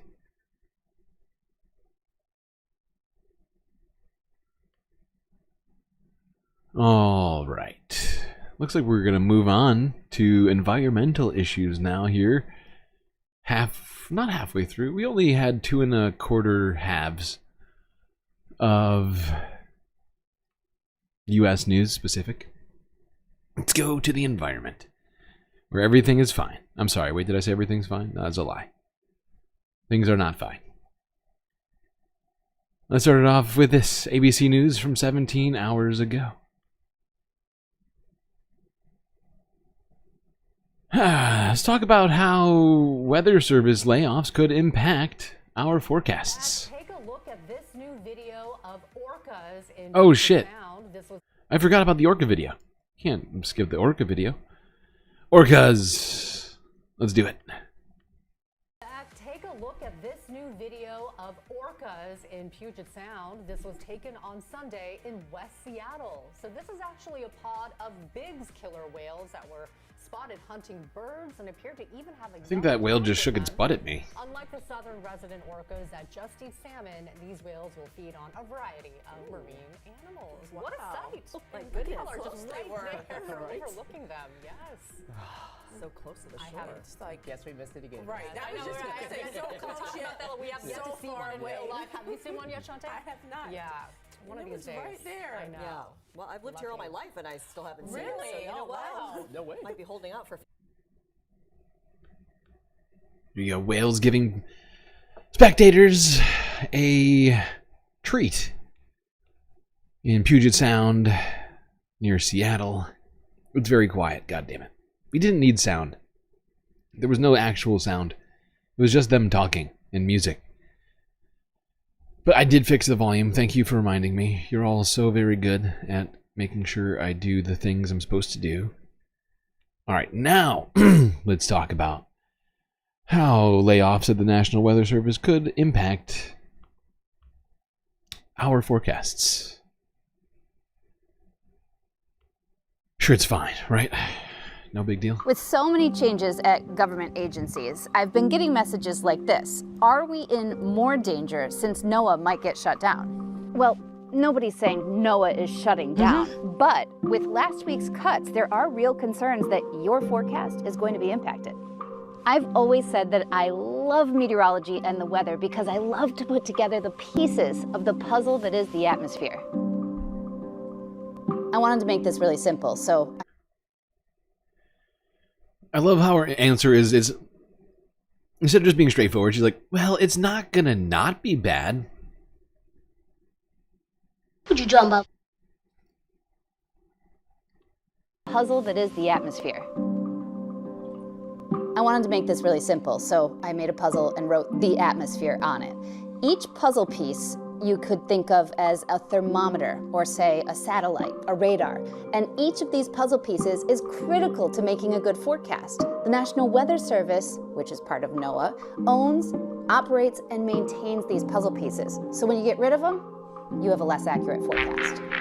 While we don't know exactly what jobs have been cut, we did immediately see impacts like this. A weather balloon in Alaska, because of staffing shortages, will no longer be launched. So that means you've taken out some of the puzzle pieces. That means a forecast will be less accurate, even though it was in Alaska, because that puzzle piece impacts the whole rest of the atmosphere.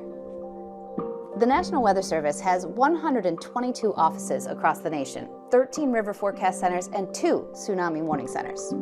Before last week, they had about 4,200 employees, but with the deferred resignation and the firings, they're about 280 short from that. And you say, well, there had to be some fat to be trimmed. Not only can I not do my work without the National Weather Service, but the entire world of forecasting hinges on the NWS. That's right. Everything in weather, including the app that tells you what the temperature is walking out the door. That's run by observations from the National Weather Service. And that forecast that you look at to plan your day, yeah, that one too, it's run by NOAA computer models. That tornado warning that got you and your family in your basement and safe with your helmets on, yeah, that was issued by the National Weather Service, by a forecaster who was reading their radars, which they have 159 of, that they also maintain. And I know that most people have no idea how lucky we are. We have the most extensive network of observations here in the United States. It's all from the National Weather Service, which prior to 1970 was called the Weather Bureau, and that started in the late 1800s. Just like I take my observations of temperature, wind speed data right here in my backyard, the National Weather Service takes them every hour of every day at every major airport around the country. Then, at least 90 weather balloons are launched by the National Weather Service every day. They go up much like the drone is rising into the atmosphere, and there's a little box attached. They capture temperature, dew point, pressure, lots of different variables, and then they send that data back. That cross-section of the atmosphere is critical to put into computer modeling and make our forecast. Not only is it the hardware and the forecast, but it is the way that that information gets shared. And each National Weather Service office has partners with local fire departments, police, schools, emergency managers, all the way up to the federal level so people can prepare for disaster. And when we don't need to know when that next horrifying natural disaster happens, right? That's totally fine. My God.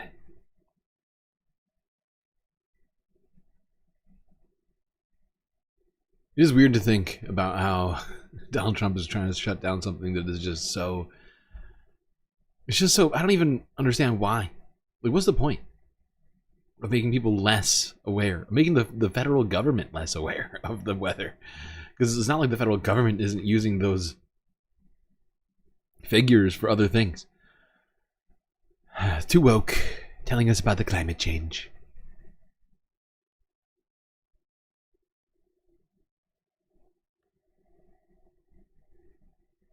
People wouldn't have known to do this if NOAA didn't exist. Let's go to NBCLA from yesterday, where people in Sierra Madre and Altadena prepared for rainstorms.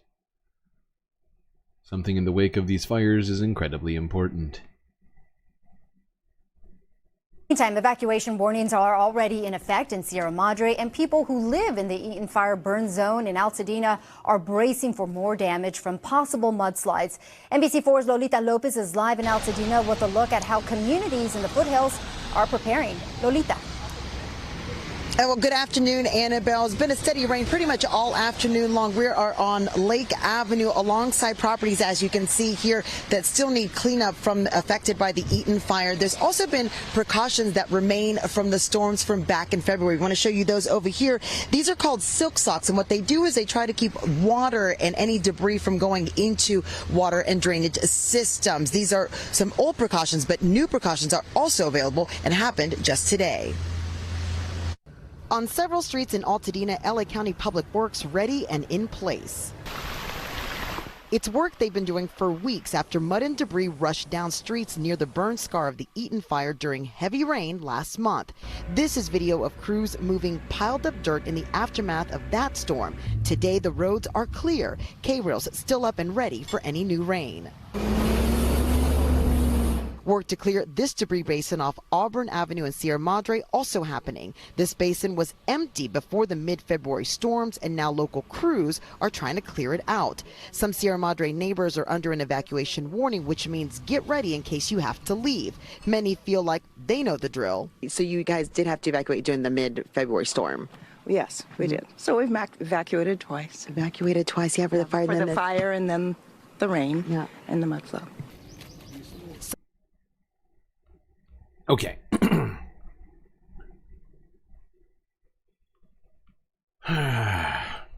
Let's go here now. Talk about this mix of toxic ash residing in LA burn scars. Which, as it turns out, is washing into places where wildlife is.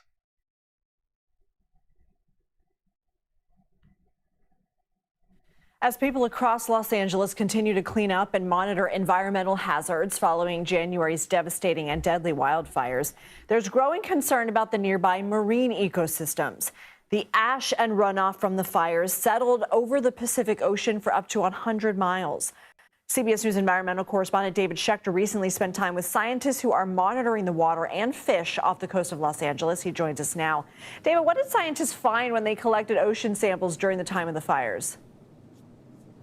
Hi, Lindsay. So the scientists from Scripps, the Scripps Institution, and NOAA and the state of California, they go out on these cruises 4 times a year. They go up and down the entire coast of California, collecting samples of a lot of things, but one of them is plankton, which is like the organisms that a lot of things in the ocean eat. It's a critical food source. They just happened to be an NOAA right there ship on January 9th in front of Santa Monica, to be defunded immediately, as California, as Los Angeles was burning. And they're collecting these samples. So the samples usually come up and it just looks like, a very light colored pink, sort of, that's what it looks like when they collect it. What they scooped up was just covered, the plankton were swimming in ash. And they're very concerned that ash is toxic ash, because what was burning in town was car batteries and all kinds of toxic things in people's homes, building materials, plastics. And so what was in that cloud of ash is now in the ocean, and they were at the right place at the right time to collect that so that they can now continue to study it. And you also spoke to a seafood chef who has big concerns about what happened and the impacts. Let's listen to some of that.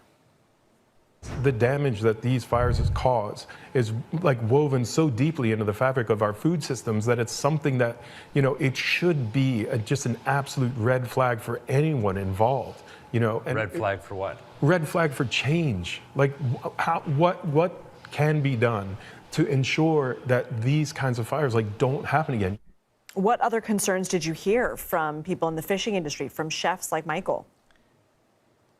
Yeah, really, it's about the food chain. The concern is that lead or cadmium or really bad things that had floated out into the ocean, they quickly settle down to the bottom, and that these bottom feeding fish will start to eat on it.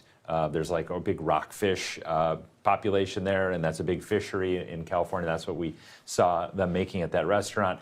And so that it's the system where the small fish eat it and the bigger fish eat it, and then all of a sudden, could it be in the larger fish that humans? Yeah, we're all connected. Even though people are always trying to separate us, pit us against one another, human and animal alike. We, we need things to be safe and clean, but humans keep doing bad stuff, which eventually winds up affecting us later down the line. All right, we're staying in California for a little bit. Let's go talk about that lawsuit, which we mentioned probably feels like 2 months ago. I think we mentioned it. Honestly, the last month and a half just flown by. But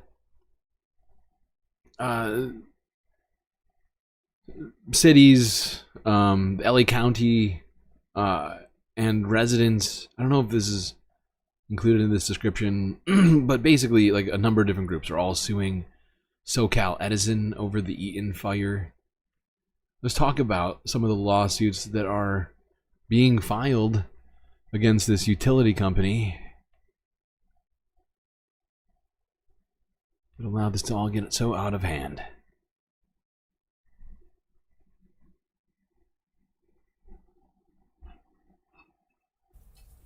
It's been more than a month since the flames diminished in the most destructive fire in Los Angeles County history, and the residents started the long road to recovery. Today, the county filed suit against the utility company, Southern California Edison, that it believes was the source of the deadly Eaton fire. CBS's Carter Evans has been covering this story from the jump and joins us tonight from Los Angeles with tonight's interview. Carter, let's start with these lawsuits. What exactly are they saying that Southern California Edison did here? So, you know, it seems like the county of Los Angeles and other cities like Pasadena are really jumping on the bandwagon here. You can't turn on the TV right now or social media without seeing an ad for a lawsuit against SoCal Edison. And basically what they're claiming is that they allegedly were behind the cause of this fire. And there's actually even some video evidence allegedly showing flames erupting at the base of some SoCal Edison transmission towers right about the same time some so-called electrical anomalies occurred. And so that's what a lot of this is hinging on right now. And this is something that SoCal Edison was required to self-report, that they noticed these anomalies right after the fire started. And is there any precedent for this, being able to go after a utility company? There is a lot of precedent for this right now. Pacific Gas and Electric comes to mind. The fire that burned the town of Paradise. They sued a big class action lawsuit against PG&E there, and PG&E, the utility, had to pay up. These are really, really expensive lawsuits. And what is coming out of these lawsuits is that many of these utilities are determining that it's probably a good idea to start burying these power lines underground. Now, that is a very, very expensive proposition. Immediately, if not then again, so sooner. are these lawsuits. And does SoCal Edison, do they say, no, it wasn't us? Or do they have a preliminary defense? I don't think they have a preliminary defense right now. I mean, I think that what they're doing is investigating this as well. Like I said, they had to They were supposed to already be investigating it. That's what the self-report system is all about. The fact that they failed to report something that was clearly dangerous and potentially problematic, which led to untold destruction. I think that's evidence. I think that they don't actually have a good explanation for any of this. Here's NBC LA from 23 hours ago on this same thing.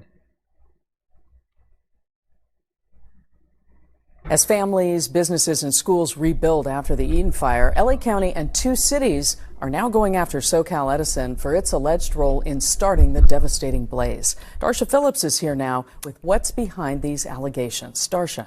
Well, Carolyn, it was one of the most destructive wildfires in California history, scorching more than 14,000 acres, destroying over 9,000 structures, and killing 17 people. Now, LA County and the cities of Pasadena and Sierra Madre say SoCal Edison is to blame for sparking the Eaton fire. 3 lawsuits filed against Southern California Edison on Wednesday. LA County, Pasadena, and Sierra Madre, all alleging that witnesses, photos, and videos indicate that SoCal Edison transmission lines in Eaton Canyon may have started the destructive and deadly Eaton fire. There's a lot of video and photographic evidence about the fire starting directly under their power lines. There's video of a flash on their lines and then fire starting immediately below that flash. The county says after the fire started on January 7th, Southern California Edison informed the Public Utilities Commission that a fault occurred on its transmission line at or around the time the Eaton fire started.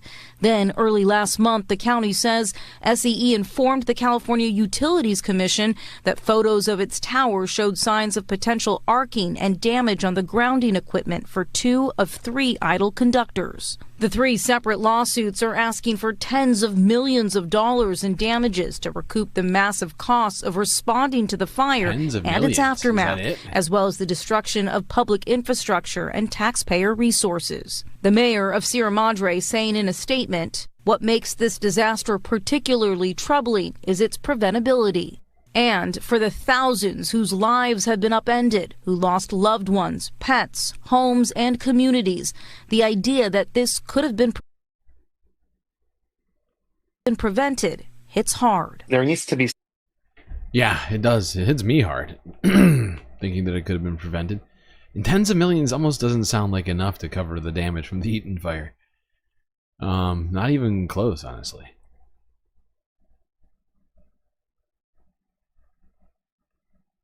Alright, let's go to a good story. How's that sound?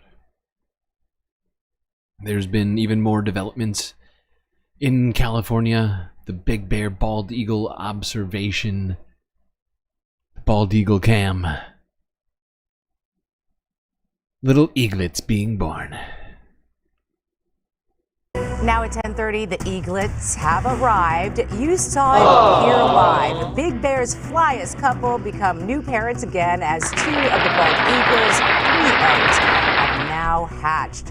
1 egg hatched late last night. The second egg hatched just before 4:30 this morning. Jackie and Shadow have been very busy keeping their new eaglets warm and fed. Yep, it's a big job. Rachel Medetoff live with more on how the new arrivals are stealing hearts. Rachel. Micah Share, we definitely have the cutest, if not the fluffiest story of the night. It's one that's captivated many people in our newsroom, not to mention in Southern California and beyond. And this eagle couple has been through its fair share of ups and downs, but here we are with these 2 beautiful, healthy babies, and we couldn't be happier. As the Eagles won the Super Bowl. From the Super Bowl to the Las Vegas Sphere, Eagles are having a moment. Jesus Christ. This time, we're talking about Southern California's most famous bald eagle couple flying high as they welcome 2 of its brand new baby eaglets. I broke down in tears. It was like relief and happiness and joy and everything all mixed together. You might remember Jackie and Shadow welcomed babies back in 2019 and in 2022. Many have been glued to their journey to parenthood for a 3rd time now, thanks to the Friends with Big Bear Valley live feed. Sandy Steers is the executive director of the environmental nonprofit. Jackie and Shadow are the ones that have all the credit for that. They have such personalities. And they're so authentic. They aren't afraid to just be who they are, and they don't worry if the other one gets upset. They make up in the end of the day. I think people can just really identify with the way they would wish all people would be. The first sign of life came Sunday afternoon with a slight crack in the eggshell as the chick slowly chipped its way into the world. By mid-morning Monday, the baby's beak was visible and you could hear tiny chirps echoing from the nest. Then came the second one around 4:30 a.m. Tuesday, and a feeding that warmed the hearts of countless revelers watching as mom tended to her pips with the utmost care. The eagle.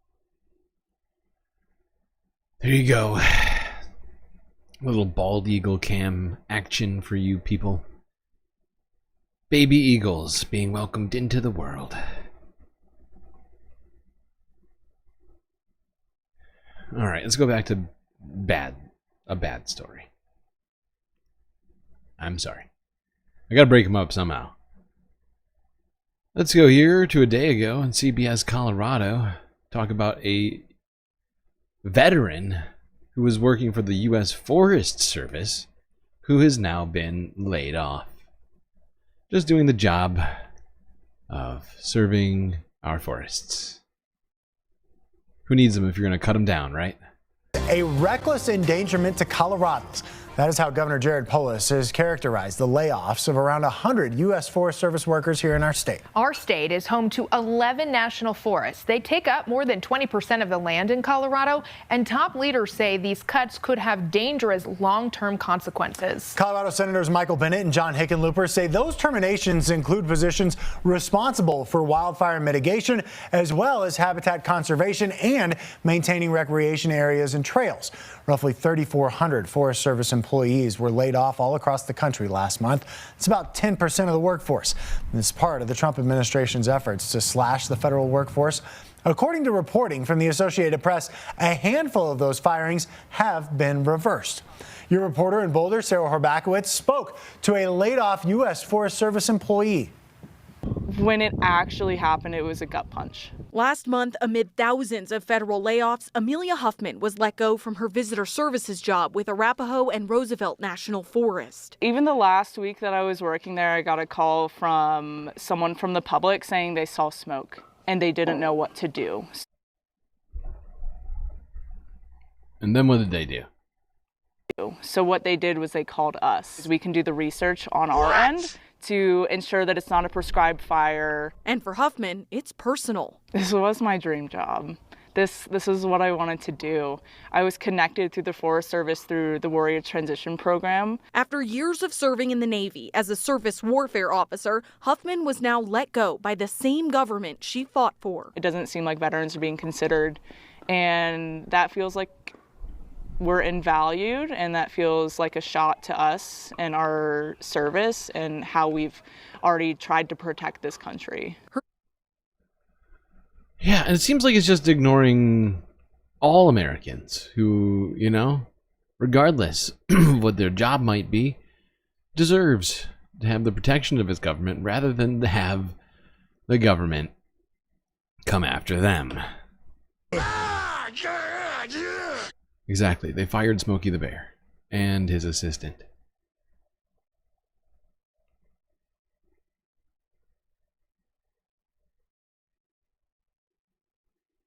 Over the last couple of days, a major storm has been moving across the country.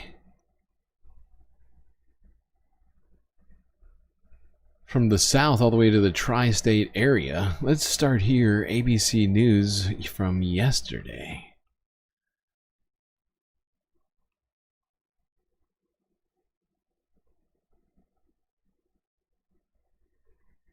And a deadly cross-country storm is barreling toward the East Coast. At least 2 people are dead in Mississippi after nearly a dozen reported tornadoes across the South. Powerful winds blew the roof off a jail, forcing police to move inmates to another facility. Near Oklahoma City, new drone video shows how 105-mile-per-hour winds destroyed this elementary school. And cleanups also underway near Dallas, where storms tore apart a warehouse, crushing several tractor trailers. In the Midwest, thousands are without power as a powerful blizzard moves through Minneapolis. And in New Orleans, Mardi Gras revelers braved 80-mile-per-hour winds during Fat Tuesday celebrations. ABC's Victor Kendo's in the Big Easy with the latest. Victor, how bad is the damage there?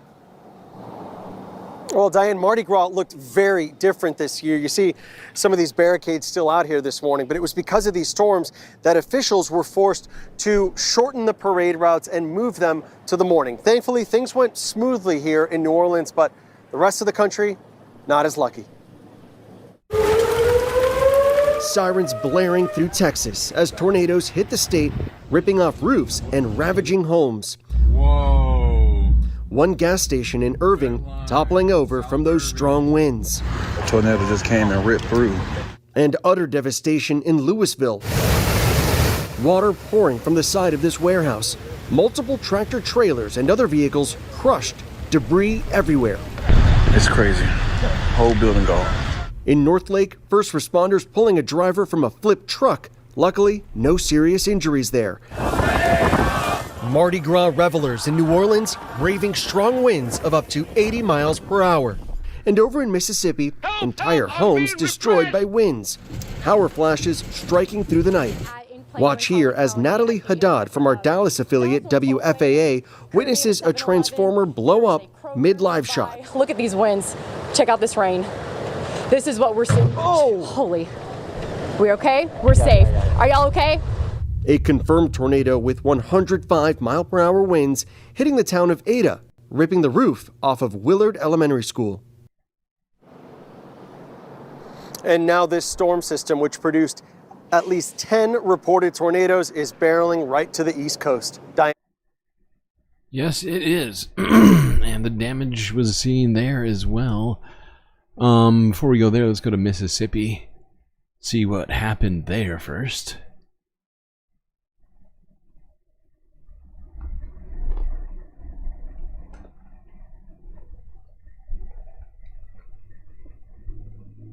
Another big headline we're following: at least 2 people were killed in Mississippi after severe storms just slammed parts of the South. Multiple tornadoes tore through Louisiana, Texas, and Oklahoma. And as you see next to me, it just ripped the roofs off buildings, it uprooted trees and toppled power lines. And that powerful storm system is now moving east, bringing with it severe thunderstorms that could also produce tornadoes and damaging winds and hail as well. Omar Villafranco joins us live from Ada, Oklahoma, which is about 90 miles south of Oklahoma City, I understand. Omar, I see some devastation around you. Help us understand what you're seeing. Well, we're seeing damage like this around homes and businesses. You mentioned the trees. That was a big problem. Trees and power lines knocked down. But this is the kind of damage that the National Weather Service says an EF1 tornado did. Now, let me show you over here. There used to be glass here, blown out, the roof knocked down, brick knocked down, but you walk over here, you see this building, same thing as well. This is part of downtown Ada, Oklahoma that they're trying to revitalize, and obviously this is taking a hit here. EF1, and the scientists are saying 105 mile per hour wind.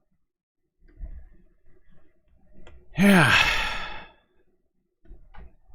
Climate and everything are the same word. 2 people dead in Mississippi. Buildings all over the South blown down. EF1 tornadoes touching down all across Oklahoma. All right, let's see what all of this brought to the Northeast. Let's go to the tri-state area. CBS New York.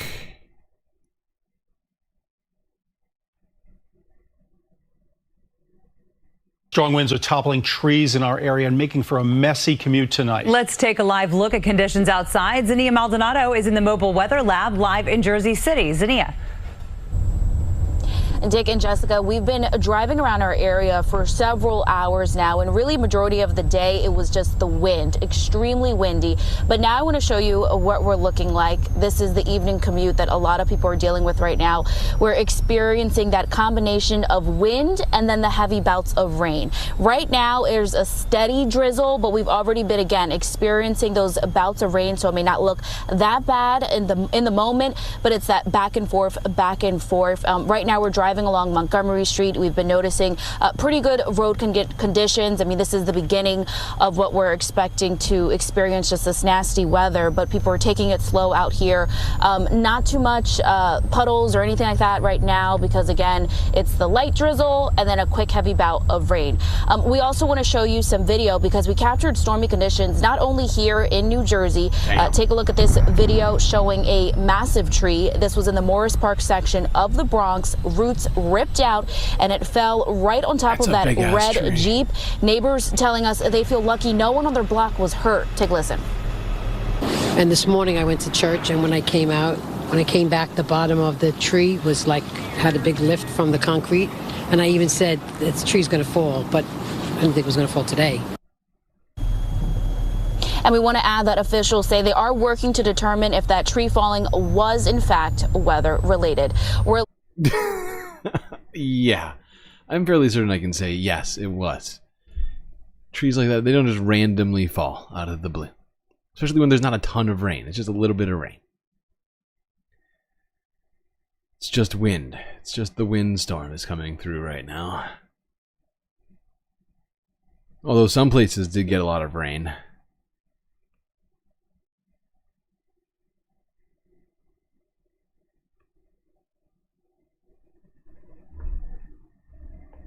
We begin with your first alert weather. The rain may be winding down, but it's still causing problems. NJ Transit says rail service in and out of Penn Station is subject to hour-long delays due to weather-related problems in one of Amtrak's Hudson River tunnels. And take a look at just how heavy the rain was coming down tonight. This was the scene on the west side earlier this evening. Vanessa Murdoch is in our virtual studio with more. Vanessa. Dick, the rainfall totals are impressive. Take a look at the numbers. The park picked up 1.5 inches of much needed rain. Trenton about 1 1/3 inches. White Plains roughly 1.25 inches. And on the island, Islip over 1 inch as well. That is good news. We needed the rain. The winds also problematic today. We saw a peak wind gust of 58 miles per hour in Trenton. Looking at Belmar, a 38 mile per hour gust. Newark topped out at 46. Kings Point, 52. Stony Brook had a max gust of 45. We saw downed trees and limbs as a result of these winds, and winds tonight are still gusting at 40 as rain continues to fall. Okay.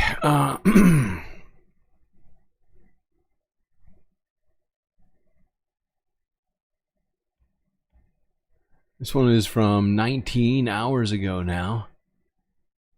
Eyewitness News, ABC 7 New York.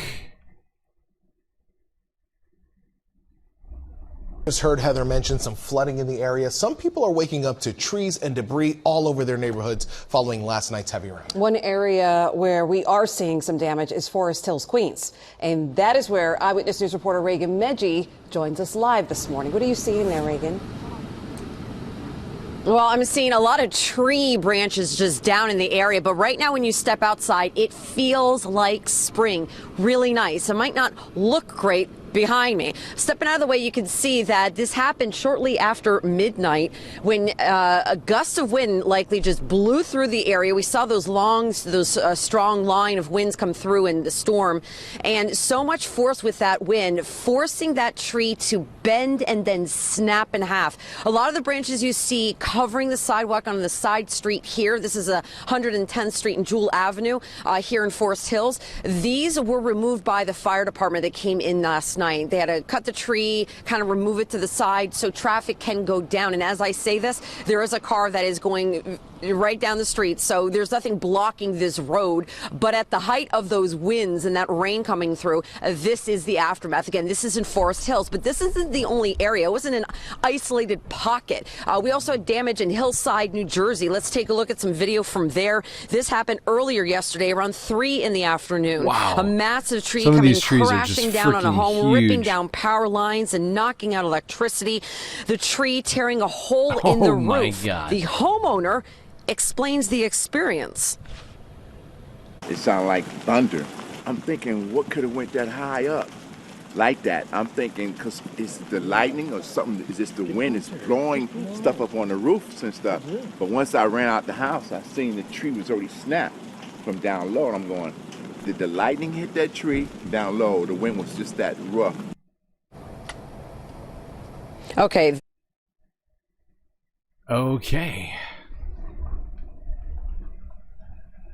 Well, as you can see, wind causing a great deal of damage across the country.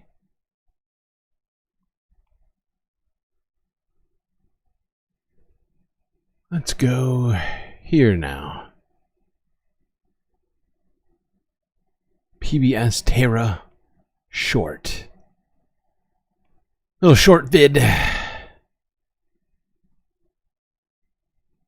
from Maya May at PBS Terra. A day ago, briefly explaining to us the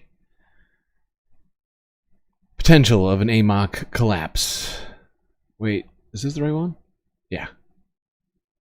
Okay. Why don't I have graphics like the weather lady? Oh, come on. The graphics aren't good enough for you? That hurts. The AMOC is a system of ocean currents that stands for Atlantic Meridional Overturning Circulation. And we know it will collapse again. And here's why. When it's on, there's a strong Asian monsoon and mild temperatures in Europe. And when it's off, monsoons shift south, and all of Europe is as cold as Russia. We know this because of paleoclimate research. And this is when scientists use data from Earth samples like fossils, marine sediment, cave stalagmites, and ice cores to understand past climate events. In a new AMOC study, scientists took thousands of ice samples and measured the bubbles trapped inside to understand shifts in temperature, rainfall patterns, and methane concentration. By cross-referencing all of this data, they found that the AMOC collapsed 25 times during the last ice age, or once every 5,000 years. And the last collapse was 12,000 years ago. Although we aren't in an ice age anymore, we now know that the AMOC is way less stable than we previously thought. And this has major implications for our future weather patterns, as many scientists are ringing the alarm bells that the AMOC may be headed towards a collapse. That's not great. Not great. And you know what's going to contribute to stuff like that? This.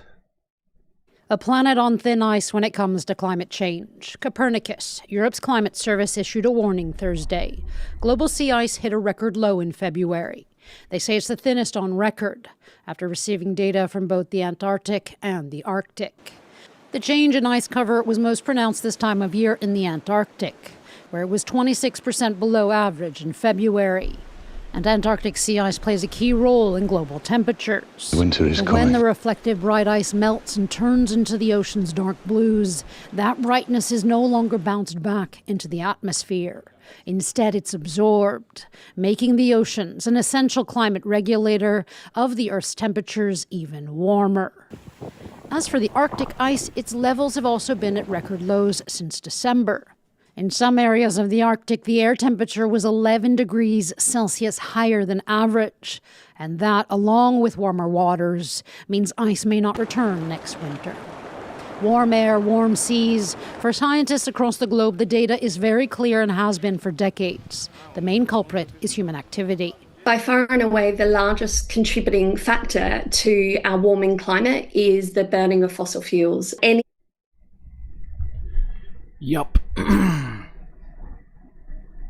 That was France 24 from yesterday with a very harrowing story. Unfortunate story. More, Copernicus data reporting that, world sea ice cover hit a record low last month. Last week, we were at the lowest point ever recorded in ice cover of the oceans. Where did it all go? Probably melted, raising the water level even more, adding more fresh water to the ocean, decreasing the salinity, and probably tipping us even further towards a potential collapse of the Atlantic Meridional Overturning Current, or AMOC. Horrifying. But you know what's going to save us? I've got it. You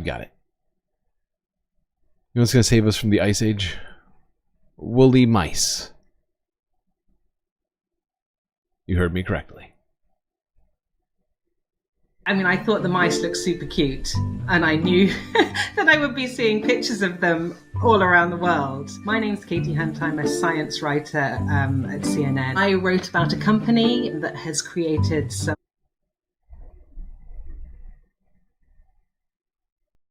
That really is cute, though. some mice that look a tiny bit like a woolly mammoth. So the big picture, this company, Colossal Biosciences, they want to bring back the woolly mammoth from extinction, although it's safe to say that they're still many years from achieving anything approximating a mammoth. The mice have longer fur, they have lighter fur, it's a blonde colour rather than a brown colour. They also have curly whiskers. Scientists say that technically it is quite an achievement to be able to make multiple gene edits at once in this way and alter several different traits involving several different genes. But many people say that bringing back the woolly mammoth, which is what this company wants to do, is not really possible. Oh, not really possible. There we go. Woolly mice. Incredibly cute, if nothing else.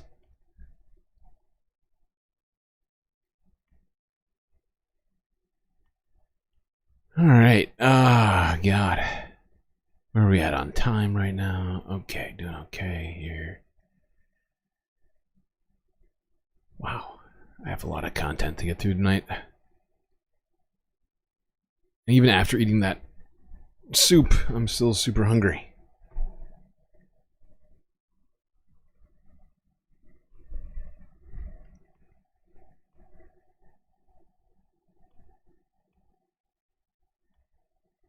All right. Let's go here to Democracy Now! From a couple of days ago. Talk about the state of free speech, of, the ability of people to be able to protest about climate change and all the people who are making genuine contributions to fighting back against the biggest polluters on the planet. Do we have the right to do that anymore? Well, debatable. Let's go here now. Talk about that. Democracy depends on a free press. Please support our independent journalism at democracynow.org/give. We begin today's show with a closely watched civil trial in North Dakota that could bankrupt the global environmental group Greenpeace. Testimony began last week in a Mandan courthouse just across the Missouri River from Bismarck in a $300 million lawsuit filed by Energy Transfer, the big oil corporation behind the Dakota Access Pipeline. The Texas company claims Greenpeace USA and Greenpeace International organized the mass protests and encampment at Standing Rock between 2016 and 17 against the construction of the pipeline. Energy Transfer has accused Greenpeace of defamation and orchestrating criminal behavior. Greenpeace has described the trial as one of the most consequential free speech cases in recent history. This is about our fundamental First Amendment rights, and those rights are under attack. Even if you don't care about climate change, you don't care about Greenpeace, you should pay attention. Because what's at stake isn't just Greenpeace or environmentalism, but the fundamental right to freedom of expression. Energy Transfer CEO Kelsey Warren, a major Trump donor since 2016, once referred to water protectors as people who should, quote, be removed from the gene pool, unquote. Greenpeace had petitioned the North Dakota Supreme Court to move the trial out of Morton County, arguing the jury's not partial, not impartial. It was recently reported that more than half the jurors have ties to the fossil fuel industry, and most express negative views about anti-pipeline protesters and groups that oppose the fossil fuel industry. For more, we go to Mandan, North Dakota, where we're joined by Deepa Padmanabha, a senior legal advisor for Greenpeace USA, who's attending the civil trial. Deepa, welcome back to Democracy Now! Why don't you lay out what's at stake? Thanks, Amy. It's so great to be back with you. So as you mentioned, we're in week 2 of our trial here in Mandan, North Dakota, where Energy Transfer alleges that Greenpeace offices orchestrated the entire resistance at Standing Rock through a misinformation campaign. And these legal attacks against Greenpeace have been going on for almost 8 years. And as you mentioned, they are seeking $300 million in damages. What's really important to know is that, this case is not just an obvious and blatant erasure of Indigenous leadership. If you didn't hear that, I think the number was $300 million in damages. I gotta hear that again. $1 million in damages. Yeah. What's really important to know is that, this case is not just an obvious and blatant erasure of Indigenous leadership, of Indigenous resistance. But this case is also so much bigger than just Greenpeace. It is an attack on the broader movement and all of our First Amendment rights to free speech and peaceful protest. And Deepa, the use Energy Partners tried to use a RICO lawsuit originally against Greenpeace. Could you talk about this? RICO. This 10. RICO against Greenpeace. Greenpeace is John Gotti now. They're the mafia. criminal syndicate. Greenpeace. Fascinating. Now of corporations to go after civil society groups with these lawsuits, especially RICO suits? Yeah, of course. So the case that we're currently in trial for is a state case, and it's the second lawsuit that Energy Transfer filed against the Greenpeace entities. So back in August of 2017, Energy Transfer filed a federal case in North Dakota federal court alleging RICO violations. And this was the second year in a row that the Greenpeace entities had been hit with. I love how anybody can look at this group of what appears to be mostly women is somehow the mafia. Like they're they have some sort of like they're racketeering. Like, what are we talking about? Insane. And they're just using the judicial system to fight against the First Amendment, to fight against free speech. It's supposed to be the freedom of speech country, and now that's the sort of stuff that's going to be happening. Although it's been going on since the first Trump administration. Just going to be a doubling down on these kinds of insane efforts against people just fighting the good fight. All right, let's go to Cyclone Alfred, which is just sort of reaching the shores of Australia. This is the last video we watched on this from 2 days ago.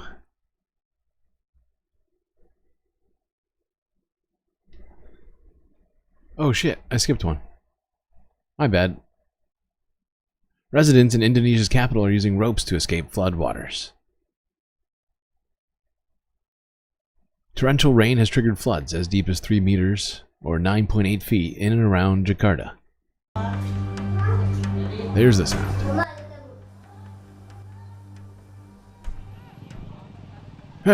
Thousands of people have sought shelter in schools, mosques, and churches.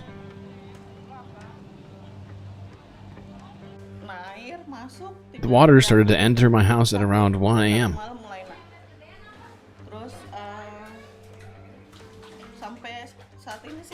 It still has not receded up until now.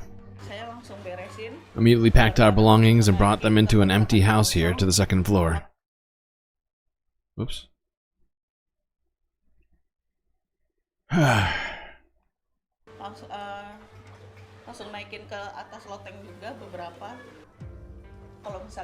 Every time it rains heavily in Bogor, south of Jakarta, we get floods in this area.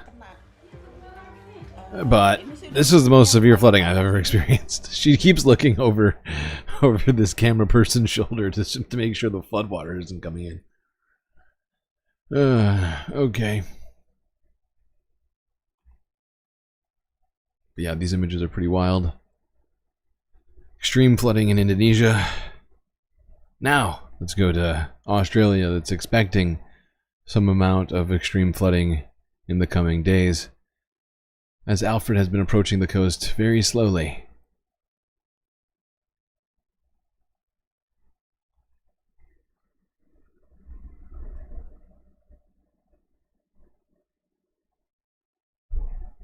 Why does it keep doing this to me? Stop it. Look at this guy trying to save the outback. I think it's gone, mate.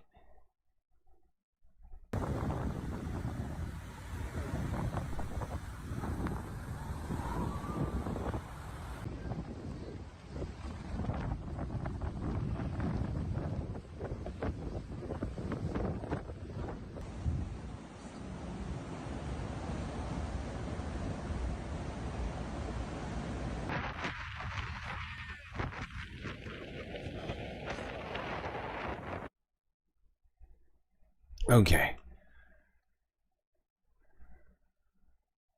Let's go here to Garden, Australia now from yesterday, showing swells coming in to the shore at some place called Currumbin. Never heard of it.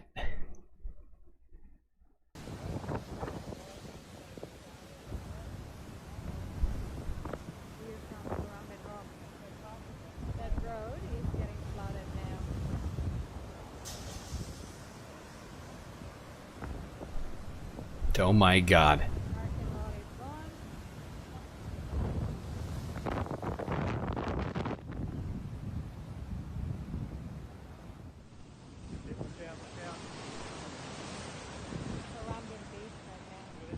Currumbin. Is that how you say it?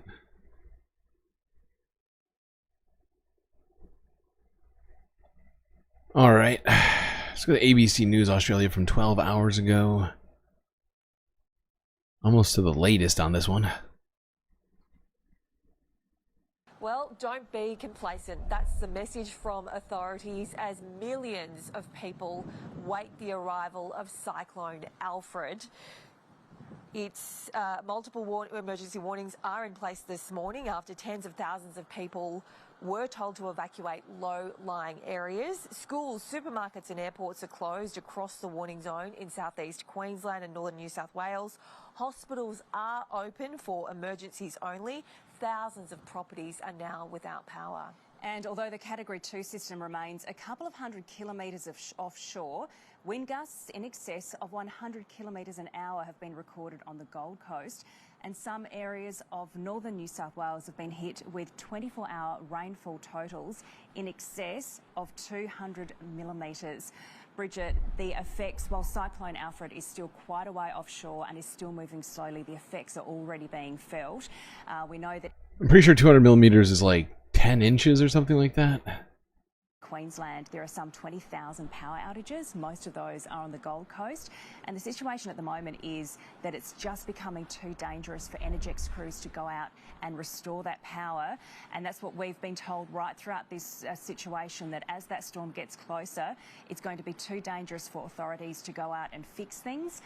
Therefore, people just really need to take shelter and just wait it out. And northern New South Wales feeling the effects of this already, with strong winds and heavy rainfall already as a result of this system. Last night, evacuation orders issued for several areas around Lismore. Of course, this is the area that was so heavily hit in those 2022 floods. You've got very traumatised communities feeling the brunt of this system already. Authorities are doing... All right.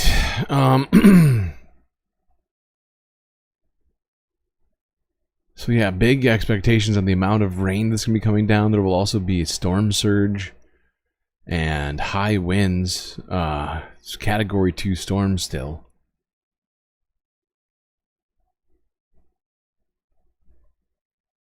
This is the latest on it from 9 hours ago out of 9 News Australia.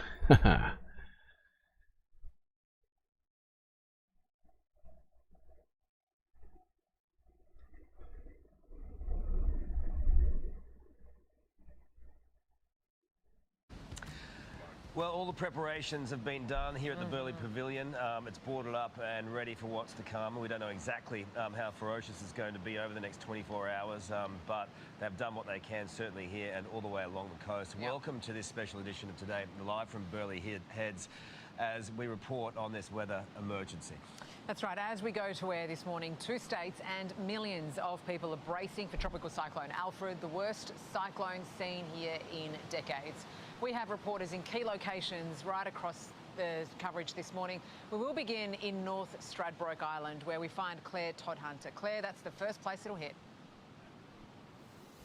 Yeah, that's what's expected, Sarah. And we are under an emergency warning this morning issued by Redland City Council overnight. Warning of destructive winds with 130 kilometres an hour winds possibly on the forecast today, depending on what Cyclone Alfred's movements are. And if you take a look behind me as well, we can see just how much impact that wind is already having this morning. We've certainly had a nervous Look at the night, water. howling winds and doors and windows rattling as well. The trees starting to bend sideways a little bit. It does come and go, these gusts and the ferocious seas and swell as well. The advice No though kidding. for people in these island areas under Redland City Council is to make sure they take shelter in a strong and safe part of the home that would be away from large windows, potentially in a hallway, a wardrobe, or potentially a bathroom too. There is no evacuation centres set up on North Stradbroke Island at this stage, but there is a refuge centre at Dunwich Community Hall for people who might want to wait out the storm there. And there are already, Sarah,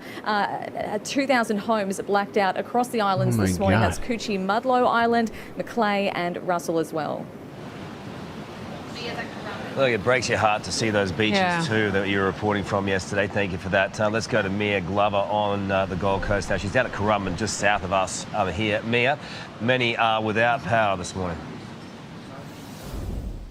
Yeah, they certainly are, Carl and Sarah. Good morning again to you. There's around 25,000 or so Gold Coast homes that are waking up with no power. Well, they thought it wasn't going to happen as quickly as it has, but that power outage, I tell you what, it's thrown a spanner into the works for a lot of young families who are relying on having power for at least another day to get through the weekend before this system actually crosses. We've come down to Currumbin because it has been a little bit of a lull in the wind, so it is safe to do so. We're undercover at the moment, and you can see how the high tide came in this morning.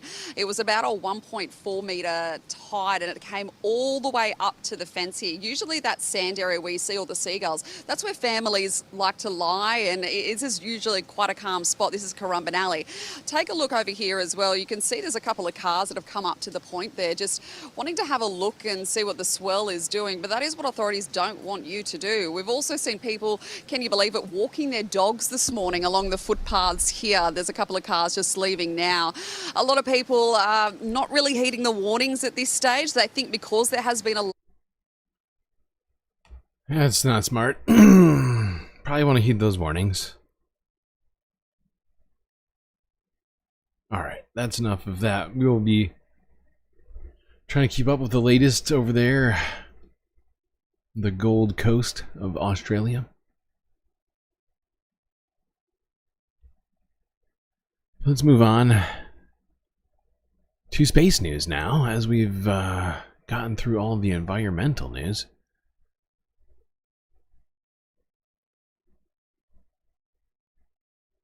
Start here. Talk about those stranded astronauts still on the ISS, waiting to be brought back down to Earth, which is coming up pretty soon.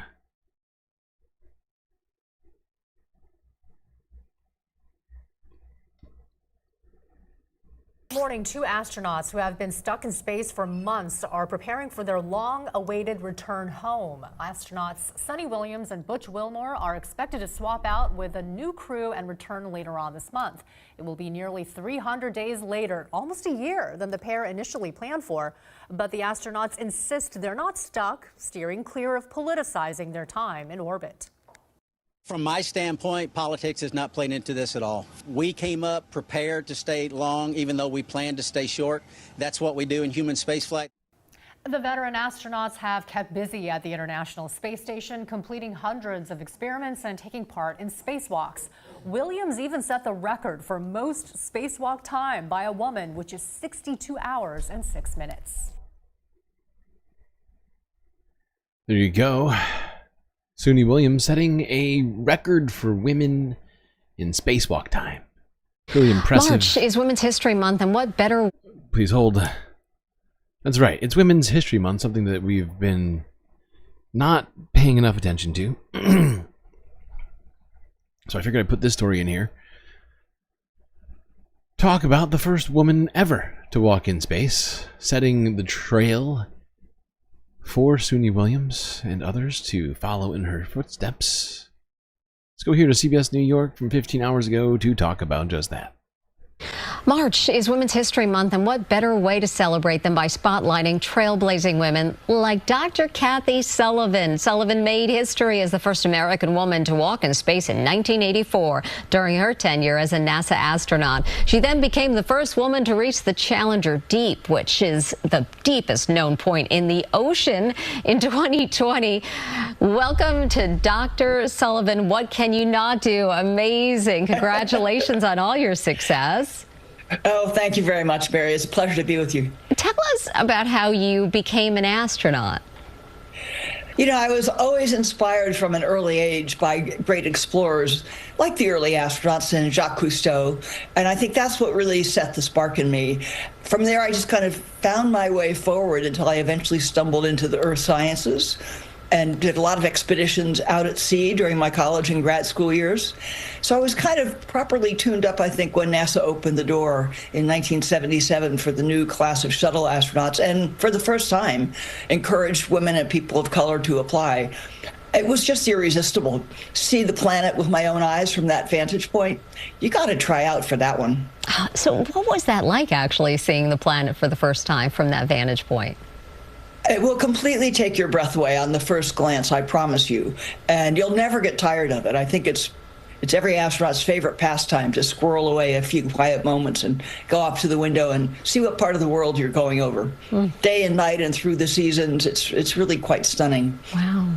What are, some of your favorite career highlights? I know seeing Earth must have been quite incredible, but tell us about some others that you just can't, that we want to hear them all, actually, but if you could, yeah. The other highlight I would put top of the list is being on the crew that took the Hubble Space Telescope to orbit. For one thing, that orbit was about twice as high as shuttles usually go, which even for us who had been in space before was another interesting shift in the vantage point. But then to just be part of putting something so revolutionary into into operation like Hubble, and then to watch all that it's done over the past 30 years, that's just been grand.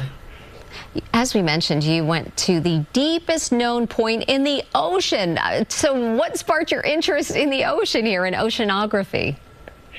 Well, that actually was what I majored in college and grad school. So getting to do that in 2020 was sort of an old home week, coming back to my roots.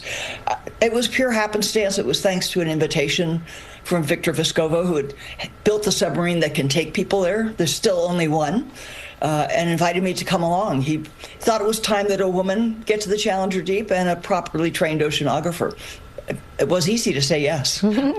So what more do you think needs to be done to support women in STEM, specifically, careers? I think parents and family members particularly can help just encourage them that whatever they're interested in, even if it's not something that's the stereotypical little girl interest, help them pursue it. Let them explore it. Let them discover whether it's a fad or a hobby, or maybe something that will drive their career in their lifetime. So not editing their dreams, but letting them run wild and helping them develop them is probably the single simplest thing. And be there. Yeah.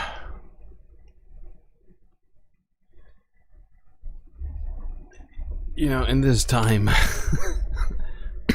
hearing her talk about that, just gives me shudders, honestly, because those opportunities are going to be getting taken away. People's lives are going to be dictated to them. Donald Trump wants women back in the kitchen, sewing, whatever else. It is, playing bridge. I don't know what's allowed in the new regime for women, but I think it's important, honestly, to be fostering rather than hindering people's, interests, whatever they might be, even if they might not jive with the particular,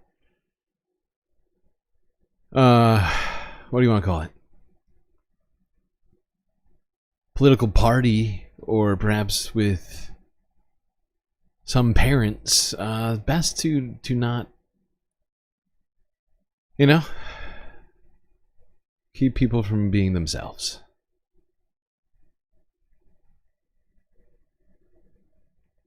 All right, Earth news time? Should I take a break now and then do Earth news? How long is it going to take me to do all this news? We got us. Still got a pretty significant portion of news here. But I am starving right now. I need to eat a bowl of cereal or something. I also need to work on my scheduling and how I make food for myself.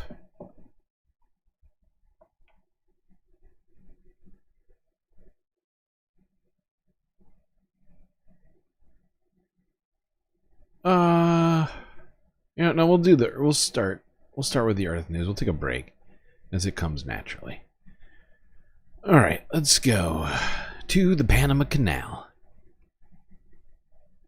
Juan Gonzalez on the fact-checking from Trump's outrageous lies about the Panama Canal.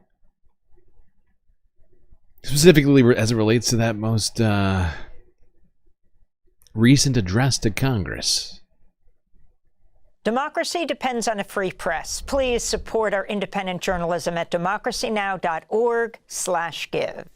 This is Democracy Now!, democracynow.org. I'm Amy Goodman with Juan Gonzalez. Foreign policy wasn't the main focus of President Trump's address Tuesday night, but he did once again threaten to annex the Panama Canal. He said he already started. Further enhance our national security, my administration will be reclaiming the Panama Canal, and we've already started doing it. What does that mean, you already started? Just today, a large American company announced they are buying both ports around the Panama Canal and lots of other things having to do with the Panama Canal and a couple of other canals. The Panama Canal was built by Americans for Americans, not for others, but others could use it. But it was built at tremendous cost of American blood and treasure. 38,000 workers died building the Panama Canal. They died of malaria, they died of snake bites and mosquitoes. President Trump Tuesday night once again talked about Panama. He talked about Panama. And again, in his Tuesday night address, I wanted to ask you, Juan, if you could talk about what he said, what he reiterated, the points that he made, as we hear that that BlackRock, the corporate giant, is leading a consortium. That's what he was referring to. BlackRock said it would lead a consortium to purchase 2 Panama Canal ports from a Hong Kong-based conglomerate. You've discussed all this before, Juan. You spent time in Panama.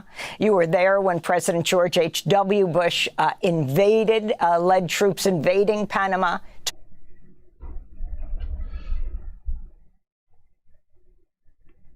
Talk about the significance of what he's saying. Well, Amy, no matter how many times you repeat a lie, it still doesn't make it true. The fact is that during the construction of the canal from 1904 to 1914, it wasn't 38,000 people who died. It was a far smaller number of people, 5,600 people who died. And most of those people were not Americans. They were Black West Indian laborers who were imported by the Panama Canal Company to do most of the construction. Only about 350 white Americans died in the construction of canal. That's about 100 times less than what Trump is claiming. He's trying to include in there the fact that there was a first attempt to build the canal by a French company in the 1880s, where tens of thousands of workers died in that failed effort to build the canal. But also most of those workers were West Indians, largely from Barbados. So the real blood shed in building the Panama Canal was workers from the Caribbean islands. And now, as you mentioned, comes the news that BlackRock, one of the world's largest private equity firms, its CEO Larry Fink, spending $23 billion, not just on the 2 Panama ports of C.K. Hutchison, but a bunch of other ports that this Hong Kong company owns around the world. And this is an example of the Panamanian government, which is a conservative government, basically currying favor with Trump. And at the same time, Larry Fink and Blackstone currying favor with Trump because they've been under a lot of criticism from right-wing groups because of their emphasis on socially responsible environmental investments. And they're trying to clean up their act as far as the Maga supporters are concerned. So it's really outrageous how Trump... They treat us very badly. And it's time for America to be great again. So yeah, only 350 white European Americans died making the Panama Canal. Not 35,000, as Donald Trump keeps saying, among his other myriad lies.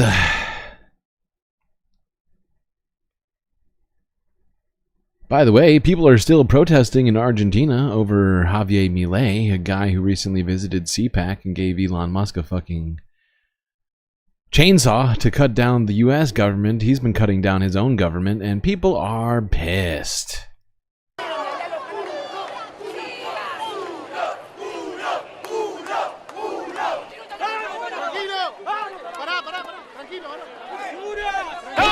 I'm being repressed! I'm here because of the pensions that are a disaster, getting worse and worse. And with this perverse government that hides food, that leads us to ruin. It is a disaster. Perverse, evil swindler. I don't know when the people will react against this criminal.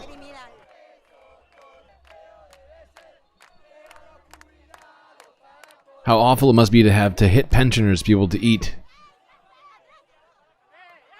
Jesus Christ. Yeah. Yeah. See? Beat up civilians get pushed back.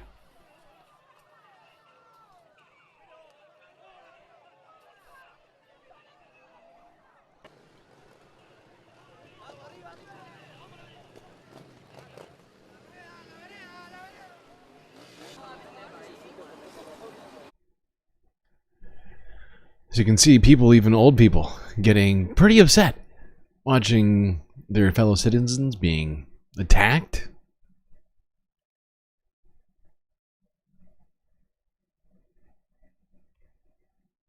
This is basically our future. Let's go to Greenland.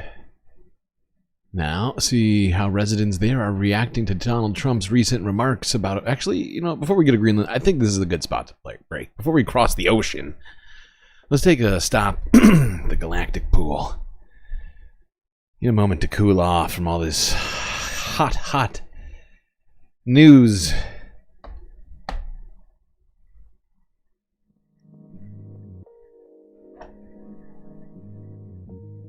Alright, probably the last Galactic break I think we're going to get through in 8 hours tonight. I hope everybody's been enjoying the stream so far. If you haven't already, hit the like button. Don't forget to subscribe. And while you're doing all that, do you remember that we rely on people such as yourself who enjoy this stream to help keep us alive? So many great ways to show your support for GNN. YouTube, Cash Apps. What? My brain just broke. YouTube, Twitch, Cash App, PayPal, and Patreon. My brain is broken today. I don't know what's going on. Yeah, super chats, super stickers, membies, gifted membies, which are now working now 100%. We had one person give out 20 Galactic memberships, spreading the love earlier today. That was May Wormy. Thank you, May. And we've got other places to donate as well, of course. Twitch, got the bits and subscriptions as usual. Cash App and PayPal if you want to avoid giving YouTube and Twitch money. You would rather me see it immediately, if not sooner. So, make your choice. But before you do consider becoming a Galactic patron, as that is the very best way to get yourself the most benefits in the entire Milky Way galaxy. Only $3 US will get you access monthly to a cornucopia of space benefits. Anyway, chat, make sure if you're gonna sign up to not do it on the Apple app, as they have been doing a bunch of shady shit there. So go to the website. My link is in my bio or in the YouTube chat.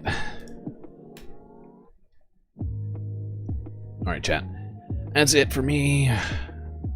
Till next break. I mean, next half. Whatever. See, I told you, my brain is broken today. Enjoy the space break.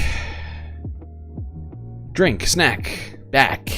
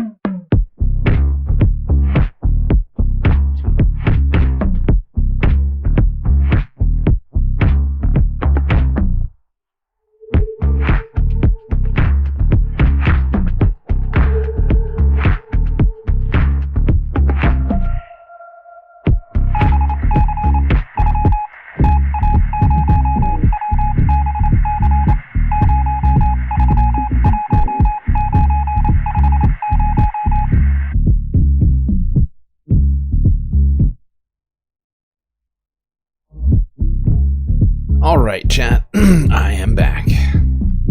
Means it's time for the fourth half of the show.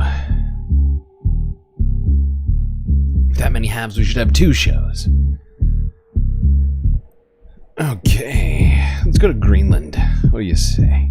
Donald Trump keeps saying shit about Greenland every single chance he gets, including at this latest address to Congress. So I guess we'll start back there. We have a new emotional support character. Better go to the Galactic Cantina first. Before we do anything, we must make sure everybody has as many emotional support characters as they have earned. Nope, we got that one. Nope, got that one too. I don't think we have that one. No, okay. What was I saying? Ah, yes, to Greenland.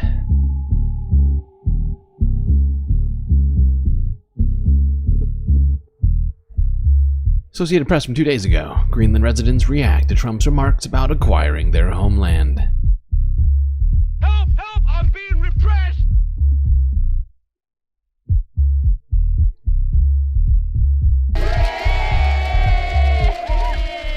U.S. President Donald Trump's desire to purchase Greenland is now popular with social media influencer Koopa Olsen, who was born and raised in the world's largest island. Greenland is not for sale. He will never ever buy Greenland. But then when his son arrived here on the 7th of January, Donald Trump Jr. arrived here, it was like a realization moment. The words are no longer just words. They are now the reality. I kind of felt like being hit into your stomach and you're like... Greenland, home to... There you go. One Greenlandic influencer saying that it wasn't real until Donald Trump Jr. showed up. His little matching coats with Charlie Kirk.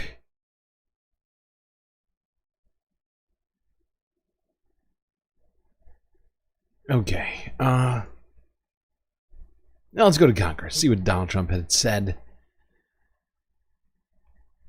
on Tuesday.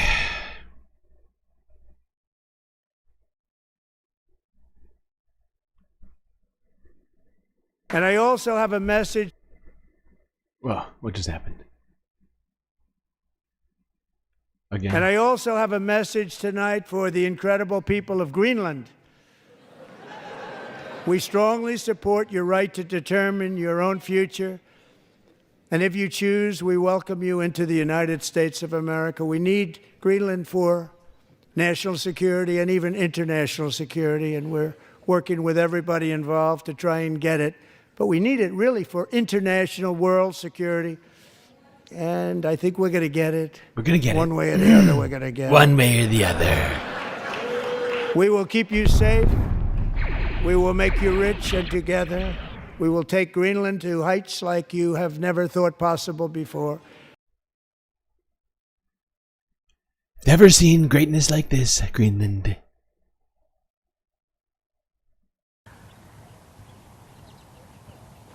Greenland is a very independent with the help of Denmark, and honestly, we have our own living resources, and if we were to become a part of the USA, a lot of our living resources would like shorten, and we wouldn't get as much money than we're getting from our fishing. We feel like it's a bad idea, and we just more want to be like our little island, just more independent than anything else.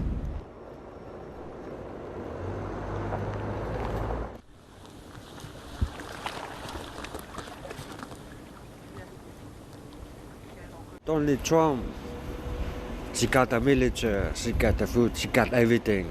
I think she's thinking about it, Greenlandic. We need help. No more tennis, no more everything. We need help. Vi er en meget divers skare af mennesker ud af de her. Men vi skal lave en aftale om, at der er en pris, hvor vi faktisk handler om skat.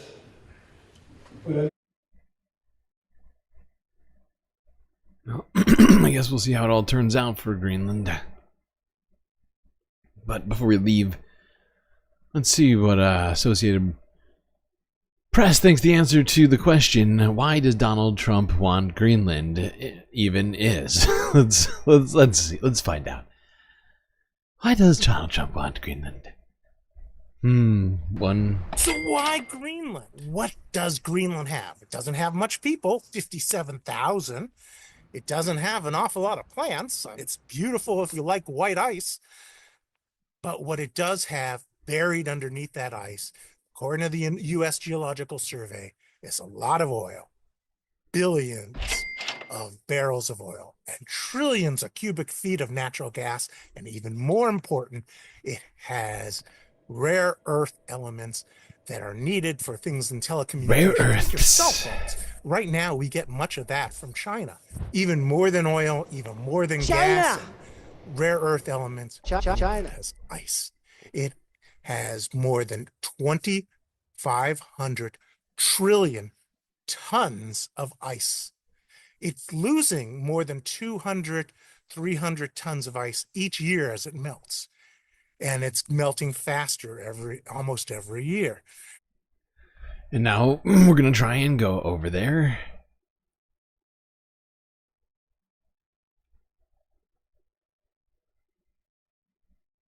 And take it, I guess.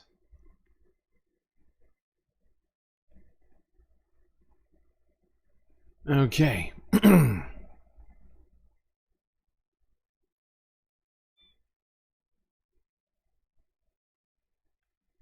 Let's go back to talking about trade a little bit. A little bit of economics. Because, according to France 24 English here, 87% of the world is able to function effectively under the rules of a multilateral trading system. A multilateral trading system which is getting completely fucked by Donald Trump.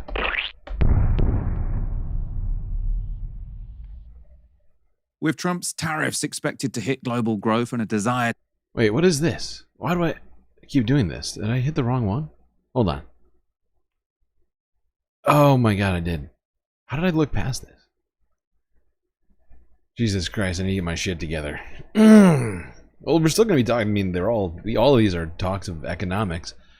But let's talk taxes in Britain, in the UK. One guy by the name of Dale Vince has come out demanding a wealth tax, and you'll be surprised to find out this guy is super rich. Spend more on the military. Rachel Reeves is struggling to meet her self-imposed fiscal rules, and the BBC report the Chancellor is planning to respond by cutting the welfare bill by billions. Health and disability benefits are believed to be in the line of fire. The total welfare bill for health-related benefits is currently 25% higher than it was before the COVID pandemic. It's forecast to continue increasing. The government currently spends £65 billion a year on health and disability benefits, and it's projected to rise to £100 billion by 2030. Past attempts to cut disability benefits have, of course, as you'll know, had disastrous consequences, leading to outright destitution among many of Britain's most vulnerable. It was down to Justice Secretary Shabana Mahmood to defend the plans on Radio 4 this morning. It is right that a Labour government strains every sinew to make sure that the support is available to prevent people from leaving the labour market, or if they have left the labour market, to help them get back into it. The welfare sector has been very clear that this has got to be a clear focus for our government. There's a moral case here for making sure that people who can work are able to work. And right, and there's a practical point here as well, because our current situation is unsustainable. So on both of those measures, I think the Welfare Secretary is looking at the right area of policy, and she will be setting out, in a matter of weeks in the very near future. It's a political and moral choice, isn't it? It's a political and moral choice. The government spends over £1 trillion or billions and billions and billions. You've got to find some savings. You can look at lots of different budgets, and you think it's right morally and politically right now, in our current circumstances, to say if savings have to be found, the welfare budget is where Rachel Reeves should go. We've seen a huge rise in that welfare budget. We know that there are millions of people who are out of work in our country who want to be in work. It is absolutely morally the right thing to do to support people. Wow. just because they want to be working, perhaps, doesn't mean that they are working. And doesn't mean that you should make this benefit be tied to work. Same thing the United States is doing right now. Talking about doing more work. I mean, there's already existing work requirements to some degree. You have to at least be looking for a job in many places if you are receiving benefits, unless you have disability. Make sure either they don't leave the labour market, or if they have, they're supported to get back into it. So she's sort of switching the Labour Party between we don't want to do this, but we have to do it because we're short of money, to actually this is a good thing to do because we want to get people back to work. I'm not saying it's right. I'm just saying in some cases, like for like unemployment checks, things like that. Not all benefits, and I'm not saying it's a good thing. It's just a thing that exists right now that we're trying to turn up to 10 in the United States for whatever reason. On the former argument, of course, when a government is short of cash, cutting spending isn't the only option. They could also raise taxes on the very rich. They could also borrow to invest. But I do think it makes sense when it comes to day-to-day spending to try and tax people to pay for that. One thing they can do is, as I say, tax the rich. That's not normally very popular among the very rich, though a group called Patriotic Millionaires are demanding just that. One of their number is Dale Vince, the founder and owner of green electricity company Ecotricity. I caught up with Dale earlier today and asked what he thought about Labour's plans to cut the welfare budget. Well, I understand that global events have changed the economic outlook, and I think there's like 10 billion arguably missing to take into account. But I think that cutting welfare budgets, that's not the only option that we have. We have the option to have a wealth tax, actually, something we proposed before the last budget. Just 2% tax on wealth above £10 million will only affect 20,000 people, but would raise £24 billion a year. So we could fund that 10 billion gap and have a load more money to spend on the things that we desperately need in our country if we go about it in a different way. I know you're part of an organisation called Patriotic Millionaires, who are sort of calling for increased wealth taxes. To what extent are you in a very small minority amongst Britain's wealthy, or do you see that sort of there are a growing number of very rich people who are more open to the idea that they should pay a bit more in tax? If we are a minority, we're a minority within a minority, aren't we? Because people that are wealthy are a minority in our country. As I say, the £10 million and above threshold for a tiny, tiny tax will only affect 20,000 people. I think Patriotic Millionaires doesn't have 20,000 members, so you're probably right. We're a relative minority within that small group.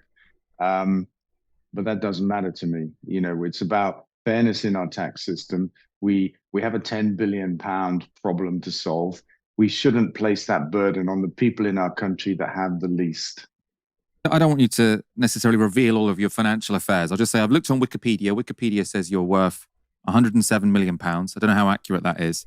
But that would mean that you would be, according to your proposals, paying about £2 million extra to the state in the form of an annual wealth tax.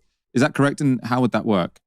I have no idea. I never even considered it or looked at it. I just think it's the right thing in principle. There's a lot of talk about what I'm worth, and there has been since around about, 2008, I think, when the Sunday Times put. And, £107 million is a lot of money, but it would add up quickly. Like you said, 20,000 people in Britain this would affect. That would add £2 million alone per individual if they were all worth as much as he is or more. That would get you £40 billion per year. That would shore up the entire NHS shortfall right now, among other things. You'd have £3 billion left over and still have shored up the entire shortfall in the NHS. Incredible. I just had to do the math. I was like, okay, how much money does it bring in? I was like, 40 billion. And then you factor in people who are worth billions of dollars already. Then you start really talking about, wow, this is a great idea. Rich list. And they did it on the basis that Ecotricity, the company I founded and owned, they said was worth 100 million quid. So it sounds like it's gone up a little bit according to Wiki. it's a paper fortune. So there's not a lot of complexity about my affairs. I've got one bank account. I've got no offshore investments of any kind, and just this group of companies that I've built, which people say is worth this, that, or the other. So it's a paper fortune, but it is what it is. I think that our tax system is unfair. We tax money made with a pair of hands, a job, at a far higher rate than we tax money made with money itself. All right, there we go. And Dale Vince, the guy who was just talking, is like he owns an electricity company. They do like I think like solar stuff and perhaps wind. All I know is it's like a environmental energy company. Wasn't that familiar with him. Looked into him a little bit after I watched this video. All right, now let's continue talking about the state of the economy a little bit. But as it relates to Donald Trump's having inserted himself into all of it. Here's France 24 English from yesterday on the multilateral trading system, which the world relies on.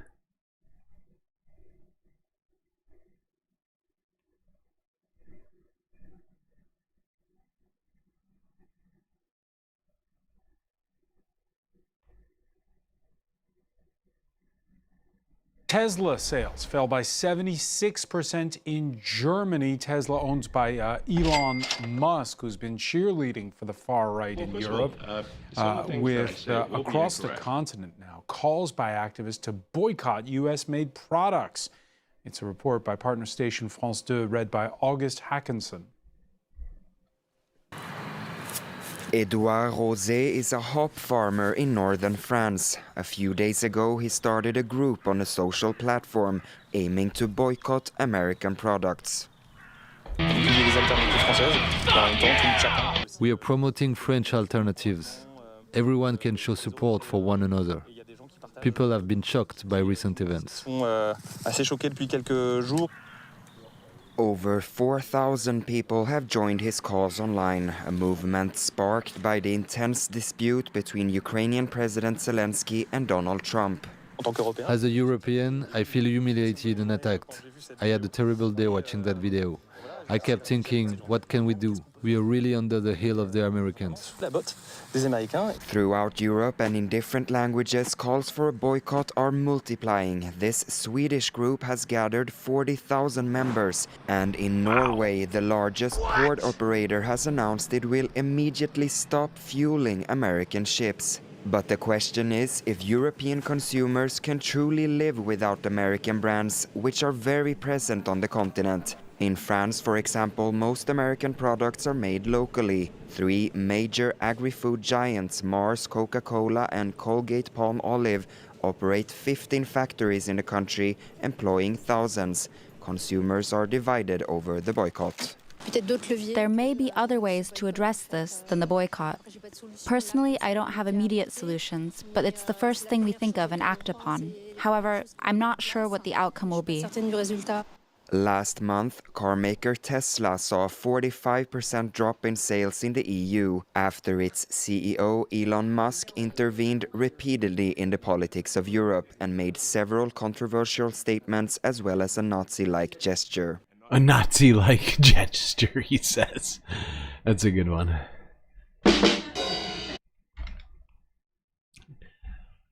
Reminiscent of a Nazi. Okay, no.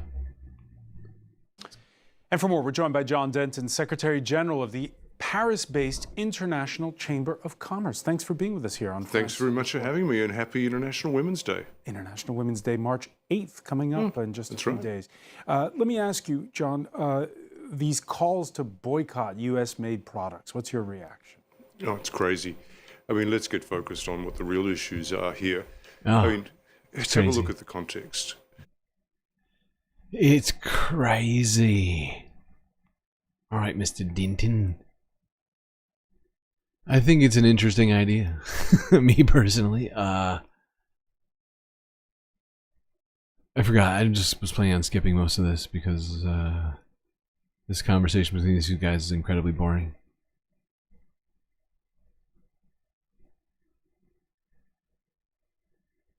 All right, let's just go to Germany. Where DHL is apparently having some extreme struggles.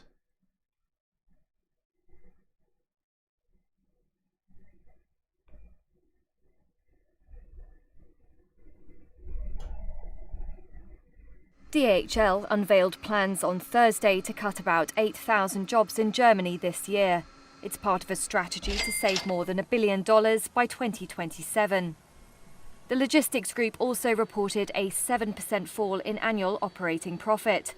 The job cuts, representing more than 1% of total workforce, will occur in the Post and Parcel Germany division.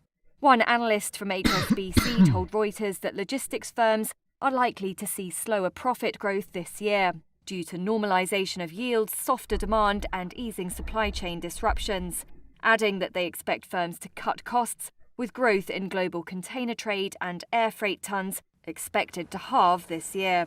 DHL shares have underperformed the wider logistics sector over the past year, but the group's shares jumped over 11% in Thursday morning trade. Hey, at least the shares are doing good. They just had to cut 8,000 jobs. That's all they had to do. You know, up those profits somehow. Gotta do it. The word for the German word for it. What is it? What are we talking about?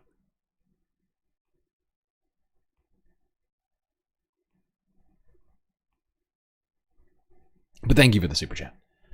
I have no idea what you're talking about. I'm sorry, I don't speak German. I just do a German accent. All right, let's go to France 24 English from 2 days ago. Talk a little bit about what's been going on with Ukraine.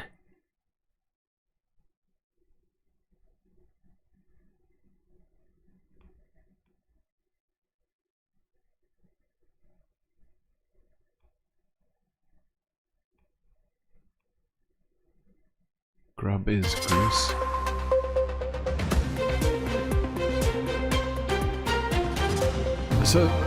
So what? It's just a German word for Hitler salute? Is that basically what it is? Very serious music. US aid to Ukraine has been suspended. The White House putting a pause on military assistance to the country until it says they feel that Kyiv is committed to finding a peace deal. US President Donald Trump once again criticized Ukraine's Volodymyr Zelensky, saying he should be more appreciative, but also suggested that that minerals deal was still on the table. Vice President J.D. Vance said that if Ukraine wants security guarantees, the best way is to give Americans an economic upside in Ukraine. Oh. I really don't care what President Zelensky says about me or anybody else, but he showed a clear unwillingness to engage in the peace process that President Trump has said is the policy of the American people and of their president. That's the real breakdown, is I think Zelensky wasn't yet there, and I think frankly now still isn't there, but I think he'll get there eventually. He has to. This is not going to make anybody happy. The Russians are going to have to give up stuff. The Ukrainians are going to have to give up stuff. You can't come to the Oval Office and say, give us security guarantees. We won't even engage with you about what we're willing to give up. That's been the Ukrainian posture. When that posture changes, as President Trump said, when they're willing to talk peace, I think President Trump will be the first person to pick up the phone. Our international affairs commentator Douglas Herbert joins us on set now to take a closer look at it all. Douglas, firstly, maybe take us through exactly what has been halted. What is Ukraine not getting? Well, first, let's look. As of January 20th, right, Trump's inauguration day, under the Biden administration, since the full-scale invasion by Russia of Ukraine 2022, you had about $66 billion in pure military aid delivered to Ukraine from the United States. In addition to that, and we don't talk about this as much, you had about $174 billion in financial and humanitarian aid, totally separate from military.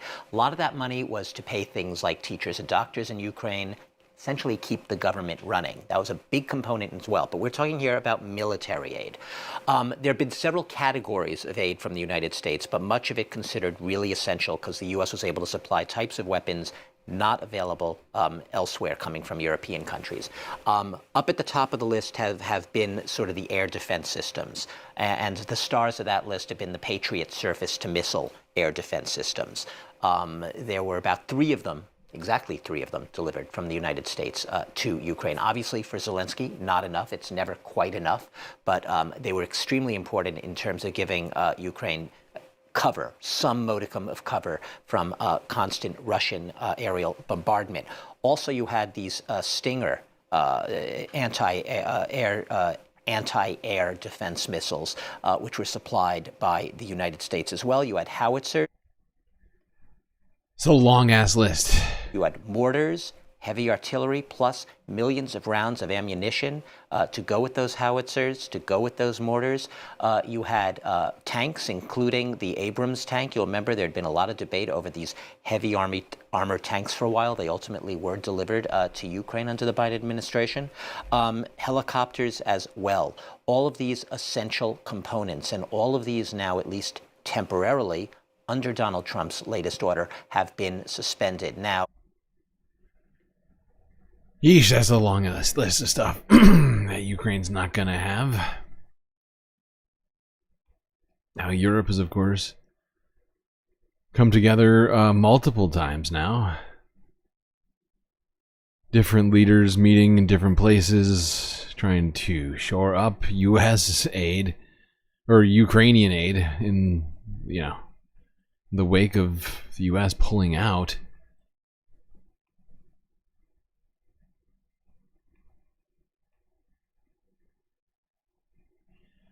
Let's go to the Ministry of Truth, see what Caroline Levitt had to say about Zelensky.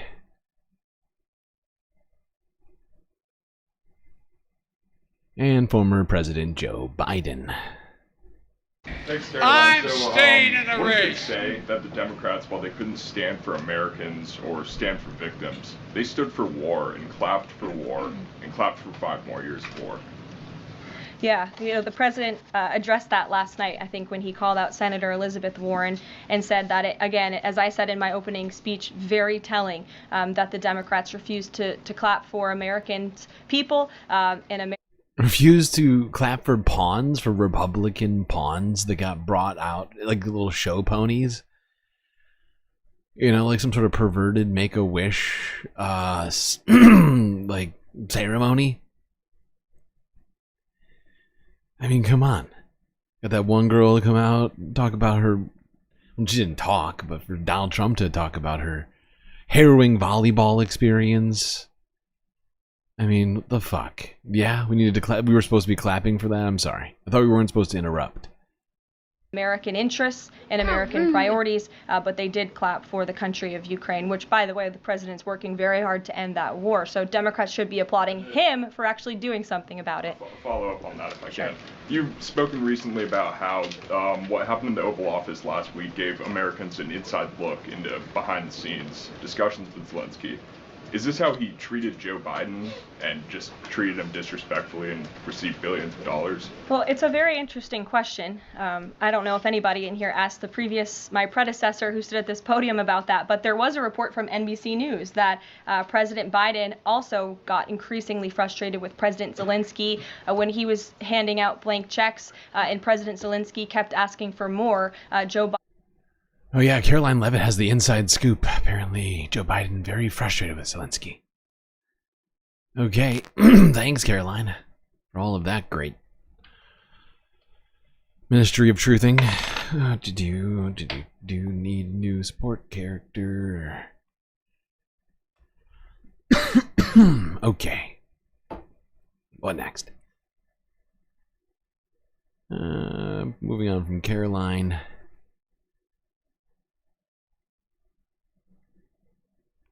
Not only did, in recent days, Donald Trump canceled aid for Ukraine in the last 24 hours, he also paused intelligence sharing.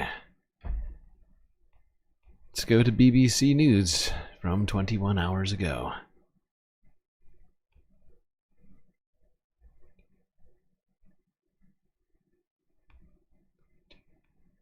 Donald Trump has ordered a pause in intelligence sharing with Ukraine as part of his suspension of military assistance to Kyiv. It's a move that could seriously affect Ukraine's ability to target Russian forces and defend itself. But Mr. Trump has suggested he may be willing to continue talks with Kyiv, and President Zelensky has said that Ukrainian and US teams are working together with what he called forward momentum. President Macron of France has announced he plans to hold a meeting of European army chiefs in Paris next week, saying he wanted to believe the US would stay at Europe's side, but it had to be ready to fend for itself. We'll have more on that in a moment, but first from Washington, here's Sarah Smith. America is back. And of course, Donald Trump is back, 5 years since he last spoke to Congress. In this speech, he was able to signal that tensions between him and President Zelensky may be easing and peace talks could soon begin. Simultaneously, we've had serious discussions with Russia and have received strong signals that they are ready for peace. Wouldn't that be beautiful? Wouldn't that be beautiful? Russia is, for now, still launching deadly attacks on Ukraine. Assaults that will be much harder to prevent now America's stopped sharing military intelligence, as well as halting the supply of weapons and equipment. The US believes that by harming Ukraine's ability to defend itself, they have forced Mr. Zelensky to talk about peace on Donald Trump's terms. Today, White House officials are already making plans for renewed talks with Ukraine. Just in the last 24 hours, since the public statement from Zelensky, and then these subsequent conversations, which I'm going to walk inside and continue, I think we're going to see movement in very short order. They did. President Trump addressed the controversial trade tariffs he's imposed on Canada, Mexico and China, which many fear may spark a global trade war, saying Americans may have to pay a price, but it would be worth it. Tariffs are about making America rich again and making America great again, and it's happening, and it will happen rather quickly. There'll be a little disturbance, but we're okay with that. On television, officials have to respond to diplomacy that's being done via social media. This was posted by the Chinese embassy. Quote, if war is what the U.S. wants, oh my God. Be it a... This is the worst. This is the worst development of Donald Trump's era, is all government officials going to social media. It's all driving. You realize when you look in the corner, you gotta realize who this is giving revenue to. It's freaking Elon Musk. Every time you click one of these goddamn tweets, he gets some sort of benefit from you having done that. Tariff war, a trade war, or any other type of war, we're ready to fight till the end. As Secretary of Defense, how do you take that? Well, we're prepared. Those who long for peace must prepare for war. That's why we're rebuilding our military. That's why we're reestablishing deterrence and the warrior ethos, is because we live in a dangerous world with powerful ascendant countries with very different ideologies. Car makers in North America fear. Yeah, and I feel like it's also not the best way to do foreign policy. Fox News interviews and tweets.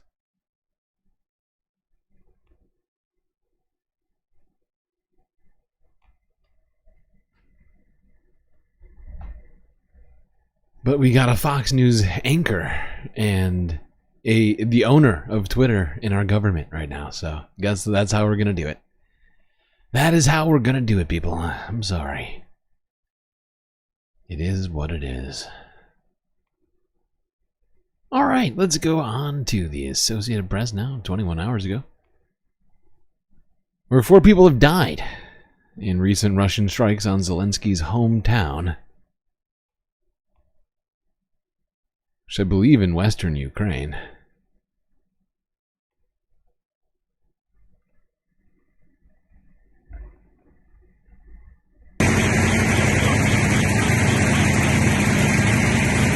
Oh my God, that's loud. blasted my ear. I'm deaf. I'm deaf now.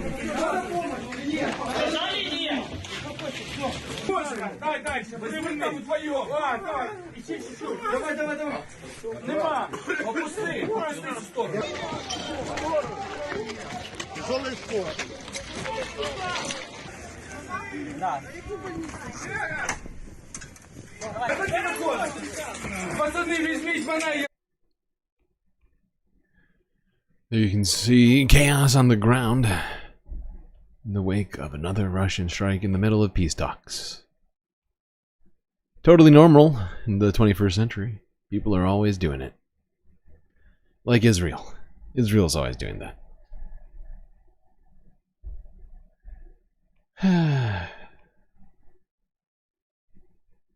Speaking of Ukraine, let's go and see one of the recent gatherings that have happened in the last few days of European leaders.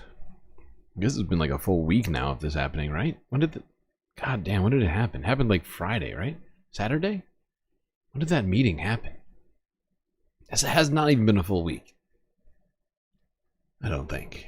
But since then, European leaders have been scrambling. A summit was held in Brussels where Zelensky showed up.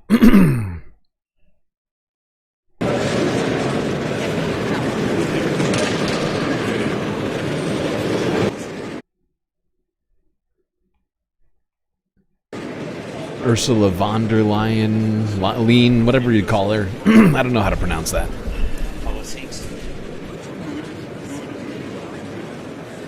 Nodding and smiling, trying to not look seriously concerned. You know what this reminds me of? Where is it? Where's the sound?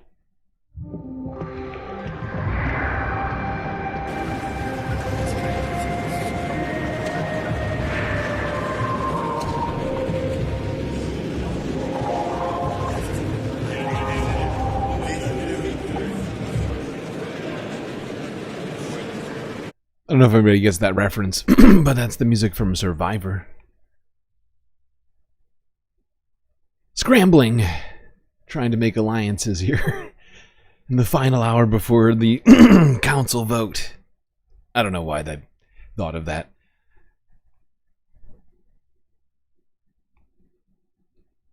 Or why I still have that music on my board.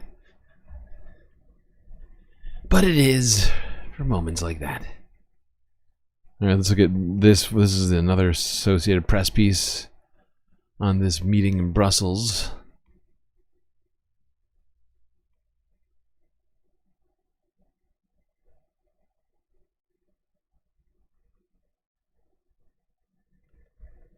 These displaced Palestinians trying to catch a glimpse. They were expelled from last month, but they were chased away by the Israeli military.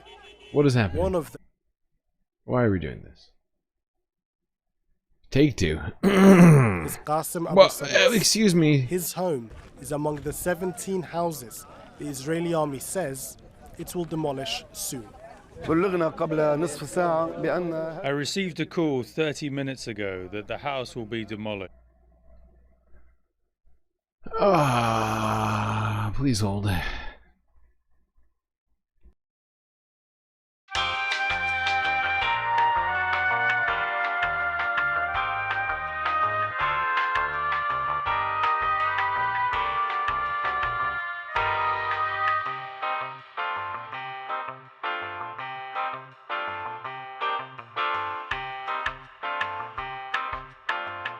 Including using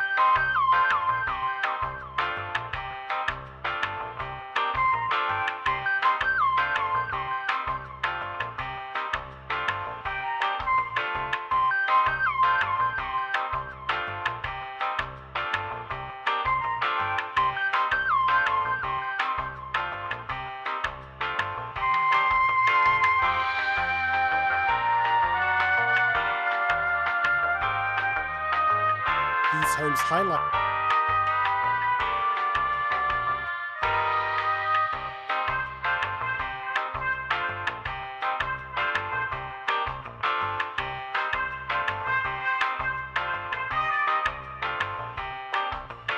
Palestinian, Israeli forces,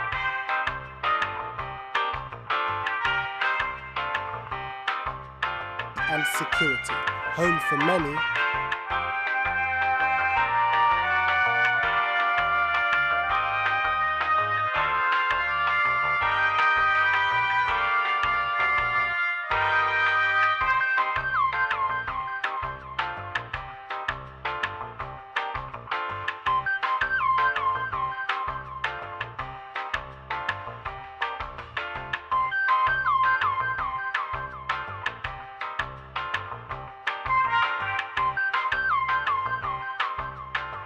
Kicked out from the very place they sought to.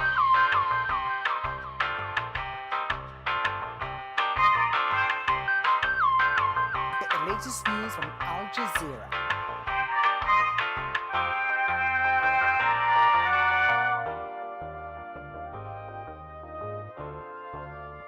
Okay, I think I fixed it. That was super annoying. Wait, what does that sound? Is there another video playing again? I knew it! Oh, you piece of shit. Oh god, I've been forsaken.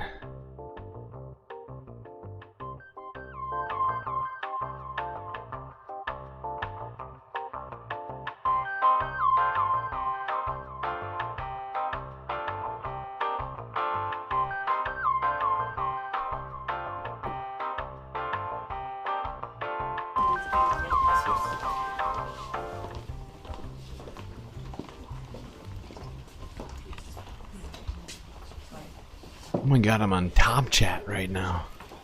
Why do I keep getting kicked back into Top Chat? Hello. Hello. Good morning. Hello. Hello, Mr. President. Hello, good to see you. Hi, good to see you. Hello, my friend. How are you?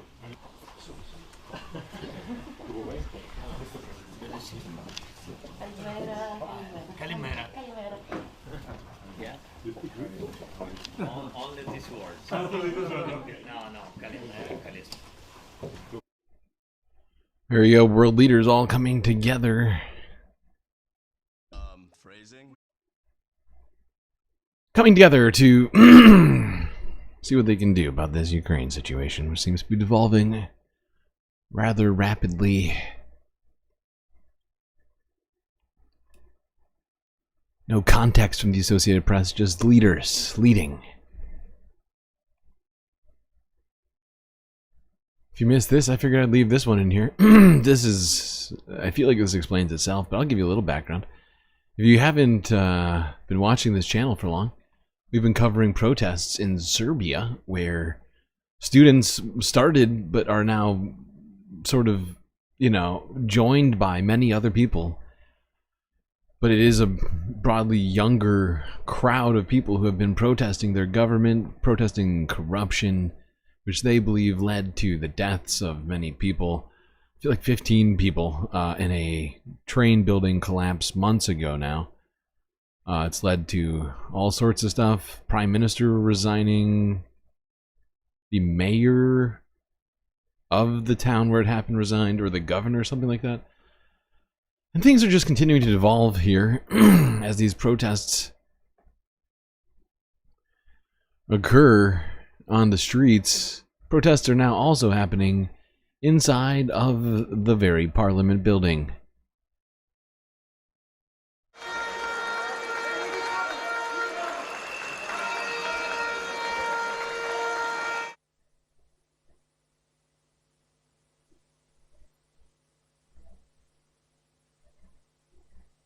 You see smoke bombs being set off. You could hear horns being sounded off. It sounded like basketball horns.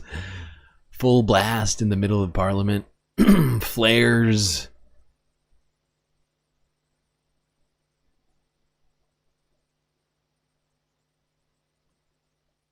Quite a scene here in Serbia. Okay. So that was 2 days ago. Let's move along now to talking about the Middle East a bit. We've got a whole bunch of stuff to talk about today. How are we doing on time right now? 6 hours and 40 minutes. I did 4/5. We might get a fifth half. We might get a fifth half. That's too much, man. All right, let's try and get through this. Let's go to TRT World now from 2 days ago. Israeli probe reveals complete failure in preventing October 7th attack.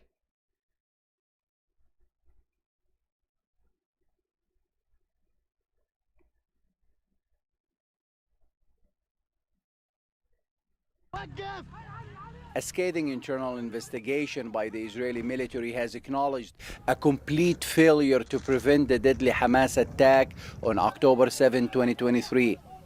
The findings released amid a fragile ceasefire detail deep intelligence and military lapses at the highest levels of military and government leadership. The investigation paints a grim picture of systematic incompetence within the Israeli military and intelligence apparatus. I think first and foremost it's an intelligence colossal mistake. And the fact that the intelligence didn't understand for years that Hamas is just planning and getting ready to carry out such a huge attack, in spite of the fact that they had information about it. That's I mean, it's almost like they just let it happen. If they had information about this attack, it would seem to be less of a bug, more of a feature. Perhaps justification for what's happened. I don't know. But the fact that they knew about this is utterly condemnable. And that even knowing that they knew about it, then punishing all Palestinians for the attack for 16 months now. Is it more than that now? It's like 16. It's like 16 months. Pretty sure it's March 7th. On the dot. Now, something is happening that shocked me when I heard it. I almost did a double take. I thought it was going to be an Onion article. But here's Guardian news from a day ago. White House confirms it is in negotiations with Hamas. Directly. Thank you, Caroline. If the U.S. has a long-standing policy that we do not negotiate with terrorists, then why is the U.S. now negotiating directly and for the first time ever with Hamas? Well, when it comes to the negotiations that you're referring to, first of all, the special envoy who's engaged in those negotiations does have the authority to talk to anyone. Israel was consulted on this matter. And look, dialogue and talking to people around the world to do what's in the best interest of the American people. I don't know if everybody else is doing what I'm doing right now, but like I'm just trying to imagine. I've been trying to imagine what the fuck the conversation was like. Who was on the call? Well, Elise Stefanik was on there saying, like, well, what in the fuck was said during this supposed negotiation with Hamas and U.S. officials? Who was doing it and what was said? I need to know. I need to know. Like, this is fascinating. Because all of the people in the White House right now are big-time Christian Zionists. Or just Zionists in general. And, like, they're big fans of Israel. They've all, stated as much time and time again. Elise Stefanik refuses to say the West Bank. Only calls it the Judea and Samaria. What the hell did they have to say to... I'll bet it was just like, all right, how much do you want? Like, how much money do you want, Hamas? We'll send you $5 billion right now to help in ethnically cleansing the people of Gaza. I mean, what exactly was said? I am genuinely struggling with it, trying to figure out what these people could have possibly said that would have been diplomatic sounding. Something that the president has proven is he believes is good faith effort to do what's right for the American people. Is it just about the hostages, or are they also talking about the president's plan to take over Gaza? These are ongoing talks and discussions. I am not going to detail them here. There are American lives at stake. I would defer you to the Department of State for further details, but I'm not going to yeah, Marco Rubio is going to tell us. Don't worry about it, little Marco. Gentlemen. Little Marco. What he believes is good faith effort to do what's right for the American people. Is it just about the hostages, or are they also talking about the president's plan to take over Gaza? These are ongoing talks. And Okay, I don't know why that just played twice. That was super weird.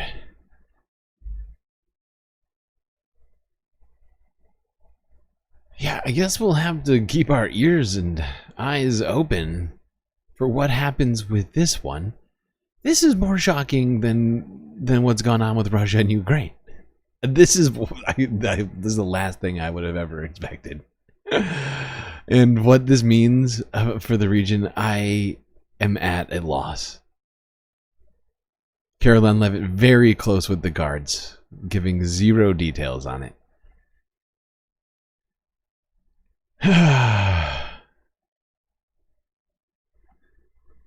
Although she's starting to sound a little bit like Carolyn, no, what's her name? Not Carolyn, what was her name? Corinne Jean-Pierre. You know? Sorry, but these are ongoing negotiations. We're not going to give, we don't have any information to give. You can talk to Anthony Blinken about it. Now it's just a different name. Yes. Full circle. In a month and a half. Everything is getting real weird. Very weird out there.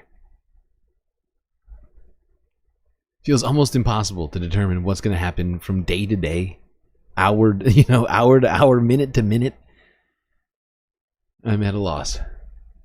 Let's go to CBS News, where CBS News is talking about Israel stopping humanitarian aid. All right, CBS, let's see how you're going to do on this one. Probably bad.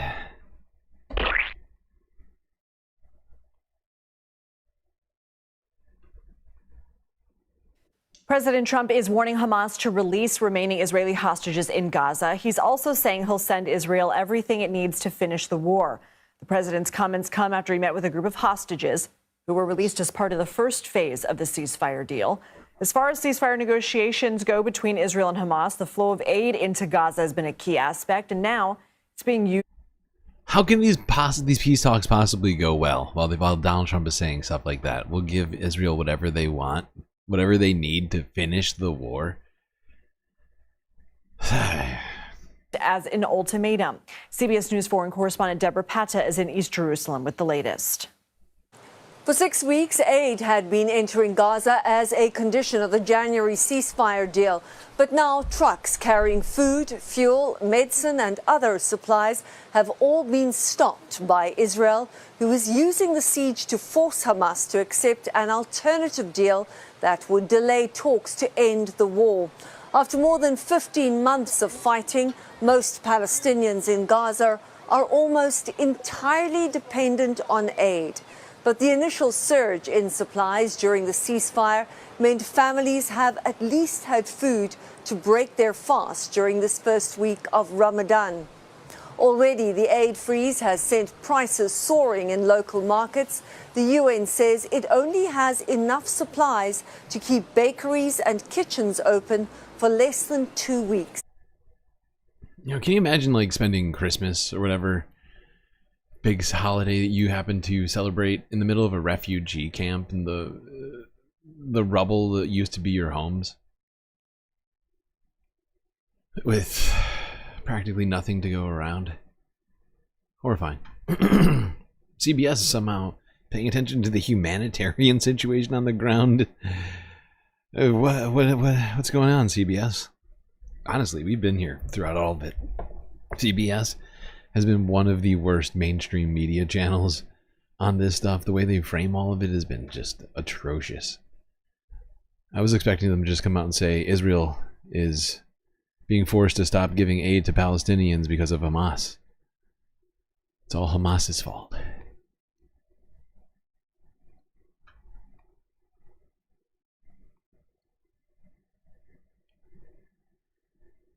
Well, while all this is going on in the Gaza Strip, in the West Bank, Israel is in full invasion mode, taking over homes, destroying buildings, killing hundreds of people.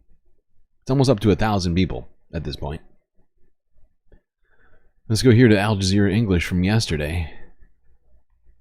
These displaced Palestinians are trying to catch a glimpse of the homes they were expelled from last month. But they were chased away by the Israeli military. One of them is Qasim Abu Saris. His home is among the 17 houses the Israeli army says it will demolish soon. I received a call 30 minutes ago that the house will be demolished. So I came here with my family to try and get some of our belongings. What can I say now? Hours later, some families, including Qasim's, managed to enter the camp. A much different sight than what they had left behind. The Israeli army has laid a siege on the Nur Shams refugee camp since mid-February and demolished 11 houses earlier this week, including Khalid Jabali's house. He was expecting the demolition, but says nothing prepared him for this moment. They're not only demolishing our homes, but destroying us and our dreams. We didn't have fighters inside, but they still demolished our house. They're destroying us. Palestinians say the destruction is strategic, aims to change the landscape of the refugee camp known for its tight alleyways. This is a drone shot from the Nur Shams refugee camp. These homes highlighted have now been demolished. More homes are expected to be destroyed in the coming days. Earlier, a car could barely drive through this narrow alleyway. But with these homes destroyed, the street will now be wider. Palestinians believe this will allow Israeli forces to raid the camp more freely. Yeah, of course, so they can drive tanks and Humvees, whatever else, through the roads, no problems. Running over Palestinians and whatever else.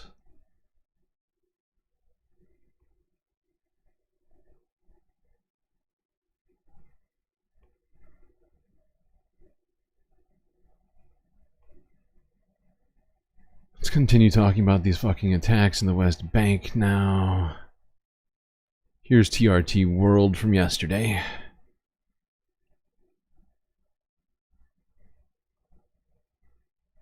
Go web go.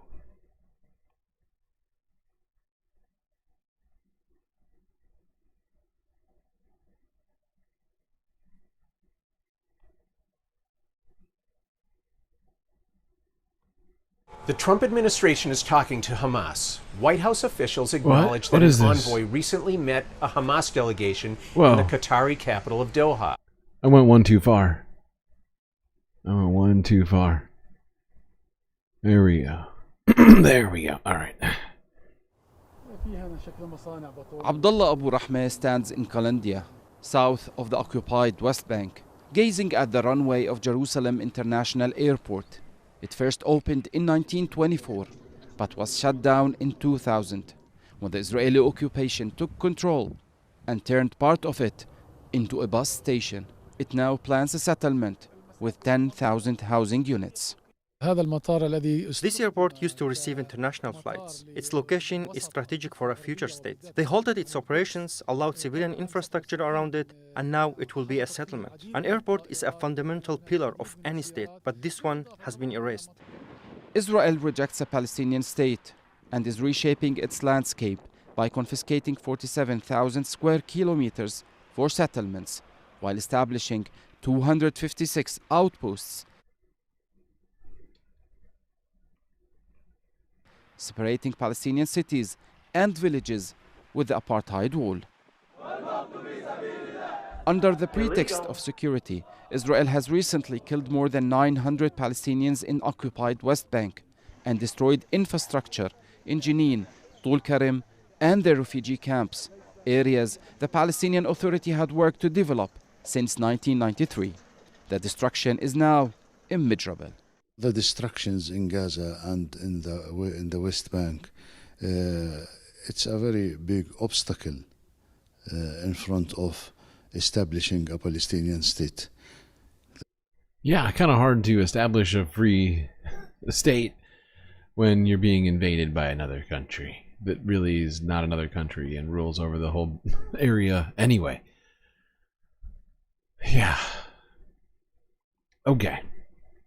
Now let's go to see what Donald Trump had to say about Hamas publicly. This is from 9 hours ago, Associated Press.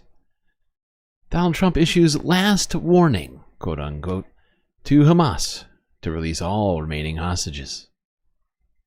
Immediately, if not sooner. The Trump administration is talking to Hamas. White House officials acknowledge that an envoy recently met a Hamas delegation in the Qatari capital of Doha. An envoy?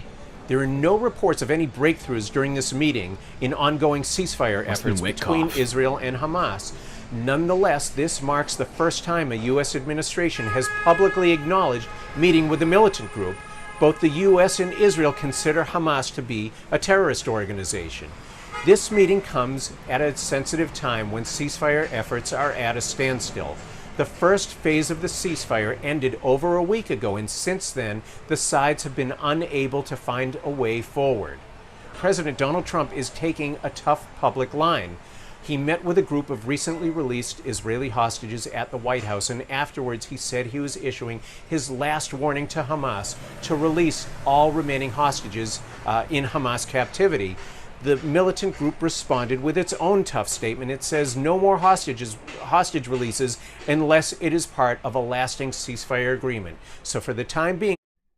Yeah, seems like things are at a standstill. Peace in the Middle East didn't happen day one, and it doesn't look like Donald Trump is doing anything to actually help.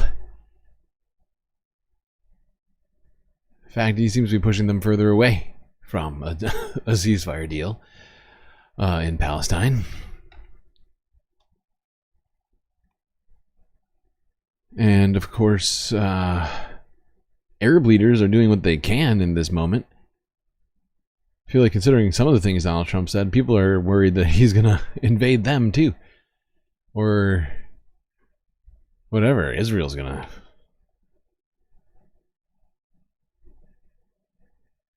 Let's go here. CBS News. This is from 2 days ago. If you didn't hear, Arab leaders met in Egypt to talk about the future of Gaza in the midst of Donald Trump's real estate plans. All right, now we want to get you to the Middle East, where Egypt is set to put forward its vision for the future of Gaza at an Arab League summit in Cairo today. Countries in the region have been scrambling to come up with a counter-proposal to President Trump's plan for a U.S. takeover of the enclave. His suggestion that Gaza be cleared out and transformed into, quote, the Riviera of the Middle East, that has sparked outrage. CBS News foreign correspondent Deborah Patta joins us now from Jerusalem with more on this. Deborah, what can we expect from today's meeting? Well, Errol, President Trump's suggestion that the U.S. redevelop Gaza and resettle Palestinians has been widely criticized by many Arab countries as effectively ethnic cleansing. So this summit is intended to come up with a united Arab response that offers an alternative by making Gaza habitable again and ensuring statehood for Palestinians. It's going to focus on how to rebuild the territory, how to establish a path to a two-state solution, which isn't spoken of very much these days. But the question remains, of course, who's going to foot the bill? The UN, Errol, has said it will cost in the region of $50 billion.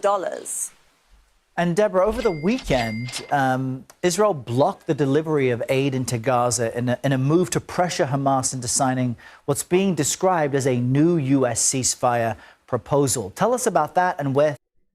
We don't need to hear about the new U.S. ceasefire proposal because it just completely upended the ceasefire that already existed. It's completely unnecessary. It's just a way to probably give Israel more pretense to do more destruction and genocide, starvation, and murder.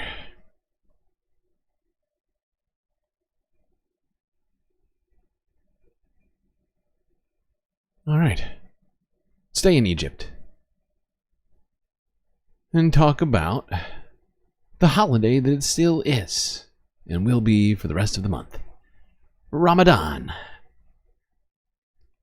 And Egyptians are getting ready, have been, not getting ready, it's still already going on, but have been doing things to celebrate Ramadan. Let's go to another Ramadan market in Egypt this time.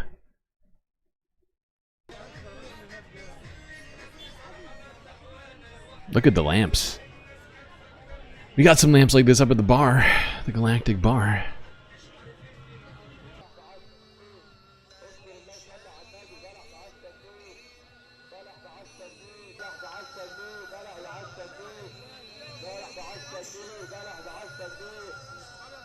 Seems like everybody is out.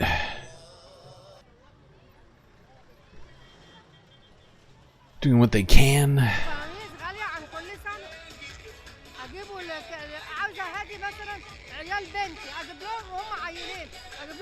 I don't speak Arabic.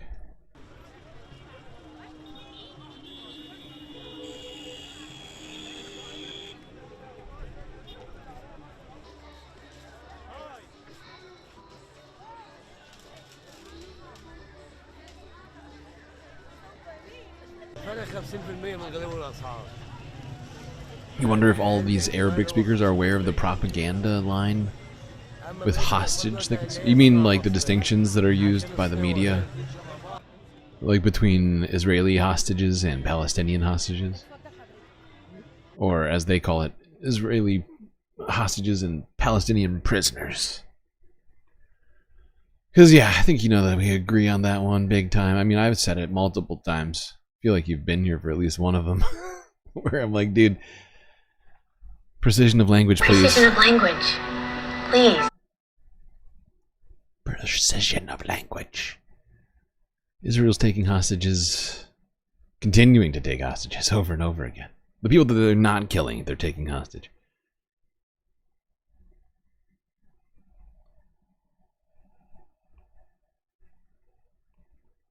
I mean, I don't know exactly how many, but I think it's in the thousands of hostages that have been taken in the West Bank so far since the beginning of the ceasefire. And nearly 1,000 people have died as a result of all of the like bombs and whatever else that we've seen with this invasion of the West Bank. What just happened? Don't do that. That's not cool. All right, okay, let's go to Asia. We got a bunch of stories to talk about in Asia, even in Oceania. But start in Asia. Let's go to Bangladesh. Because apparently the United Nations is planning to have food rations for Rohingya refugees in Bangladesh. Probably bad. But without the US helping to fund things, I feel like that's got to be some part of this decision. Here's BBC News.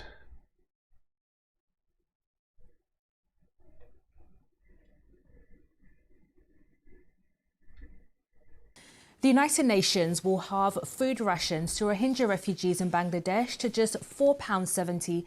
That's around $6 per person per month, after failing to find enough finance. Aid workers...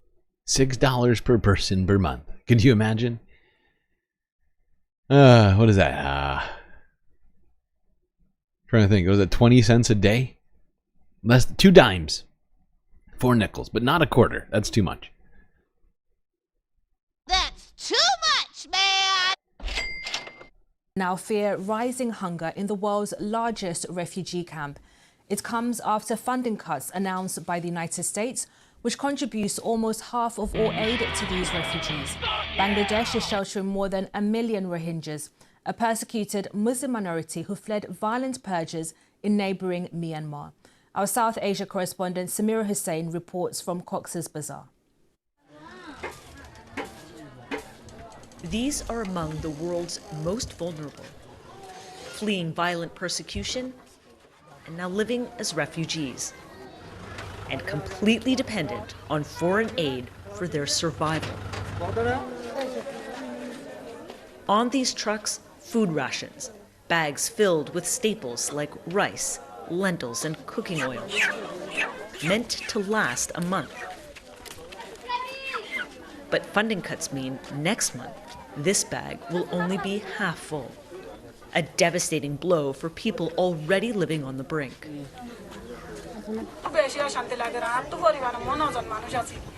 I've lost my peace of mind. I have 9 members in my family. My children are going to ask me for food.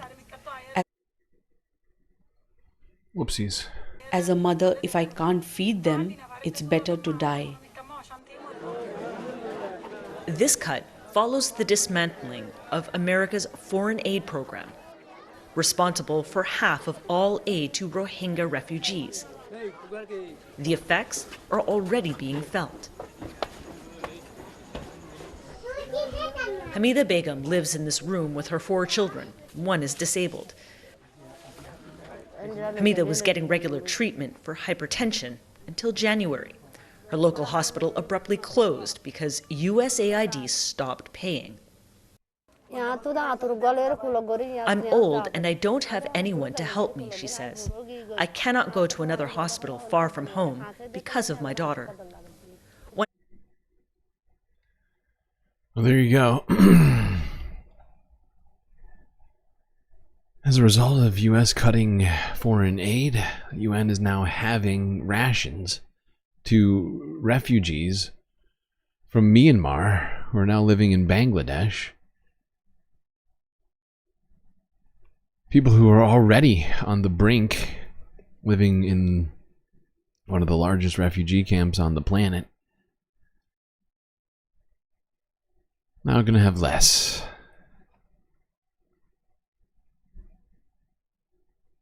And, you know, Bangladesh has been dealing with a lot because of this, right? I mean, there's just not just this, but this is not helping. This is adding to the stress in the country for sure. You know, the fact that there's, you know, a massive influx of refugees from Myanmar, people who've been ethnically cleansed, you know, and, you know, forced over the border, essentially.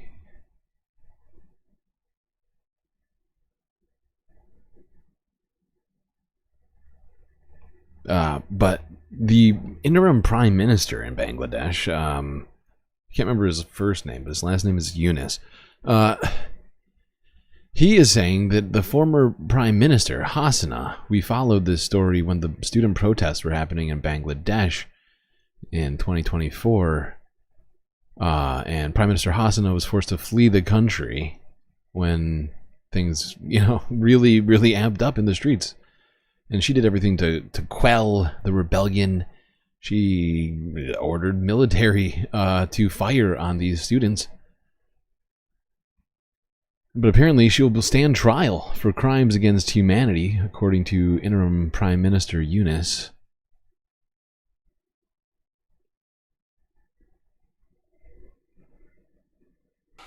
She will stand trial, there's no doubt about that, because all the evidences are here. But she's not physically present in Bangladesh. So the question is, can we make her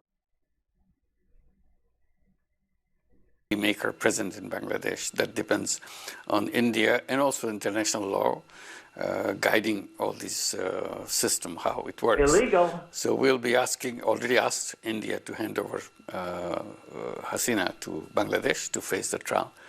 So the question of trial is not if it will be happening in absentia or in her presence. It will be taking place, not only her, and all the people who were associated with her family members, her clans, her associates, and all the oligarchs, people who promoted her, supported her, made her the way she is.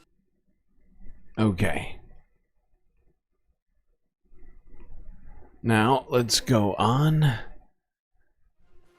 to China's parliament is holding its annual meeting under the excuse shadow me. of US tariffs.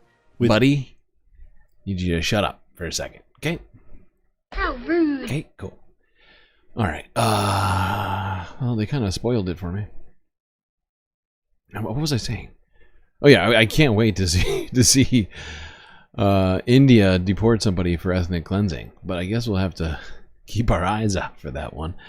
But maybe it'll happen. I don't know. I don't know. But Prime Minister Yunus seems kind of optimistic about it. Ish.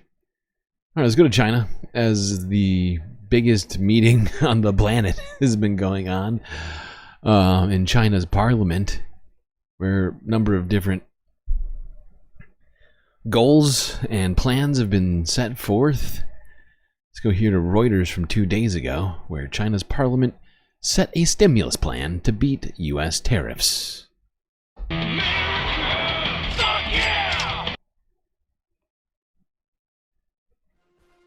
China's parliament is holding its annual meeting under the shadow of US tariffs. With President Xi Jinping looking on, lawmakers on Wednesday committed extra money to boost the economy. China will now issue some $179 billion in special bonds to lift growth. That includes money to subsidize purchases of electric vehicles, appliances, and other goods. Premier Li Qiang said the country faced increasing external pressures. Since coming to power in January, US President Donald Trump has added 20% to existing tariffs on Chinese goods. China's average tariff on our products is twice what we charge them. And economists bet there could be more to come. China on Tuesday shot back with its own duties on US exports, and the mounting trade war has put pressure on Beijing to take new stimulus measures. China also faces headwinds, including weak household spending and a debt-laden property sector. Even so, Li said the country would set the same growth target as last year. The key expected development targets for this year are economic growth of around 5%, and urban unemployment rate surveyed at around 5.5%, over 12 million new urban jobs, a consumer price increase of around 2%, resident income growth in line with economic growth, and a basically balanced international balance of payment. There you go, China's government doing what it can to simulate growth in its own economy, devoid of perhaps as much cooperation with the United States as they once had. Now, this story was just shocking. When I saw this, I was sort of blown away. Not an intentional pun. not even going to use a sound shot for this one. This one is a fucking tragedy. I mean, so many things we look at are tragedies around here, but this... I mean... How do I even... Oh, let's just go to fucking South Korea. Because South Korea's military was doing drills. Military jets were dropping bombs in a test. And failed to do so properly. Those bombs instead fell near civilians. Okay. Here's Al Jazeera from yesterday.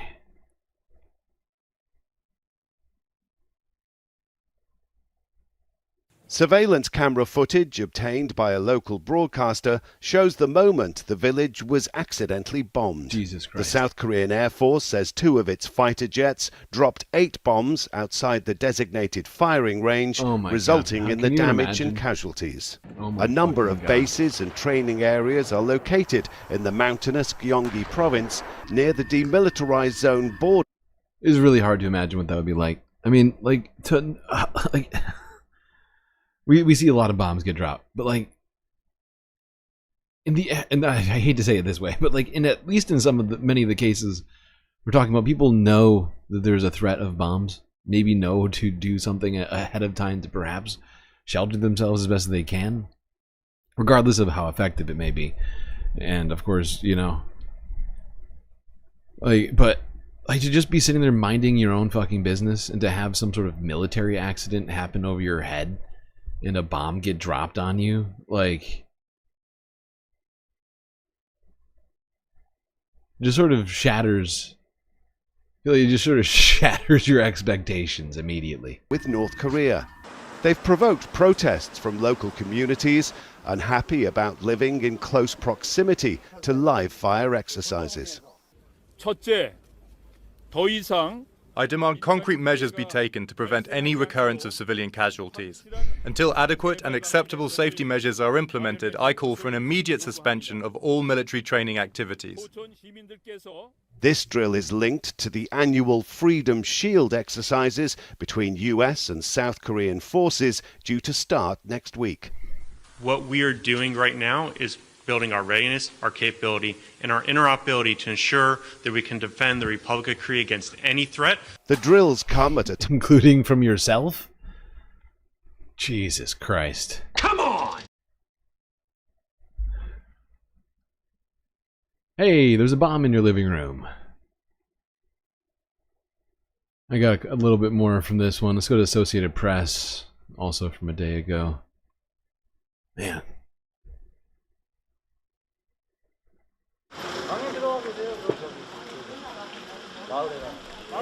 An unacceptable event took place in the city of Pocheon during a joint firing drill between the South Korean and U.S. militaries. There was a horrific accident in which bombs were dropped on a civilian establishment, injuring innocent civilians and damaging a number of homes and cars. I extend my deepest sympathies to those affected by today's accident, and the city of Pocheon, along with the government, will swiftly begin the process of resolving the incident. This is insane. There were villagers lying around during this live... Wait, I'm sorry. I wasn't ready for more talking. There was a person who fell into a ditch while driving... Wait, no, this was another one first. There were villagers lying around, and there was a fire. There was a person who fell into a ditch while driving. The car was struck. The bomb dropped right in front of the car. Yeah. Jesus Christ. I've never heard such a sound in my whole life. It was so loud. I was so scared. My heart was shaking uncontrollably.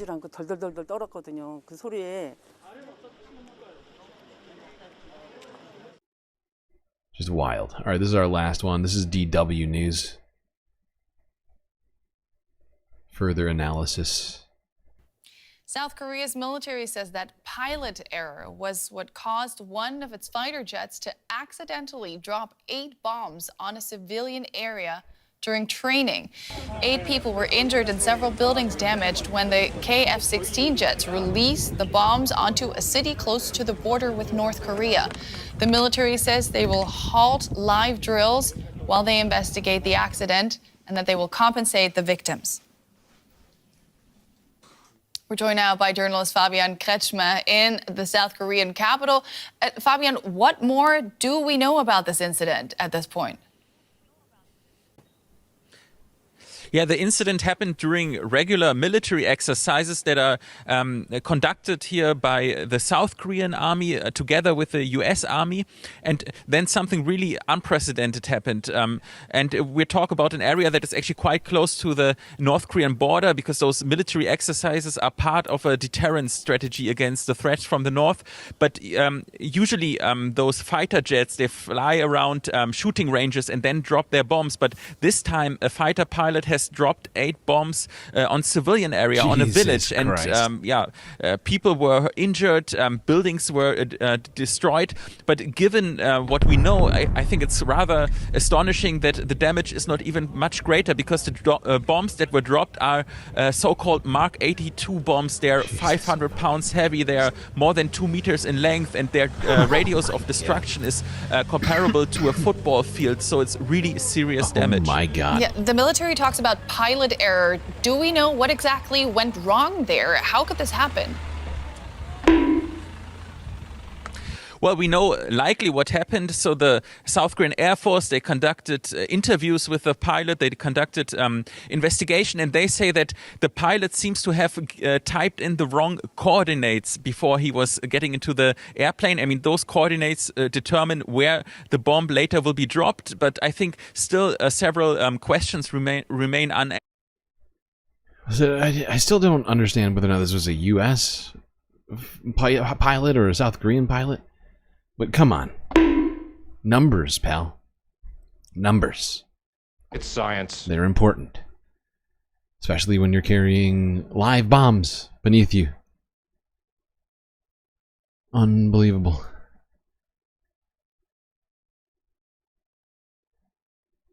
Yeah, well, I mean, they do a lot of live fire drills.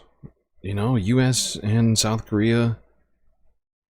We've been watching all these freaking live fire drills for the last year. They've just been stepping it up and more and more and more, doing more and more drills. China doing the same thing, North Korea doing the same thing. Everybody just increasing tensions in the region, and now a horrifying accident. Oh god. Alright, we are almost done. 2 stories left, 3 videos. Let's go here. Reuters from 2 days ago. If you missed this report, it's Women's History Month. Therefore, we will continue talking about women's issues as much as we can this month.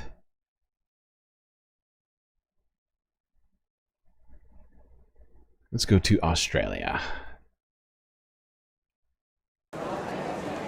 Australia's gender pay gap has narrowed slightly, but women are still paid nearly a fifth less than men. That's according to a government report, which found the finance, mining and construction industries showed the biggest differences. The survey also showed that 72% of employers had a gap favouring men. The country's average pay gap in the year to March 2024 dropped to 18.6%, compared to 19% the previous year, and over half of companies reduced their pay gaps. Australia's Minister for Women, Katie Gallagher, said there had been good progress towards closing the gap. More employers reduced their gender pay gap this year. The size of the gaps are coming down. And importantly, which was part of the reason why we wanted this data out there, we're seeing more and more employers engage in what's happening in their businesses themselves, engaging with staff, but also doing some analysis about what's driving some of those outcomes across their companies. Major firms with big pay gaps favouring men included Australia's top investment bank, Macquarie Group, with a gap of almost 42%, and gas producer Woodside, with a gap of over 25%. Data wasn't collated for Macquarie previously, but Woodside showed an improvement from 30% a year earlier. Oh. In 2023, Australia... An improvement from 30%, you say? Well, women across the world dealing with different sized pay gaps. Australia worse than the United States somehow.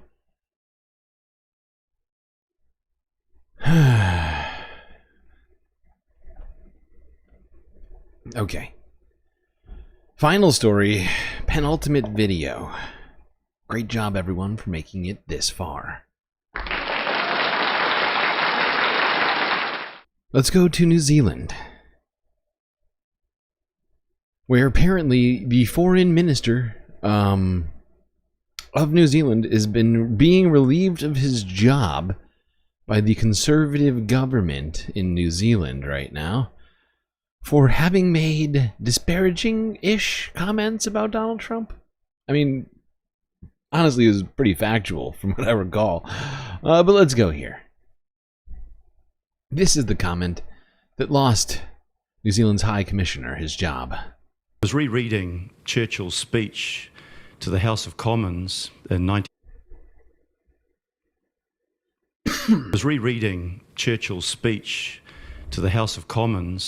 1938 after the Munich Agreement, and he turned to Chamberlain. He said, "You had the choice between war and dishonour.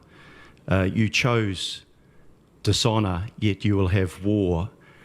President Trump has restored the bust of Churchill to the Oval Office, but do you think he really understands history? I will limit myself to saying that in this time, I don't want reality. and I did it myself. I quoted Sir Winston Churchill, and I think he has made very timeless remarks.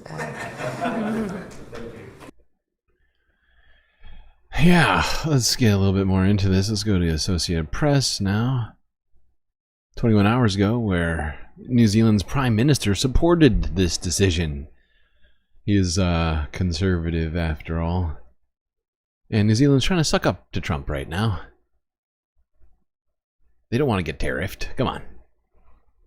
Come on! Yeah, Winston Peters is our foreign... Why does this keep happening today? How many times has this happened where we just paused and it gone? I don't even know how to do this on my own. It just happens on its own. It just stops itself. I don't know how to make it stop and then go to the thumbnail. But it's doing it. Nothing weird here.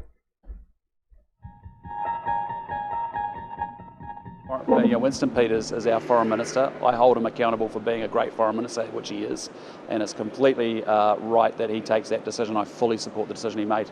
The key thing is we expect our diplomats to be diplomatic, and that's what the issue is here. Not diplomatic enough. The decision of the foreign minister, Winston Peters, around the decision that he's taken, which is brilliant and entirely appropriate.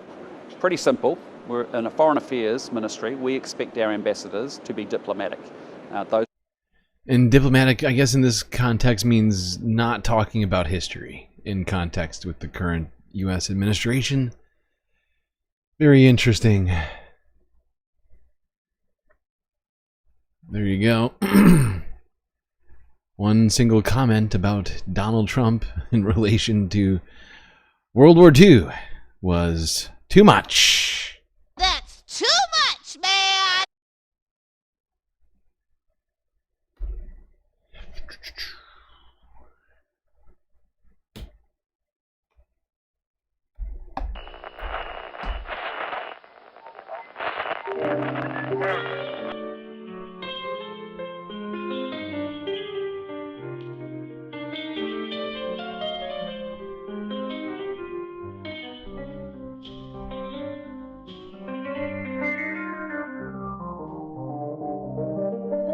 Well, it looks like we got through another stream, chat. It's been both long, difficult, but at the same time enjoyable. Thanks to the entire Space Fams being here with me to get through it. That all said, it's gonna be it for me tonight. Till I see you next, you stay classy, Galactic Stream Nation.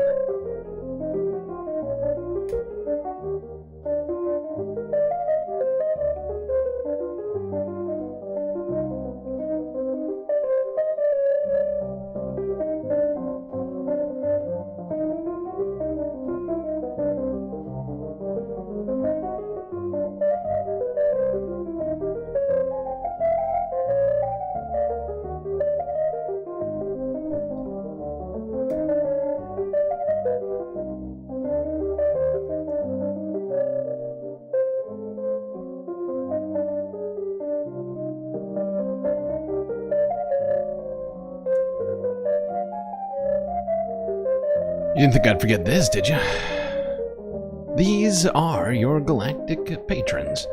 Gabby, Goth Dogs, Aaron W., Schmegley, PB, Mitty, Afroponics, Normal by Nature, Interplanet Janet, Godcat, Robot Cat, Disco Wolf, Cali Braiding, D-Cypher, Geodragon, The Anti-Corporatist, Obsessive Audio, Moanoap, Nadia, Choki, Skelts, Tracy Eva, Mrs. Jen, Omegastar, Sasha G, Pitchforks Dragon, Vincent Morales, and Donald James X. But wait, we have another page, don't we? Evan from Portland, Impeccable Living, McGoggles, and Lovely Pariah. That's right, the Galactic patron list is a-growing. Thanks to all of you believing in this stream. You too could produce this show, just like these individuals you see here. Just a few US dollars a month. You can be a Galactic patron as well.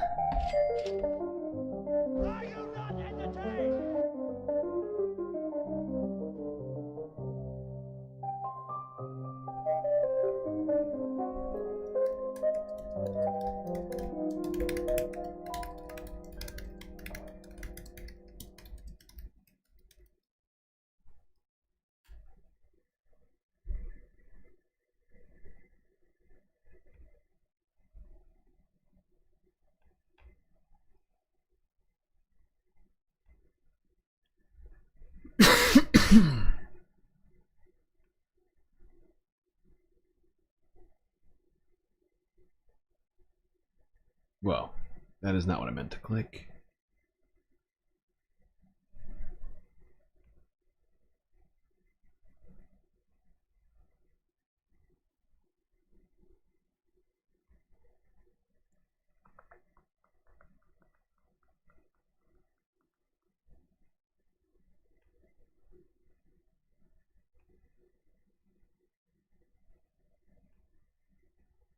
Tax proposal. Mr. President, as I think everyone knows, the President of the United States, President Obama, and the Republican leadership have reached an agreement on a very significant tax bill. In my view, the agreement that they reached is a bad deal for the American people. I think we can do better. And I am here today to take a strong stand against this bill, and I intend to tell my colleagues and the nation exactly why I am in opposition to this bill. You can call what I'm doing today whatever you want. You can call it a filibuster. You can call it a very long speech. I'm not here to set any great records or to make a spectacle. I am simply here today to take as long as I can to explain to the American people the fact that we have got to do a lot better than this agreement provides. Now, let me just enumerate some of the reasons that I am opposed to this agreement. First, as everybody knows, this nation has a record-breaking $13.8 trillion national debt at the same time as the middle class is collapsing and poverty is increasing. And Mr. President, I think it's important that we say a word, because I'm not sure that a lot of Americans necessarily know this, about how we got to where we are today in terms of the national debt. I know there are some people who think that this all began the day that President Obama took office. Well, it's not quite the case. When President Clinton left office, this country was running, in fact, a very significant surplus, and the projections were that we were going to continue to run a surplus. During the 8 years of President Bush, for a number of reasons, including the war in Iraq, the war in Afghanistan, including huge tax breaks for the wealthiest people in this country, including a Medicare Part D prescription drug program, and including the Wall Street bailout, among other things, all of which were not paid for. Those are the primary reasons that we saw an almost doubling of the national debt during the Bush administration. And since President Obama has been in office, we have passed a stimulus package, also adding to the deficit in national debt. But here we are today with a $13.8 trillion national debt, $1.4 trillion deficit, and almost all Americans are in agreement that this is a very serious issue. So the first point that I would make is that it seems to me to be unconscionable for my conservative friends and for everybody else in this country to be driving up this already too high national debt by giving tax breaks to millionaires and billionaires who don't need it, and in a number of cases, Mr. President, don't even want it. Here's one of the interesting ironies. There are lists of many, many very wealthy people who come forward and say, sure, I want a tax break. Everybody wants a tax break. But you know what? There are other priorities in this country. I don't need it. And two of the wealthiest people in the world, Bill Gates of Microsoft, Warren Buffett, Berkshire, these are billionaires, and they said it's absurd. We don't need a tax break. All over the country, You're hearing a lot of folks who have a lot of money saying, don't drive up the deficit and force our kids to pay higher taxes to pay off the national debt in order to give tax breaks to the richest people in this country. Now, Mr. President, we have been told really not to worry too much because the extension of these tax breaks for the wealthy will only last 2 years. Not to worry. Well, maybe that's the case. But given the political reality that I have seen in Washington, my guess is that 2 years from now, these tax breaks for the wealthiest people in this country will be extended again. What happens around here is that the argument will be made that if you end these tax breaks, you're raising taxes. It's what we're hearing right now. I see no reason why in the middle of a presidential election, those arguments will not be made again. And I see no reason not to believe that those tax breaks will be extended again. And clearly we have a number of Republicans who want to make that extension permanent. Now, whether it will ever be made permanent or not, I don't know. But the point is, when you hear folks say that it's only a 2-year extension, I would suggest take that with a grain of salt.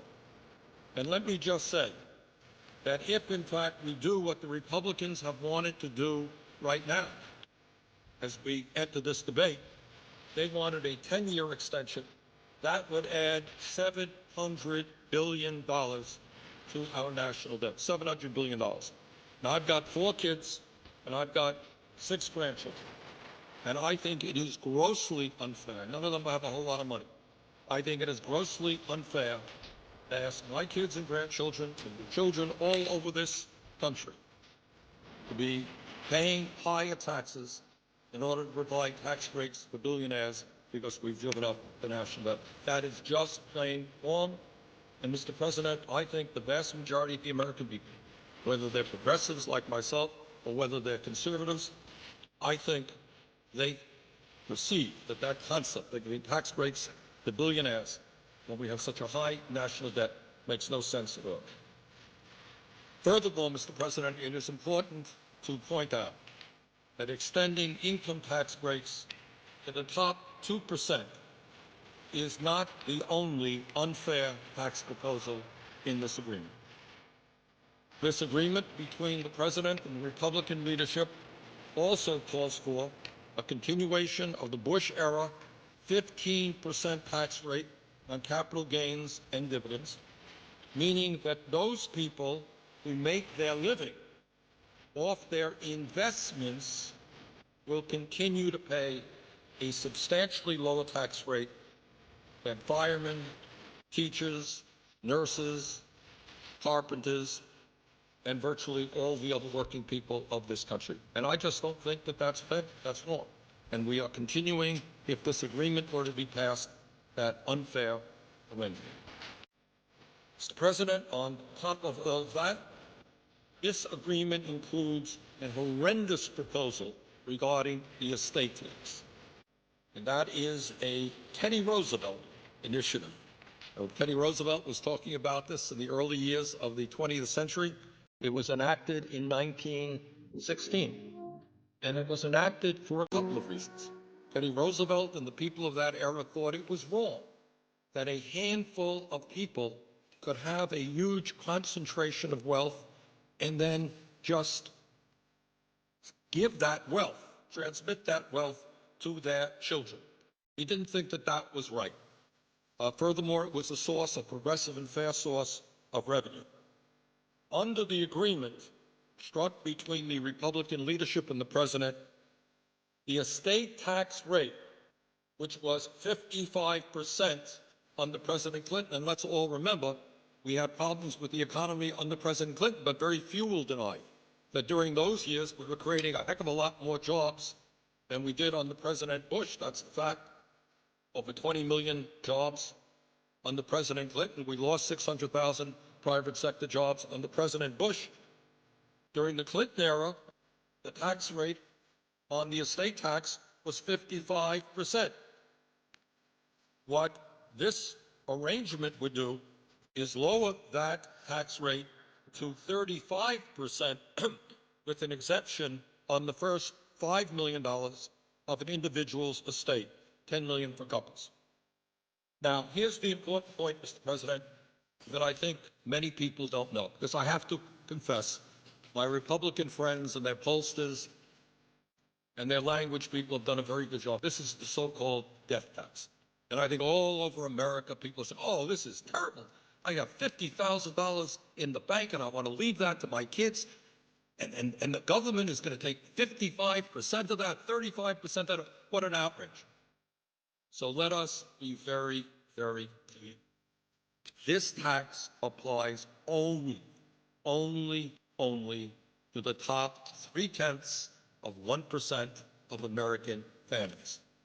99.7% of American families will not pay one nickel in an estate tax. This is not a tax on the rich. This is a tax on the very, very, very rich. And if my Republican friends had been successful in doing what they want to do, which is eliminating this estate tax completely, it would have cost, Mr. President, our Treasury, raised the national debt by $1 trillion over a 10-year period. Families like the Walton family of Walmart fame would have received, as one family, about a $30 billion tax break. So I find it hard to believe that when we are talking about massive cuts in programs for working families, when we have this huge national debt, that anybody would be agreeing to lower the estate tax rate to 35%. That is what this agreement does. I think that that is a very, very bad idea. And once again, while the agreement on the estate tax is for 2 years, once again, there is very little doubt in my mind that the Republicans will continue to push for lower and lower estate tax rates because what they want, and I think Senator Kyle has been pretty clear about this, they want to permanently repeal that tax. That is $1 trillion in tax breaks to the top 0.3%. So I think we're down a bad path there, and that's another reason why this agreement does not make a whole lot of sense. Mr. President, I would say thirdly, here's a very important point that I think has not yet got the attention that it deserves. And that is, this agreement contains a payroll tax holiday, which would cut $120 billion from Social Security payroll taxes for workers. And I think there are a lot of folks out there who say, well, this is pretty good. You know, I'm a worker. My contribution will go from 6.2% today down to 4.2%. I'll have more money in my paycheck. It's a good idea. Let's take a deep breath and let's think about it for a second. Let's understand what this whole thing is about. This payroll tax holiday concept, as I understand it, originally started with conservative Republicans. I know the Vice President recently made the point this was originally a Republican idea. Now, why did the Republicans come up with this idea? Well, these are exactly the same people who don't believe in Social Security. These are the same people who either want to make significant cuts in Social Security or else they want to privatize Social Security entirely.